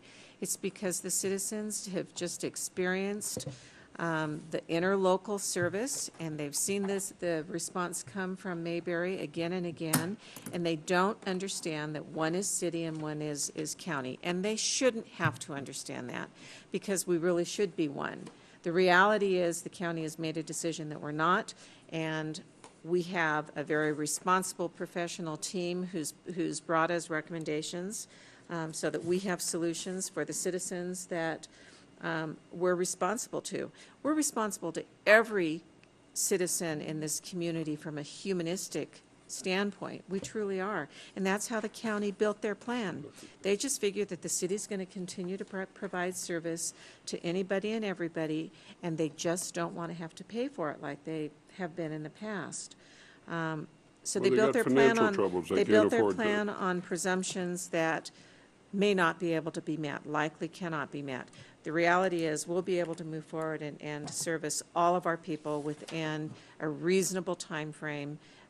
And if there are no other comments, I would move that, Chief, we accept your recommendations that you presented to us, and that you do indeed go out and finalize that mutual aid agreement, and that there not be, that you initiate nothing immediately until you get the details that you need so that you can respond responsibly and bring that back to us. That we do indeed give notice that the 1991 mutual aid agreement is void, null and void. That we do give notice that we will vacate Station 14 within 90 days, certainly by July 1, and we'll be up and operating in another location as Station 12. That you do determine the auto aid policy. We give you direction to move forward with that. And that you do adopt a 12-hour service limit, excluding the agreement with our federal partners. Understood. Second. Motion second. Chief, was that mutual aid agreement or was that auto aid agreement? These are mutual aid agreements with our federal and state partners, Bureau of Land Management. Okay, we're going to do that with those guys. Correct. But what about that auto aid thing that was from 91? No auto aid. No auto aid, No. okay, okay. No, that was in there. Yes, sir. Manager Klinger, if I could, again, for the record, Mike Hernandez, I'm going to look to legal because this staff report was drafted prior to the county submitting this offer. And I'm not sure if my staff report covers the offer that was extended from the county, or would that have to come back, or? Tracy Chase, Reno City Attorney's Office. The agenda item allows you to give direction. I mean, at this point in time, the staff report indicated that the chief was seeking direction on whether or not to enter into auto aid contract. I don't think the motion even addresses the county proposal at this time, so I think it's okay.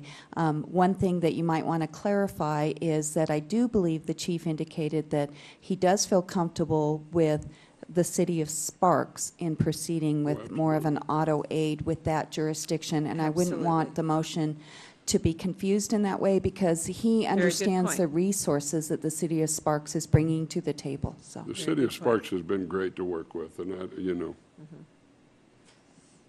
Yes, Mr. President, or Mr. Dortch, do you have something, Mr. Guston? Huh? Was there a second? Yes, there was a motion and a second. Yeah, just, Mr. Mayor, I think what's changed, though, in this period of time is that I think it's got to be pointed out to the public that there is an offer to do a regional service model within the existing resources. So I watched the meeting yesterday with the county, and they kept saying, oh, we want to work towards a regional service model.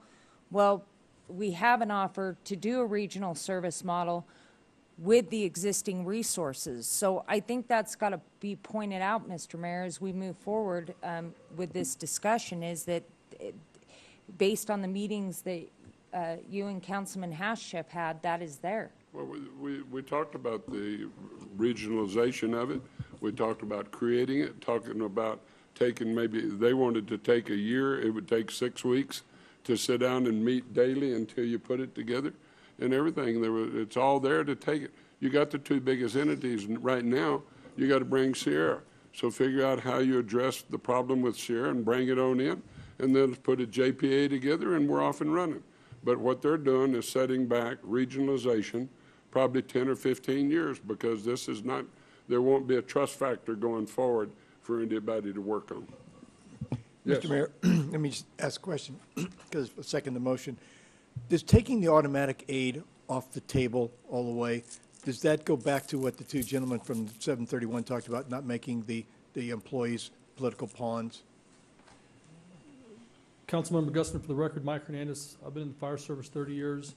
I've never entered into an automatic aid agreement where there was an external condition such as employees, or it's always been a like service exchange for like service. So it doesn't hurt it then, okay. So, yes. And then speaking to Councilmember Safraza, this was a group effort. We had an extremely short time frame.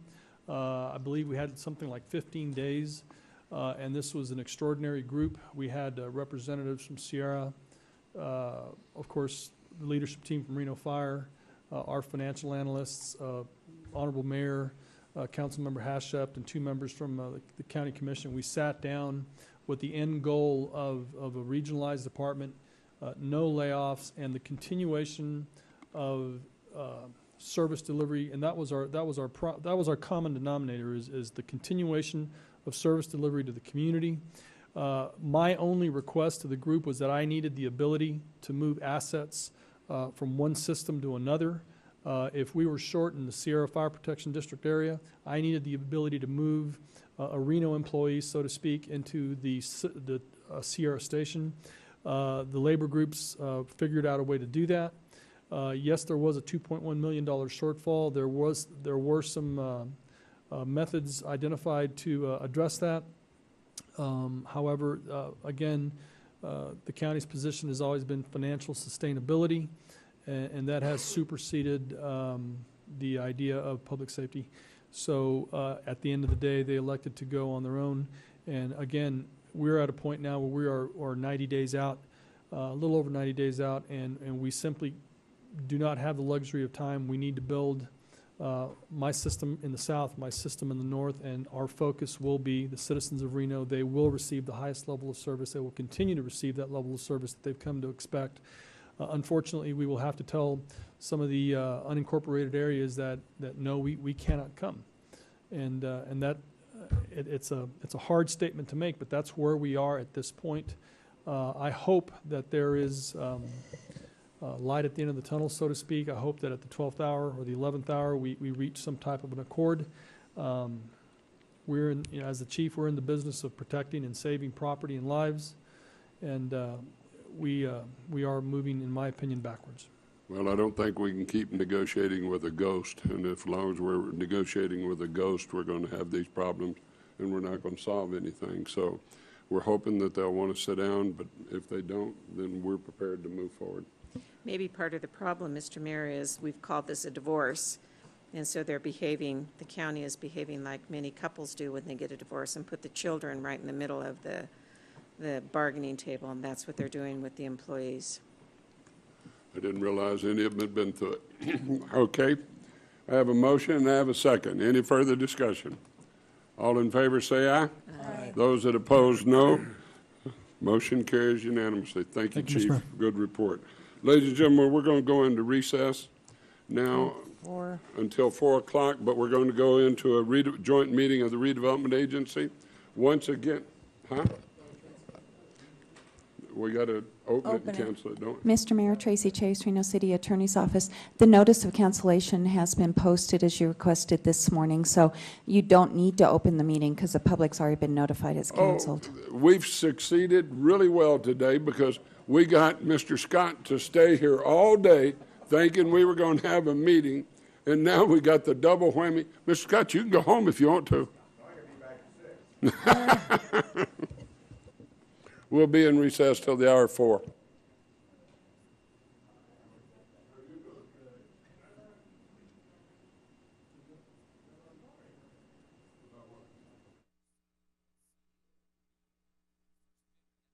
Call the meeting back to order.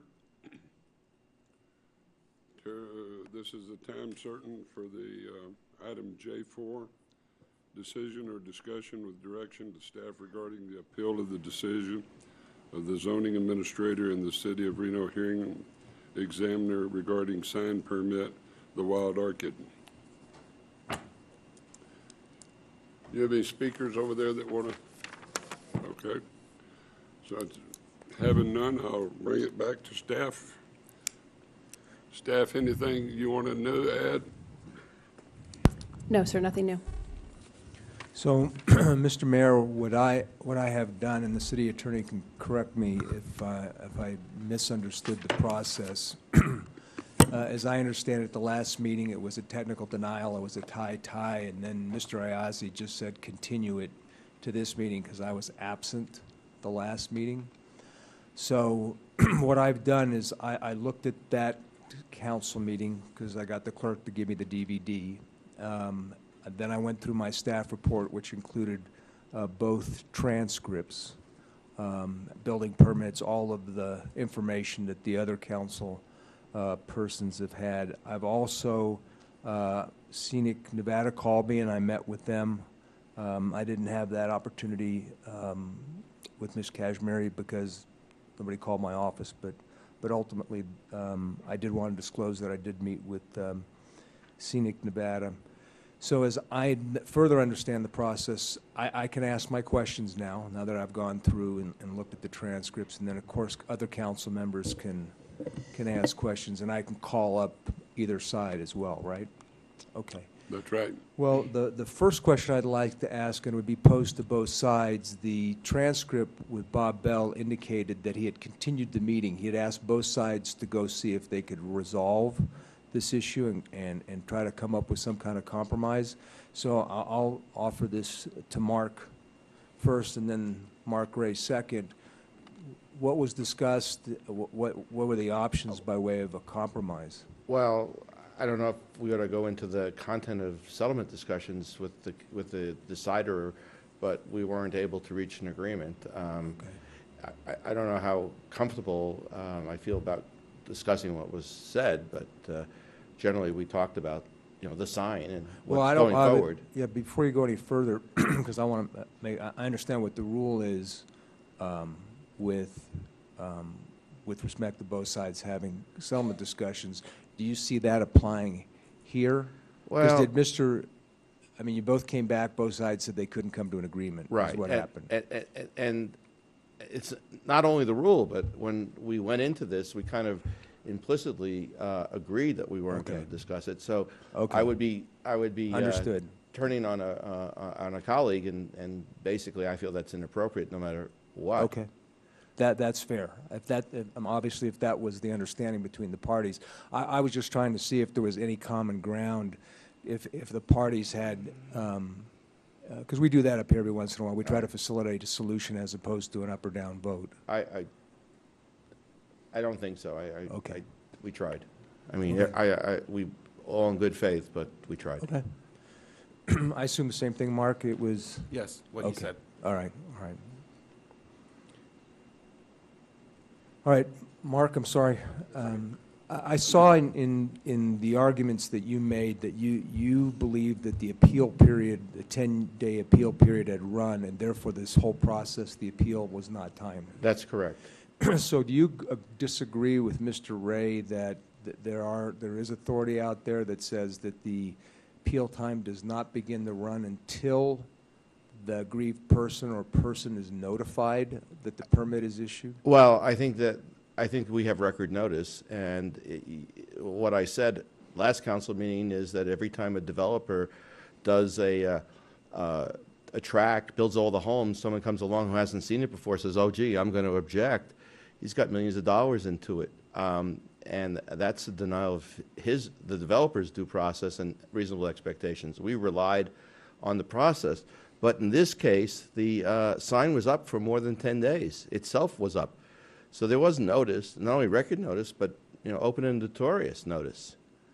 Before and it was on, it was running. I think that's the record testimony. I don't remember the exact dates, but it was more than 10 days. And the only change I think happened is we brought the control cables into the facility.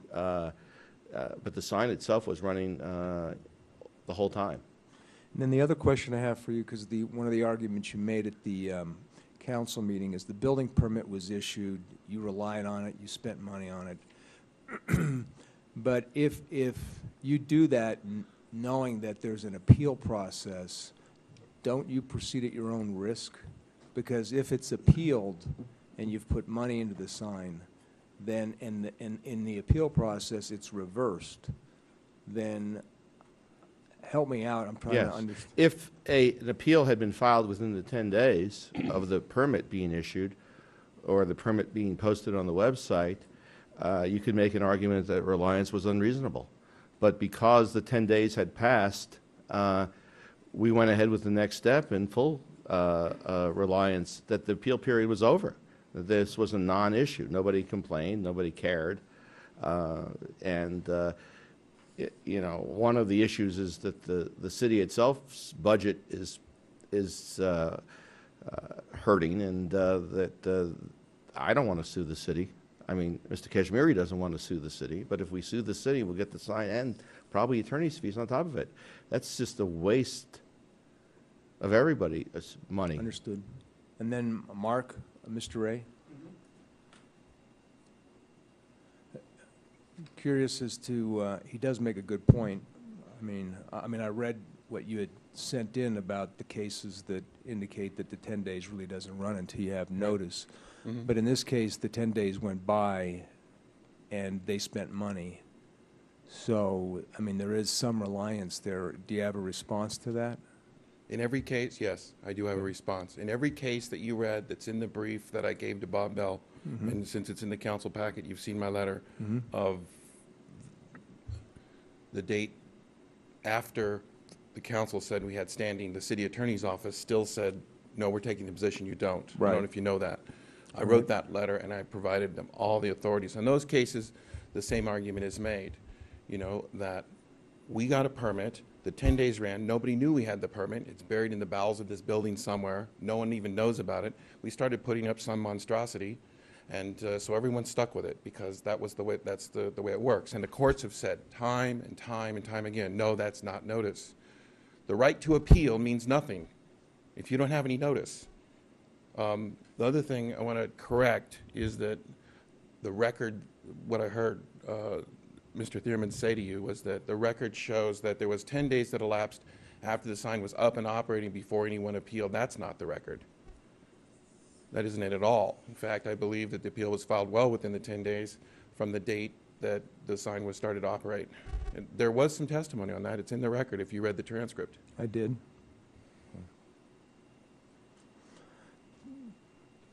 Yeah, well, I just wanted to ask staff, do you recall if the appeal was filed within, I know it's in the record, both sides making their case. Do you recall, because the appeal was filed on, let's see, May 5th, 2011? Do you recall when the sign went up? I don't know Claudia Hansen, Planning and Engineering Manager. I don't know the day that it went up. I would only have the building permit number. I'm not sure if you have the date that it was turned on. Because the day it started operating and the day it was final would probably be 2 different days. Well, what I have is that the permit was finally approved 12/20/2010. The permit, correct. Correct. Which means they could have gone out and started to do the work, correct? Correct, and it is posted on the website at that point. Right. You would have to know to go to our website to look for it. But when the sign was actually turned on, constructed and turned on, I don't have that date. Okay. Okay. I have it's the work order. Let's see if I can find the date on it now. Pulled wires, hooked up electrical. This is when the sign was on, and it is it the 15th of April?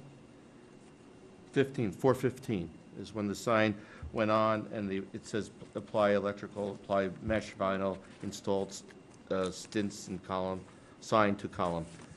So the sign was up, the wires pulled the 15th, and I believe the testimony was the day after, or the same day. They were running it through a computer at the base of the sign.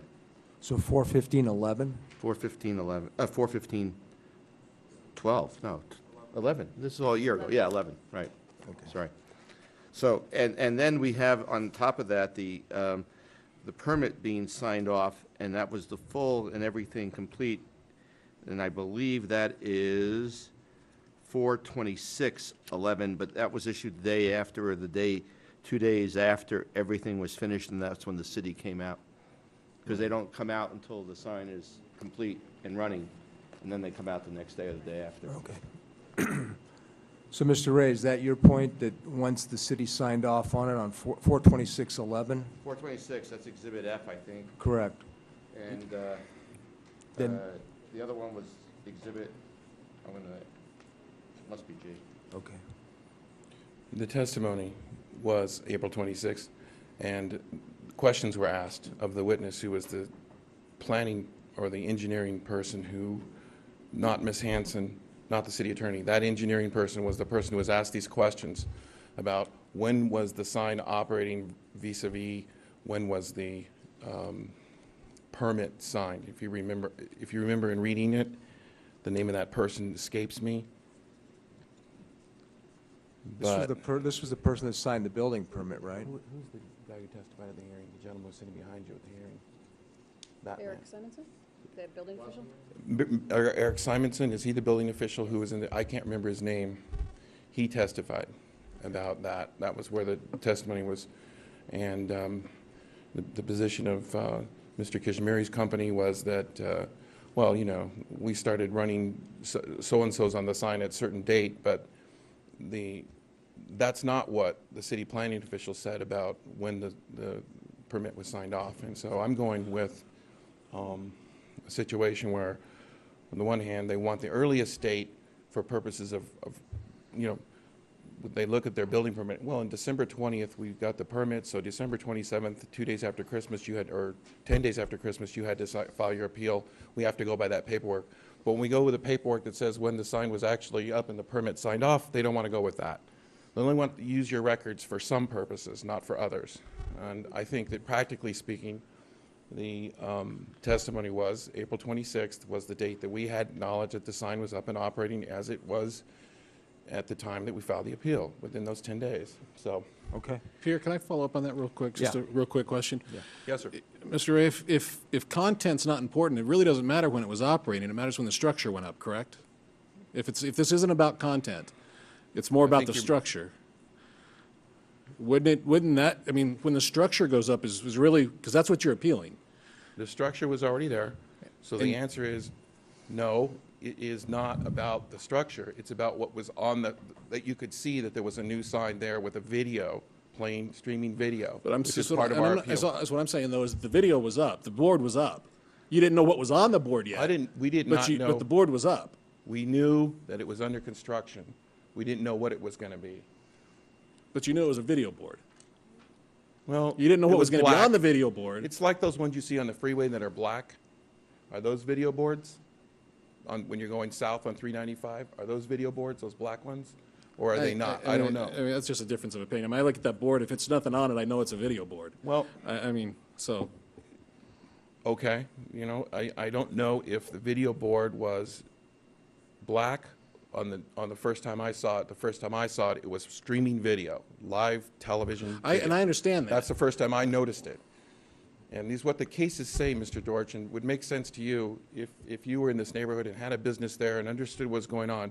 You don't notice something, you're not on notice. And this is what the court cases are telling us. Isn't that fairness, basic fairness to people? Let them know what is coming into their neighborhood.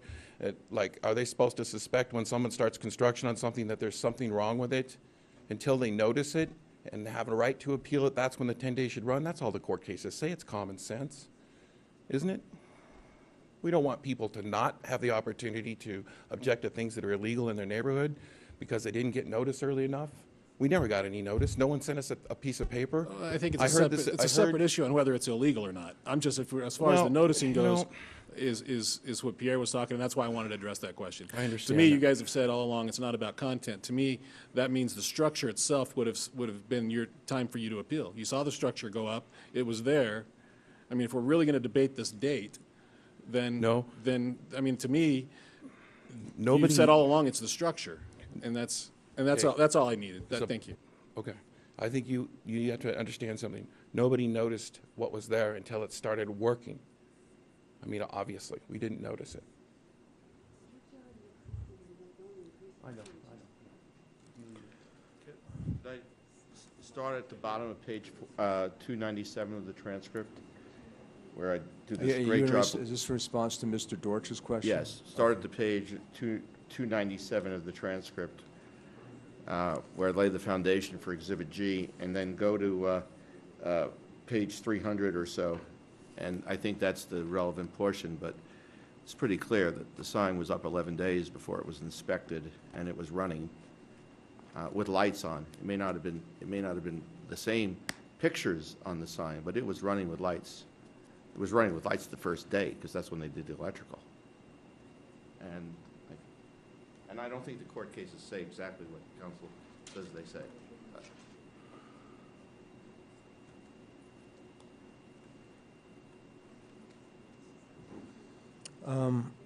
Then my other question is for staff. And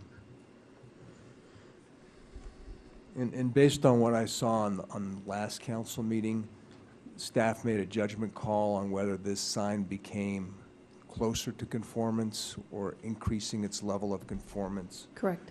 And then, obviously, we're talking about square footage. But if we go to 1816-701, that tells us what a sign must, the requirements of a sign if you have a new sign in an MU zone, correct? That's correct. So then it talks about the maximum height for a freestanding sign, assuming, I'm trying to do a comparison between what this sign is versus what it would have to look like if it was a new sign. Correct. On-premise Yes. sign.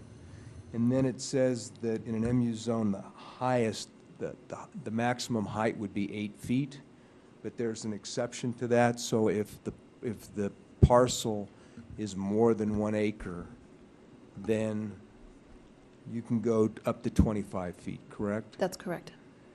And then this sign is 16.8, 16.9 feet, is that correct? Yes. And then the posted speed limit on this segment of Virginia is 25 miles an hour? That's correct in this area. And then I take it Mr. Kashmiri owns the parcel? Yes. Okay. Can you come to the mic, please? He owns both the parking lot around it and where Newman's is, and he owns the whole thing. So Is it all one parcel, or are these? what? Not Newman's, but up to the parking lot. Yeah. Is it one? It's one. How much? 3.5 acres. So everything was under the same name? I forget the name, but his company that owns the parcel is also the company that applied for the building permit? It's a trust. I believe the sign company is probably the one that applied, but its owner is listed as Ponderosa Hotel on the permit. Okay. Is that who owns the property? That's how it's listed by the assessor Okay. as well. And then, again, for staff, then the other requirement for a freestanding sign is this total square footage.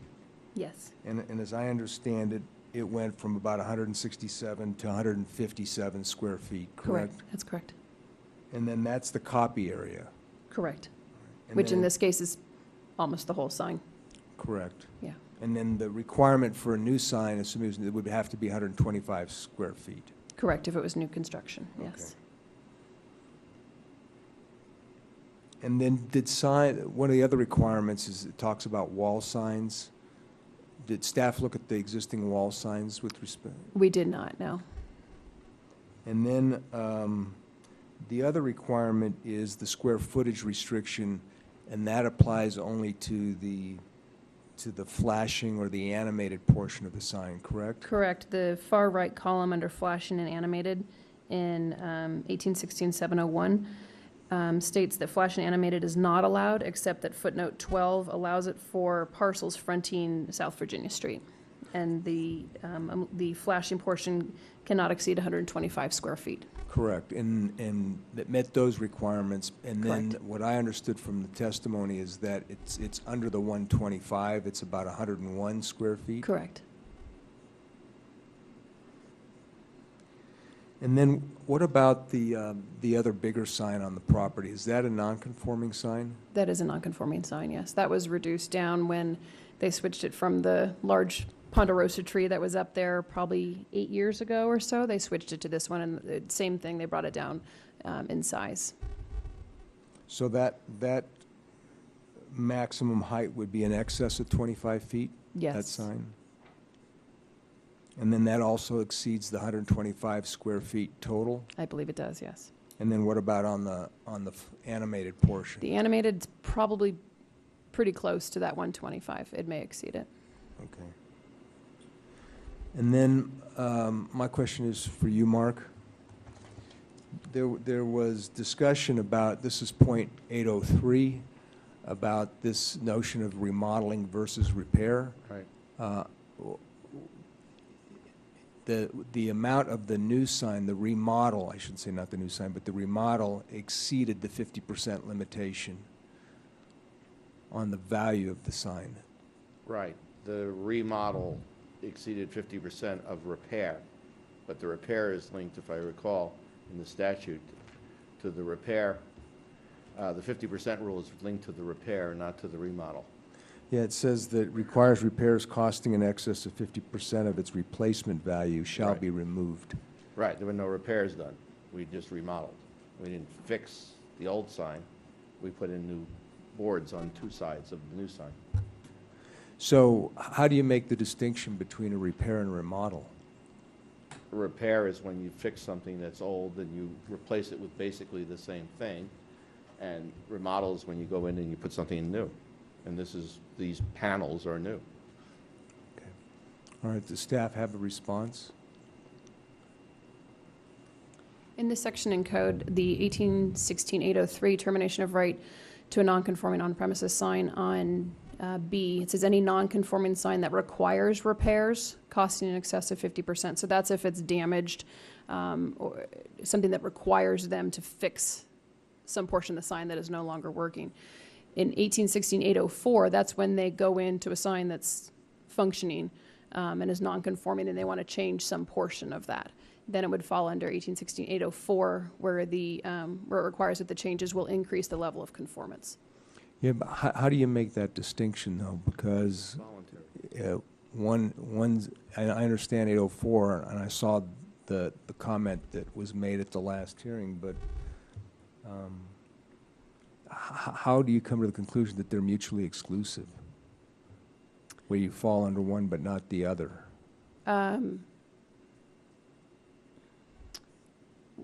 1816-803A is non-conforming on-prem signs that are declared a hazard by the administrator shall be removed or repaired within 10 days. And then any non-conforming sign that requires any repairs in excess of 50%. So we would see A and B in tandem under the termination of the right to non-conforming. So that's a sign that's a hazard, declared a hazard by the administrator, that there's something malfunctioning with the sign or it's falling apart. So is that the way staff's been interpreting it, that you have to have a declaration by the administrator before B applies? Correct. Okay. And then, Mr. Ray, do you have a response to that?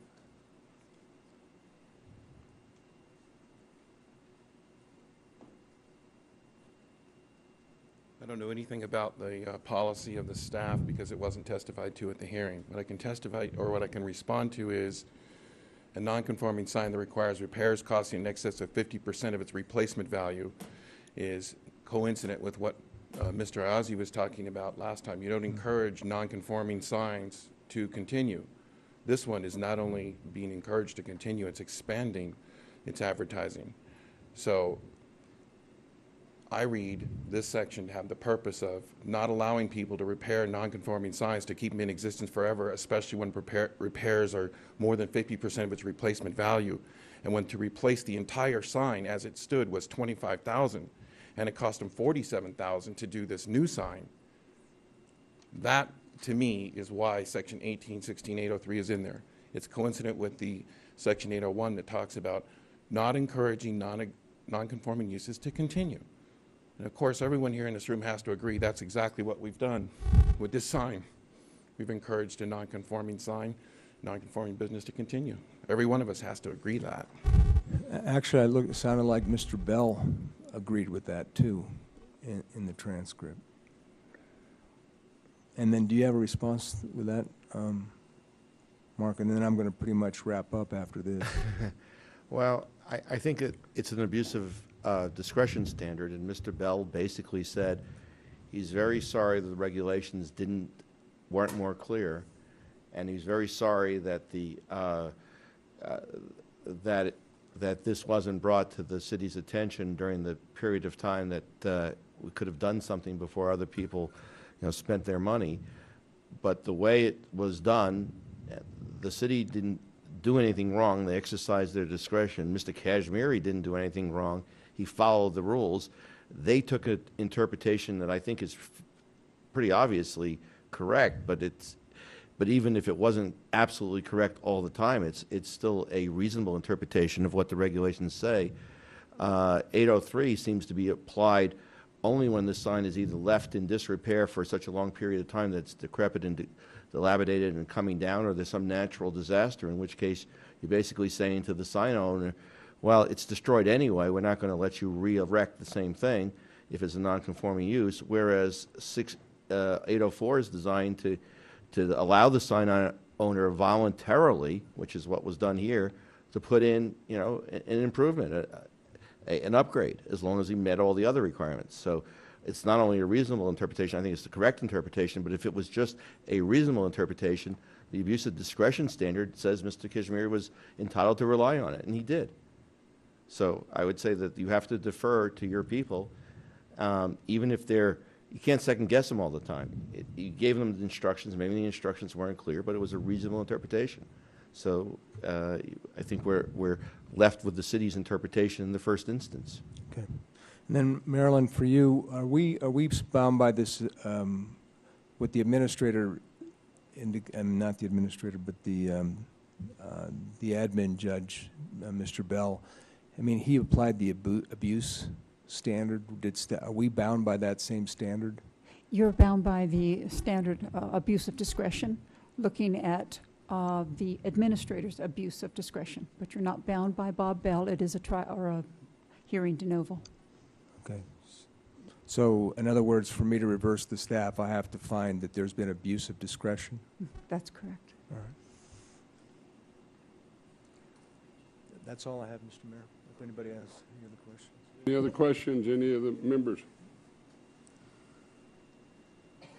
All right, we'll bring it to the table for public comment or any motions or anything. Yeah. All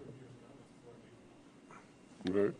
Yeah, this one's a tough one. I think there's arguments, you know, that are pretty good on both sides. I also have to be sensitive, you know, based on what, you know, how staff interpreted the ordinances. I think the ordinances could be clearer. I mean, to me,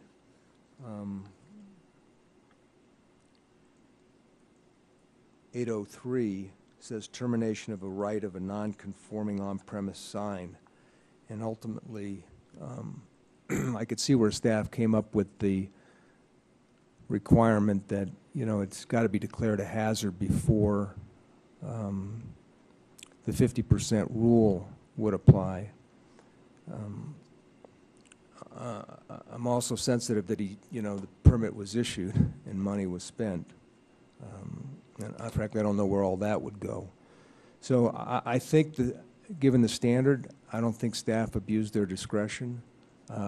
I do think we need to change the ordinance to make it clearer so people have better guidelines. So for that reason, Mr. Mayor, I know it was a split vote, and so I can't find that staff abused their discretion in this particular matter.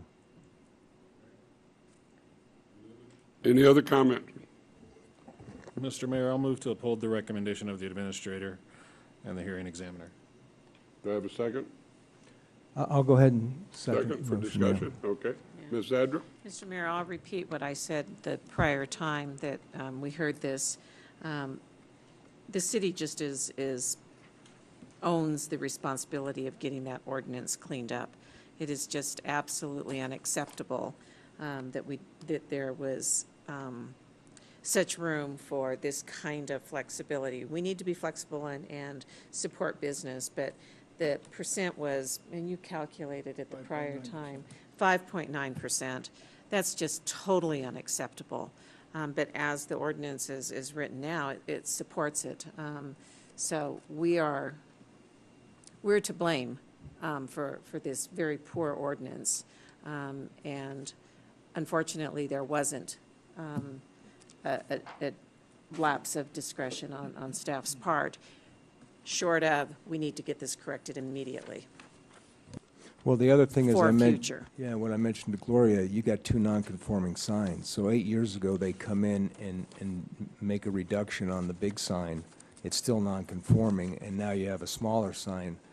still nonconforming. So if the idea is to reduce the nonconformity or eliminate it, then you shouldn't be able to take two nonconforming signs and then do one application on one and do an application on the other 4 years from now and get two digital boards, basically.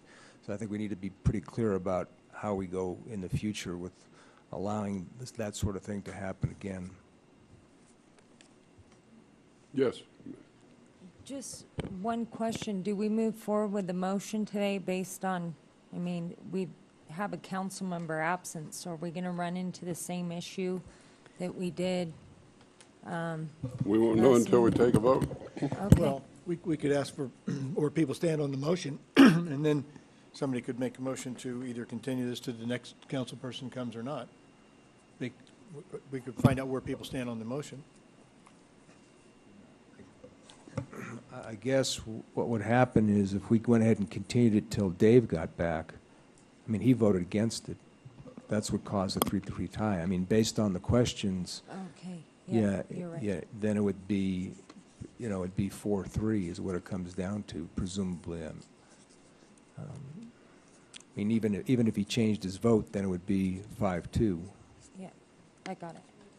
I wasn't counting correctly. Well, I support the motion. I think staff used their ability to do what they needed to do, and I think they came up with it, and we need to make the changes you've talked about and get them done as soon as we can. All right, all in favor, say aye. Aye. Those that oppose, no. No. Show the vote 4-2. Vote goes 4-2. Mr. Mayor, before we go into recess, just if we could go back to, in our agenda to the council agenda items or board update. Okay. We did get a letter from the county in email as to the issues that council asked about regarding animal control. So good news, the county sent us over an email, says that they will not be recommending diverting funds from the animal services, even temporarily. So I think that puts that issue to bed. I still think the city attorney's office needs to get that opinion from the AG so we don't have this future in the issue. Does this mean they can't move it over to the sheriff's department? Yeah, I mean, essentially, They can still move it to the sheriff's department, but I'd like to know what they can do with the money and stuff. they can't, yeah, I mean, they can do their organizational changes. I think Tracy's been looking at the MOU, but they can't take those funds and use them somewhere else. Right. And so that puts kind of an explanation point on the conversation that we had at our planning session a couple of weeks ago as it relates to seniors, because I think we all remember one of the explanations that the county was offering for thinking about taking this action was so that they could fund senior services. They had threatened that their budget would not be able to support any of their programs any longer unless they made this change. So, Mr. Manager, that just puts a more emphasis on the conversation that we had at our planning session and our commitment to senior services. But the thing says they can't reduce the tax. They can't raise it again. But does it say, because I didn't read it that clearly, does it say they can't transfer money or use it? That's clear, they can't. It was dedicated, it was absolutely dedicated to animal services. Mr. Mayor, Tracy Chase, Reno City Attorney's Office. A special revenue fund for the animal services tax levy was created by the county, so it would have to go into that funding. Under the interlocal agreement, the county is responsible for operating and maintaining animal services up to the standard of practice in the industry. Well, can they use this money to balance their budget in the sheriff's office No. and hiring officers that take care of animals and things?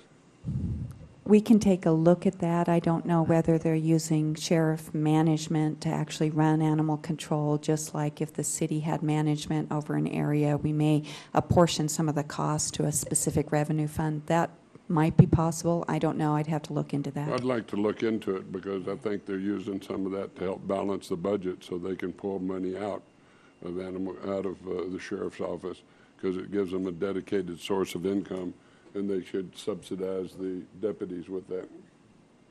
That's true, Mr. Mayor. I didn't look at it that way. I mean, that may be their alternative, is that they're going to pay those salaries under They're going that to pick up revenue the salaries source. out of the animal control because they've already cut staff back over there, and I don't know why they did that. And for legal, some interpretation will need to be shared with the Animal Control Services Board, because this was clearly one of the items that they were looking and reviewing as part of their recommendations to us. So they're going to need some input from you, kind of how to proceed next. Tracy Chase, Reno City Attorney's Office. I believe that's on their agenda for this week, if I'm not mistaken. And I would like to know how much money is in surplus money is in that account. $5 million. Well, it's been Yeah, 4 what or 5. at my senior advisory board meeting yesterday, we had this discussion. I understand for this, going into this next fiscal year, it should be about $5.3 million is what they project as the reserves, which is a whole year's of their, about a whole year's of their operating budget. Right. So with all the private donations and what we raised tax for, it's running.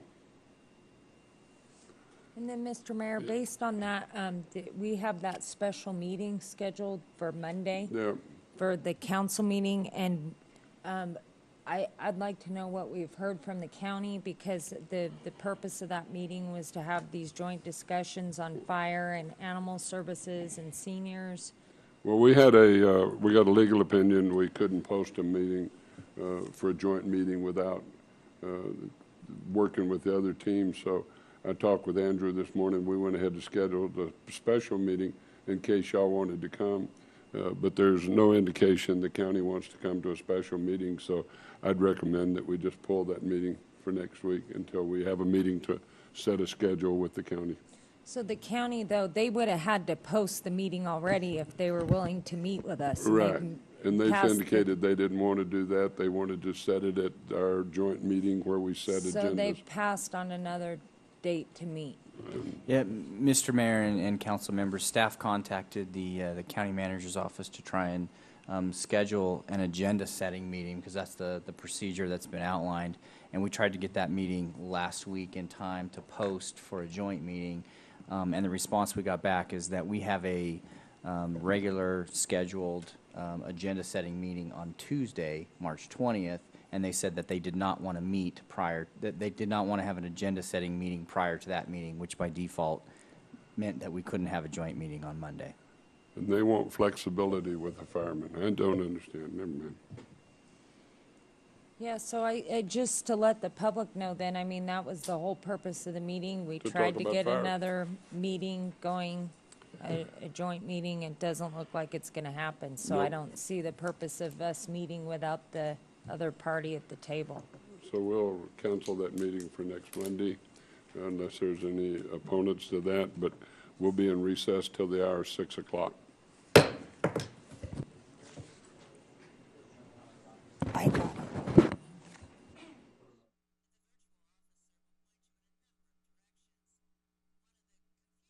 Let's go ahead and call the public meeting for our 6 o'clock agenda. We're going to do N2, as I understand it, out of order. The university is asked for a continuance. Is that correct? Somebody from the university want to come up to the podium and let us know what you'd like to do? Yes, sir. Thank you very much. We originally came to look at this PUD request on December 14th, 2011. After much discussion, we both agreed that it would be useful to get a continuance for 90 days in order to have greater discussion with the community because there was quite a bit of opposition. And in that time, we've been discussing this with students, faculty, and staff on the university campus. We've met with the Ward 3 Neighborhood Advisory Board on February 23. We've met with the local food producers to understand their views, as well as the advisory committee of the College of Agriculture, Biotechnology, and Natural Resources. As suggested, we held a public forum with over 200 people in attendance on February 21 to hear the community views about this rezoning request. We've done several things in this meantime which show some response to the community of interest here. First of all, we've solidified the College of Agriculture, Biotechnology, and Natural Resources and have announced that we will soon be seeking a permanent dean for that college. We've also gone into a collaborative relationship with a group called the High Desert Farming Initiative, which shows our interest in local food production. This group is working with the College of Business, the College of Agriculture, and some local producers, demonstrating that you can actually create a business out of local food production with growing vegetables in hoop houses and greenhouses.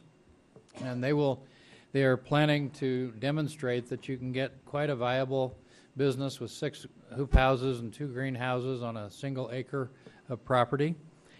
Even though Wolfpack Meats is not part of this property, there was a tie-in interest of the community related to Wolfpack Meats. We have met with the interest groups involved with Wolfpack Meats on 4 occasions and will release tomorrow a request for proposal to see if there is an entity within the community who would like to release the Wolfpack Meats to run it as a profit-making enterprise and keeping it viable for the community.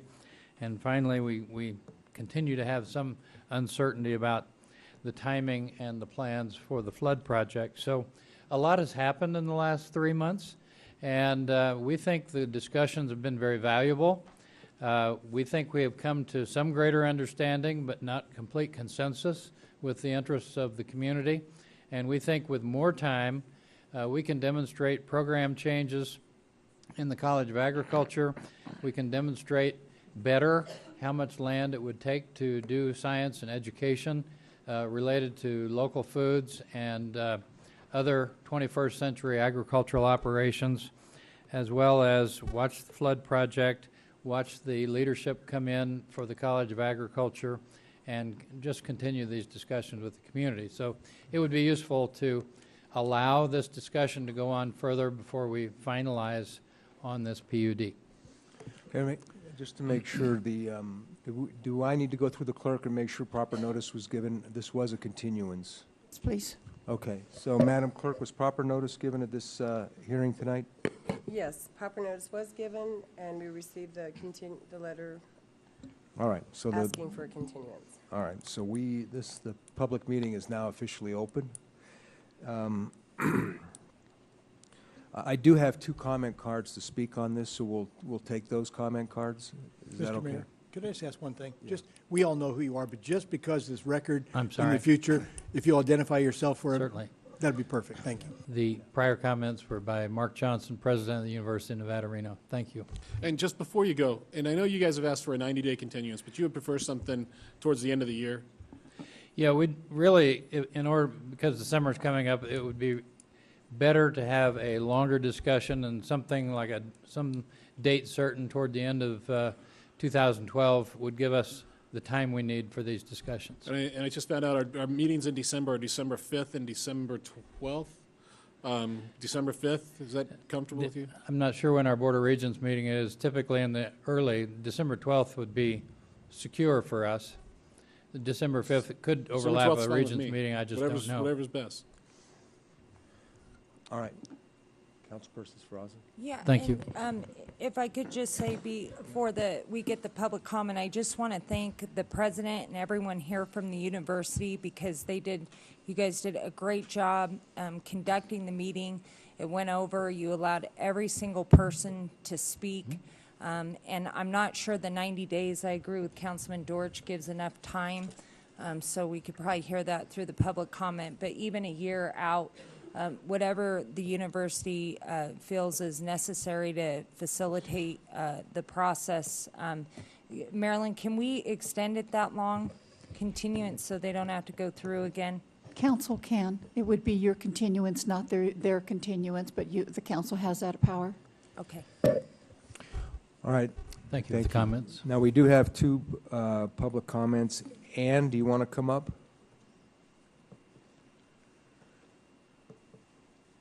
And then after Ann, it will be Jane.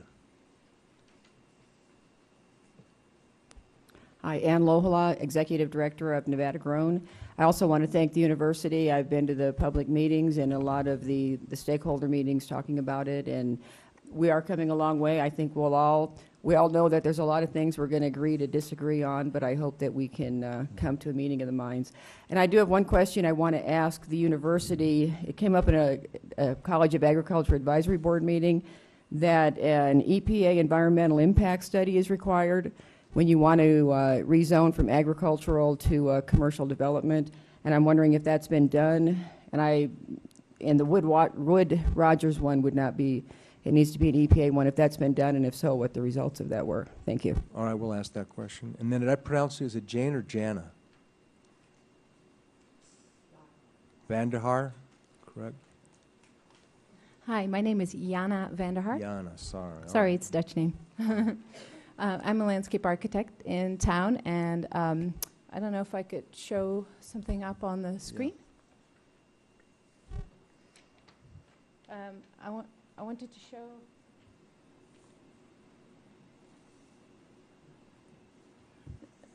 I wanted to show a quick plan that was brought together by the community for the main station farm, including the 100 acres that will bring some of those small-scale farming and research to the university, which has been lacking. And just wanted to share that with you, that the community is working with the university to come up with solutions out there that will be good for the education, for the new students coming in, for the students that are there for research, and also we want it to be economically viable. So just want to share with you the small-scale farm incubator, fruits and berries research.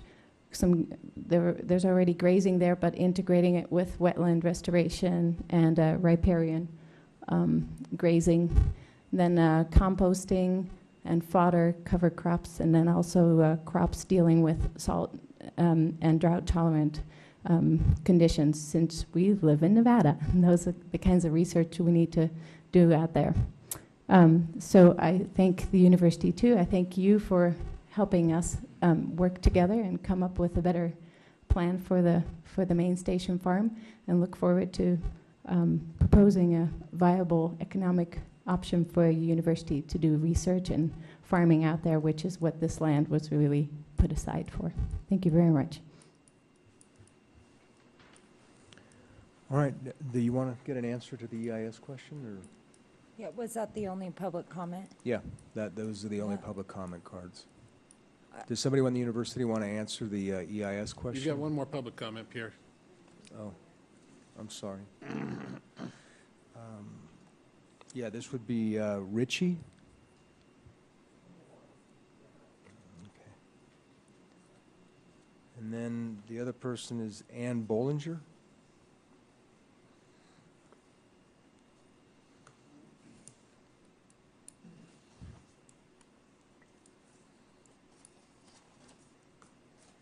Good evening. I debated whether speaking, because I'm glad this proposal is postponed for the moment, but I felt that it was important also to remind the City Council of some of your city master plans and the related proposal. So I went through the different plans, and I took excerpts of those, and I would just like to remind you of some of those when and if this proposal is brought forward again. The conservation plan was amended by the City Council October 22nd, 2008. Some or all of you were present at that time. at least this plan, maybe some of the others, it did mention that NRS 278.160 requires that city master plans cover conservation, development, and utilization of natural resources. Additionally, NRS 278.0284 provides for consistency between the master plan, the development code, and capital improvements as follows. The conformity of local ordinances, and specific in this plan, we've talked a lot about flooding and the flood ordinances and floodplains and all of that. So the conformity of local ordinances and regulations to the master plan. Any action of a local government relating to development, zoning, the subdivision of land or capital improvements must conform to the master plan of the local government. And adopting any ordinance or regulation relating to the development, zoning, subdivision of land, or capital improvements, the local government shall make a specific finding that the ordinance conforms to the master plan. In the conservation on page 4, in the development constraints, the city should strive to preserve the scenic, natural, public safety, and recreational values of sensitive land areas by constraining development on designated water bodies, AE flood zones, and that is in this proposal, and et cetera, and certain other sensitive lands. These areas should remain in an undeveloped state whenever possible to minimize encroachments into development constraint areas. Additionally, on page 4, other uses may encroach into the development constrained area in isolated areas if the encroachments enhance the overall project design and a 2-to-1 ratio of non-constrained area is preserved as open space for every constrained acre that is developed. In the city's land use plan, amended by the City Council August 18th, 2010, page 9 and 10 identifies the mixed and non-residential land use designations. This refers to development within these areas should contain public as well as open space. Properties suitable for development should be relatively free of geological hazards outside the 100-year floodway, major drainage ways, wetlands, as significant wildlife corridors. And I'll make one more point. In your open space and greenways plan adopted by the City Council March 7th, 2007, under page 19, the natural resources and open space chapter for agricultural, natural grasslands, and meadows. The Reno area historically encompassed many agricultural pasture lands, the most productive of which lay in the lowest portion of that valley and commonly had creeks, irrigation ditches crossing them. Remaining lands in the Truckee Meadows include the University Farm and other areas. And I'm going to have to ask you to wrap up. Yeah, if you don't one mind, more please. sentence. Thank you. I appreciate it. Pasture lands and associated wetlands can provide groundwater recharge and floodplain functions. And I ask if and when this comes back to you to review your master plans. Thank you for the opportunity. Okay, that's the last public comment card that I have on this item. Are there any questions from council members? Just to follow up on the public comment, I'm not sure an EPA. EIS. I'm sorry, an EIS is required. I guess maybe not a fair question to the university, but for our staff for development in this area. Okay.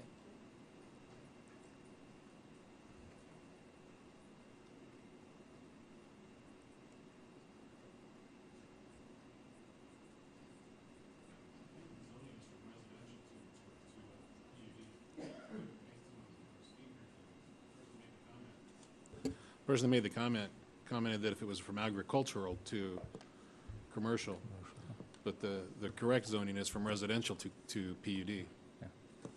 Correct? Yeah, Bill Goff, for the record, Senior Civil Engineer. The EIS from the EPA is not required as part of our plan. So, Well, that's it's a not a federally required item. mandated document. I mean, we So- don't have an EIS process. I No, mean, we do that's not. pretty much within the scope of what the feds require. So, yeah, I'm not aware of any additional that needs to be done. All right. Do you have any other comments or questions?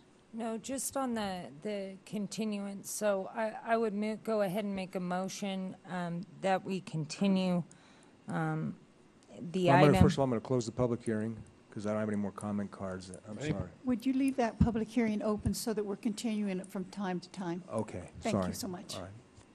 I'm sorry. Yes, go ahead. So I would go ahead and make a motion to continue this public hearing until, I guess, December is what we're 12th. hearing. December 12th? 12. December 12th of this year. That would give everyone the opportunity, the university and the stakeholders, the opportunity, because this application may go away in the future if something is worked out that's economically feasible for that property and for what everyone talked about at that town hall meeting. So I think there needs to be that time and discussion for the university and also all the stakeholders to have those discussions. So I'd go ahead and...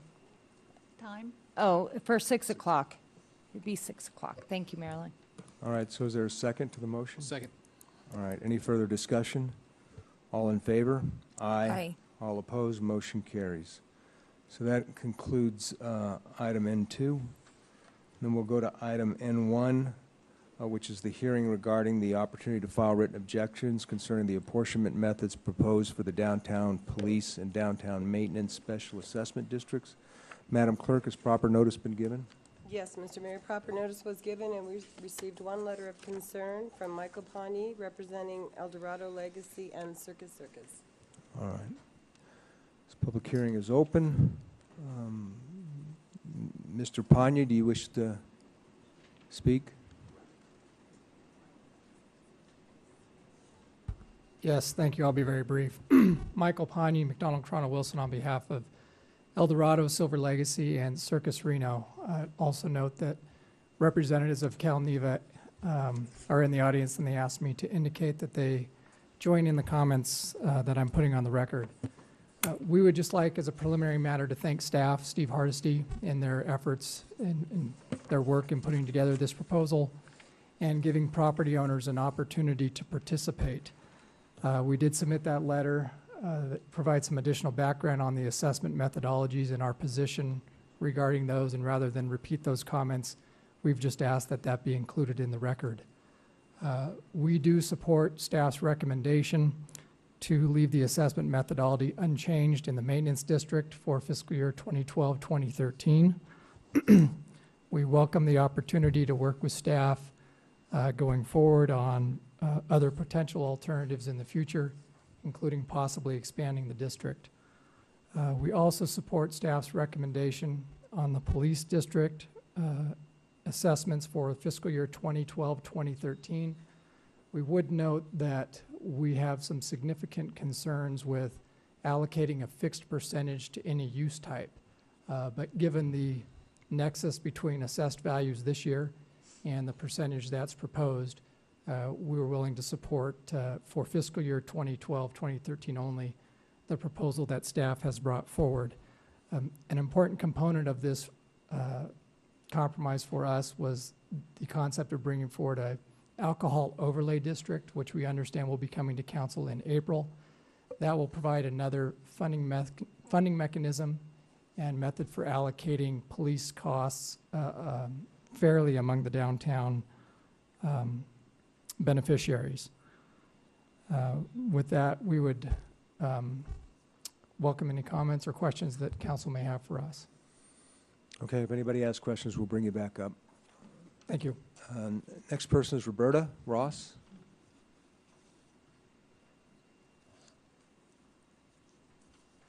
May I have the overhead, please? Good evening, council. And right on, it's nice to see you there, Candace. I'm here, Roberta Ross, Ross Manor, in regards to, I can say everything that Mr. Pawnee said verbally, I support. I don't know what his letter says, but I'm 100% behind what he supports. And I'd like to show you on the overhead where my concern is in the residents, and that I support what staff's done 100%. And I want to bring to your attention being that I started working in downtown in 1985 in a slumlord building and went through the bad times, worst times, and struggling, good, better, got to the best, and now we're having a little bit more of a struggle time. I want to say the way staff went about this was in a very good direction. The reason I brought forward the different of the condos is this.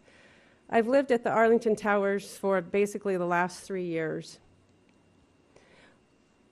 I've listened to people that live downtown make their complaints and come forward. When I reviewed these other condominiums projects that I know very up close and personal, I added up that there's 768 units in those condominiums. All these condominiums and the people that moved down here were during the times that downtown was becoming good. We as property owners created a police tax district. We worked hard between that and the maintenance district to make our downtown good. Hence, these people moved downtown. When they moved downtown, the police tax district was in place. We all know that our economy has fluctuated. We know that everything has fluctuated up and down during the past few years. My goal here is to show you that out of all those 768 unit owners, there's very few people that are complaining. Out of all the commercial properties downtown, which I'm one, I think I'm the biggest of the smallest of the properties, who's here? One person, one business. So I believe how staffs went out and presented it, they've done a really good job. I know that living at the Arlington Towers, which is not part of the district, when condominium owners are upset and they want to beat the band, they would be down here beating the band saying, we don't want to place this tax district. What I want to say to you very clearly, I think it's very important that we have small businesses downtown. Let's say there's two brothers that own a jewelry shop. Those two brothers that are going to pay the 30% need to be protected as much as that couple that lives in the condominium. The people that live in residences downtown need to have more police protections than those people that have 8 to 10-hour jobs downtown. I'm trying to see if that makes some logic to you. So I think what staff's done and made that allotment 19%, whatever the percentage is, for the condominiums is a good percentage to go with. And those people, too, need to be protected, and it shouldn't come out of the rest of our dollars to protect them. And I'm glad we created this environment for them. Thank you. Thank you, Roberta.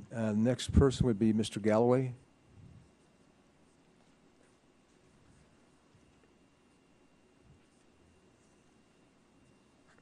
Jim Galloway, representing the Palladio, and like Roberta, I'm surrounded by my friends.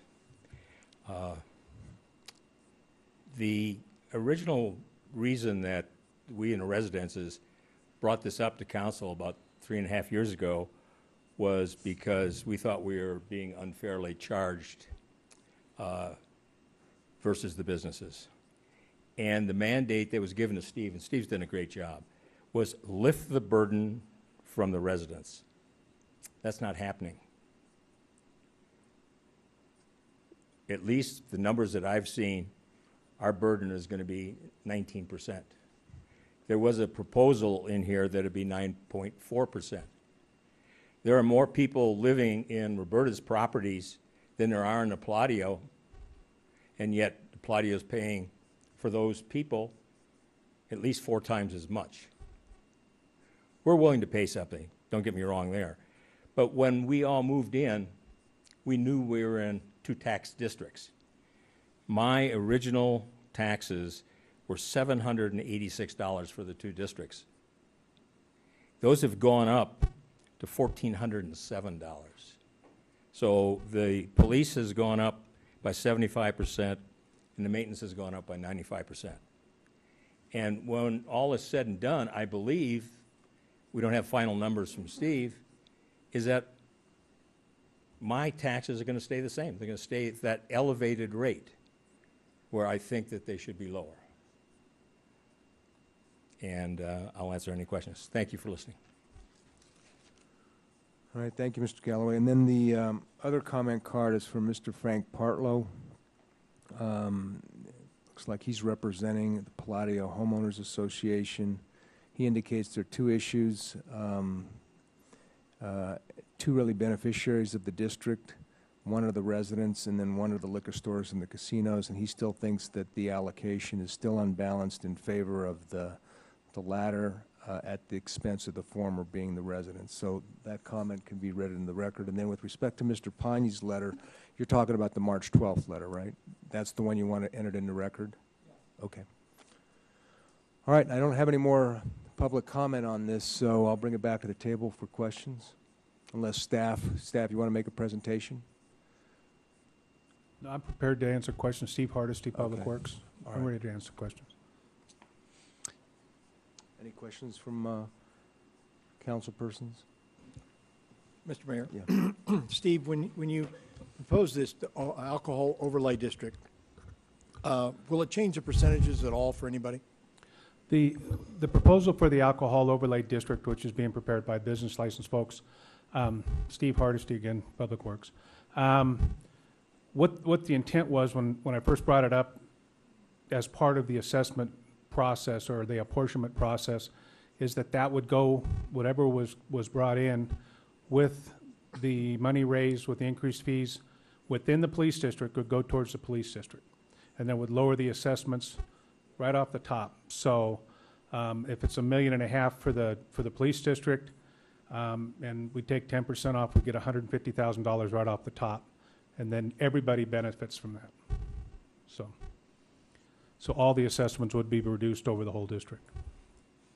I know from talking with you and going through a couple of your presentations to the police tax district committee, et cetera, when the comment was made, public comment by Mr. Galloway with the 19 to 20%, work me back through that, how we got there, because I initially thought it was going to be a little bit lower than that. Initially, I know Mr. Galloway showed me one of my proposals. I think I had them down to like 9% or something like that. I don't think that was ever brought before council. But some of my options that I've worked through have gone way down. Other ones, I think the latest one I brought to you guys would have been about 16%. I think the proportional amounts were 16 for the condominiums, 54 for the casinos, and then the remaining 30%, I believe, was going to the everybody else. In further negotiations, there was two portions of that are important. The most important, as far as I can figure, the most important of this thing is identifying the areas, the specific areas that we have. Because if we can identify those areas, one being the hotel casinos, the other one's being the residential, which would be the condominiums, all right? And the third being everybody else. What that does is that allows the assessed values to fluctuate. In the past, part of the reason that the assessments have been going up so much is the assessed values on the hotel casinos have dropped significantly. Well, the rest of the pie still has to be eaten by somebody, and that's why those costs have gone back up on the residents. By creating those areas, that locks that in, so it doesn't matter if the casino's assessments go up or down or sideways, their change isn't going to affect the other two areas. And the same thing goes with the other area or the condominium area. Then within that area, we'll use the assessed values to proportionately split the assessments. So it is true that the assessment that was charged to the condominiums this past year, this current year, they represented 20.004%, I believe it was, of the assessed value. By reducing that down to 19% of the whole assessment, I do believe that I'm meeting the council's requirement to bring down the burden. But by establishing that area, that 19% could have been 22, 23, 24% if in fact property values continue to go down as they have for the last 3 or 4 years. So by locking that in, I do believe that we've met that concern. Let me ask you one other question. If, excuse me, I'm having trouble with my voice today. If the area is expanded, what effect does that have on the actual real dollars as opposed to the percentage? If and when the district is expanded, and we'll start that petition process up in July, early July. If that is expanded, I believe that'll bring close between right around $200,000, $250, maybe $260,000. It's almost enough to bring in 3 new officers. If in fact we don't bring in the officers, then we can put that towards the whole assessment, spread it out, and actually the costs can start to come down a little bit more even with that. Okay, thanks, Steve. Thanks, Mr. Mayor. Any other questions from council members? Go ahead.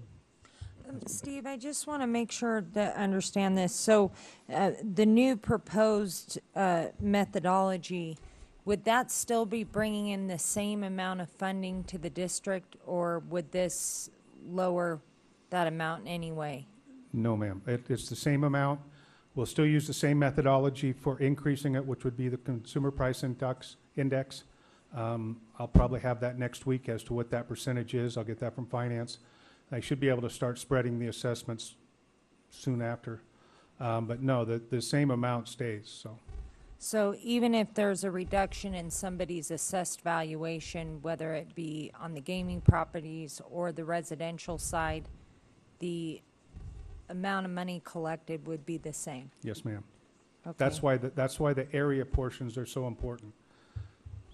And then on the percentage itself, and we've had this discussion before, in order to change that, wouldn't you have to have the property owners involved making that change? No, ma'am. The apportionment method can be changed by council. The only requirement from NRS is that we hold a hearing, public hearing, between the 21st of February and the 1st of March. And we had it on the 22nd of February, and it was continued. We actually have until April 1st to make the final decision on the apportionment method, and the council has that responsibility. But I guess what the question would be, Steve, is could we as council say, okay, one group's going to pay 50%, the other group's going to pay 5%? That pretty much you have that opportunity too, unless there's an objection to that. But the way that we've decided, the way that we've worked this thing out, if we look at what we're paying this year, and I used this year's assessments as a baseline, so we have something to measure too. The hotel casinos this year paid 49.42, I believe it was, or 48, somewhere in that range. It was 42. So we're going to increase their amount to roughly 50%. So they're going to go up about 0.6%.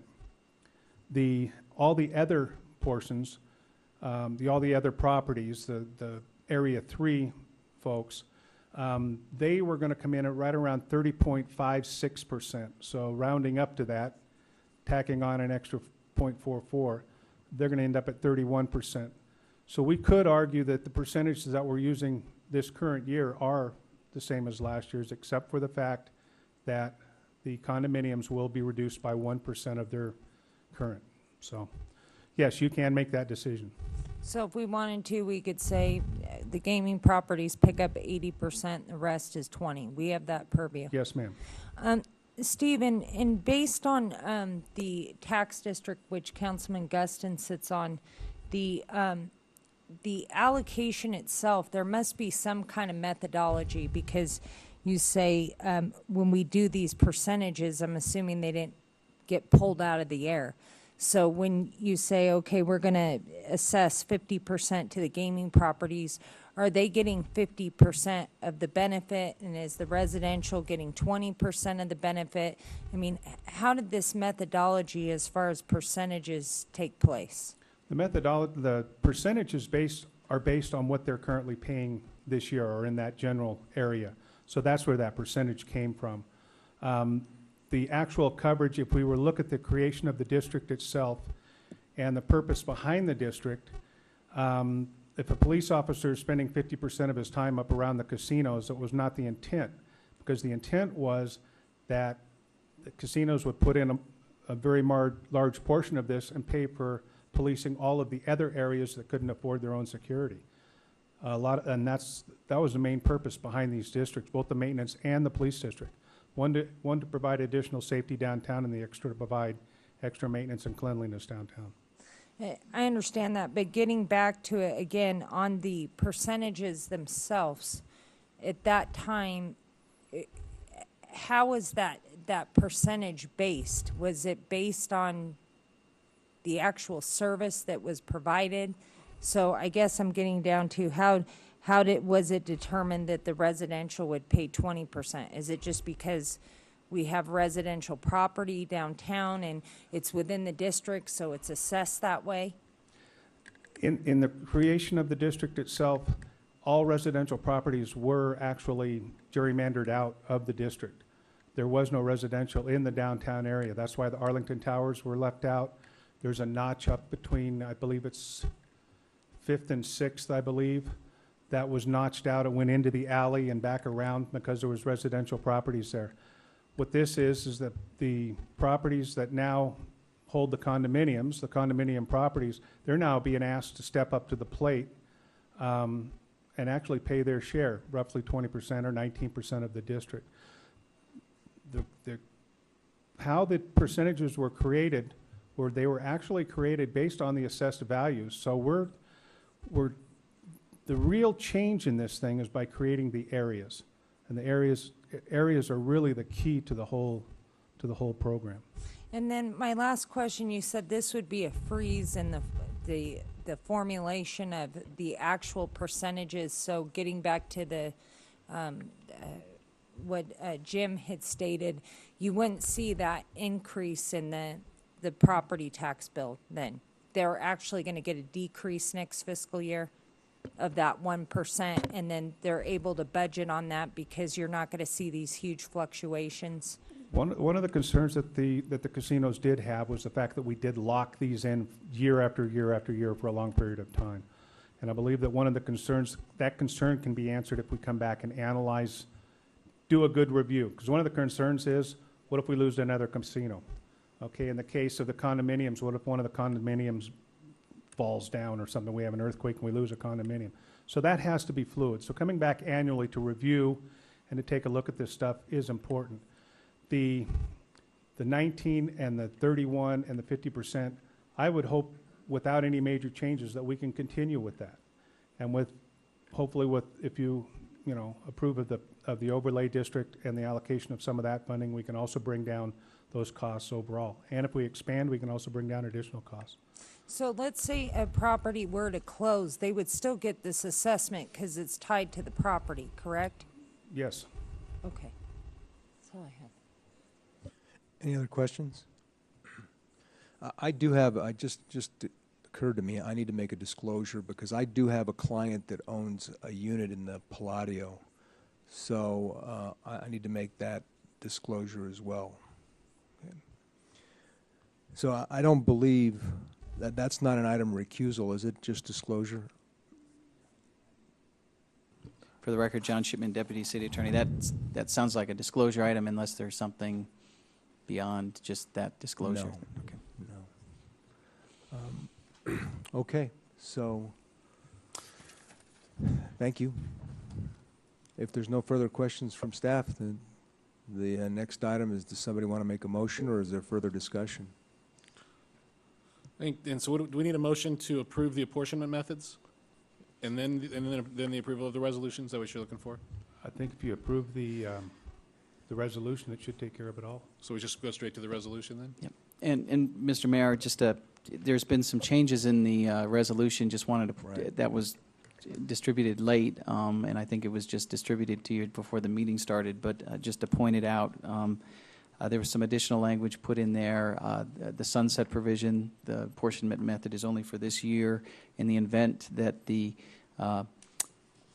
method is not reviewed for next year, or there isn't a change next year, it's going to revert back to the prior apportionment method. So just so you're aware of that.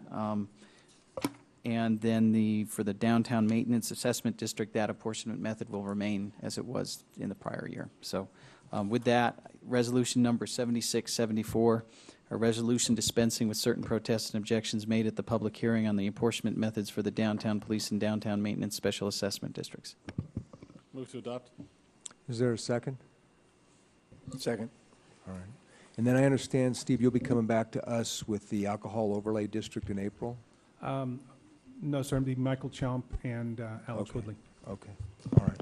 Can I ask Steve one more question? Sure. I think this is redundant, but we're dealing with the budget for the police district, and the maintenance district. We're dealing with a finite number, right? I mean, it's cost X dollars. So this isn't, the question is, we get assessments all the time on streets and gutters, and you give us a number, and frequently that number is a lot higher than what actually comes about. But there's no correlation in these two because we're dealing with a finite number, right? No, sir. This is a definite number. It's calculated by the revenues brought in this year. We'll take that number and we'll increase that by the CPI.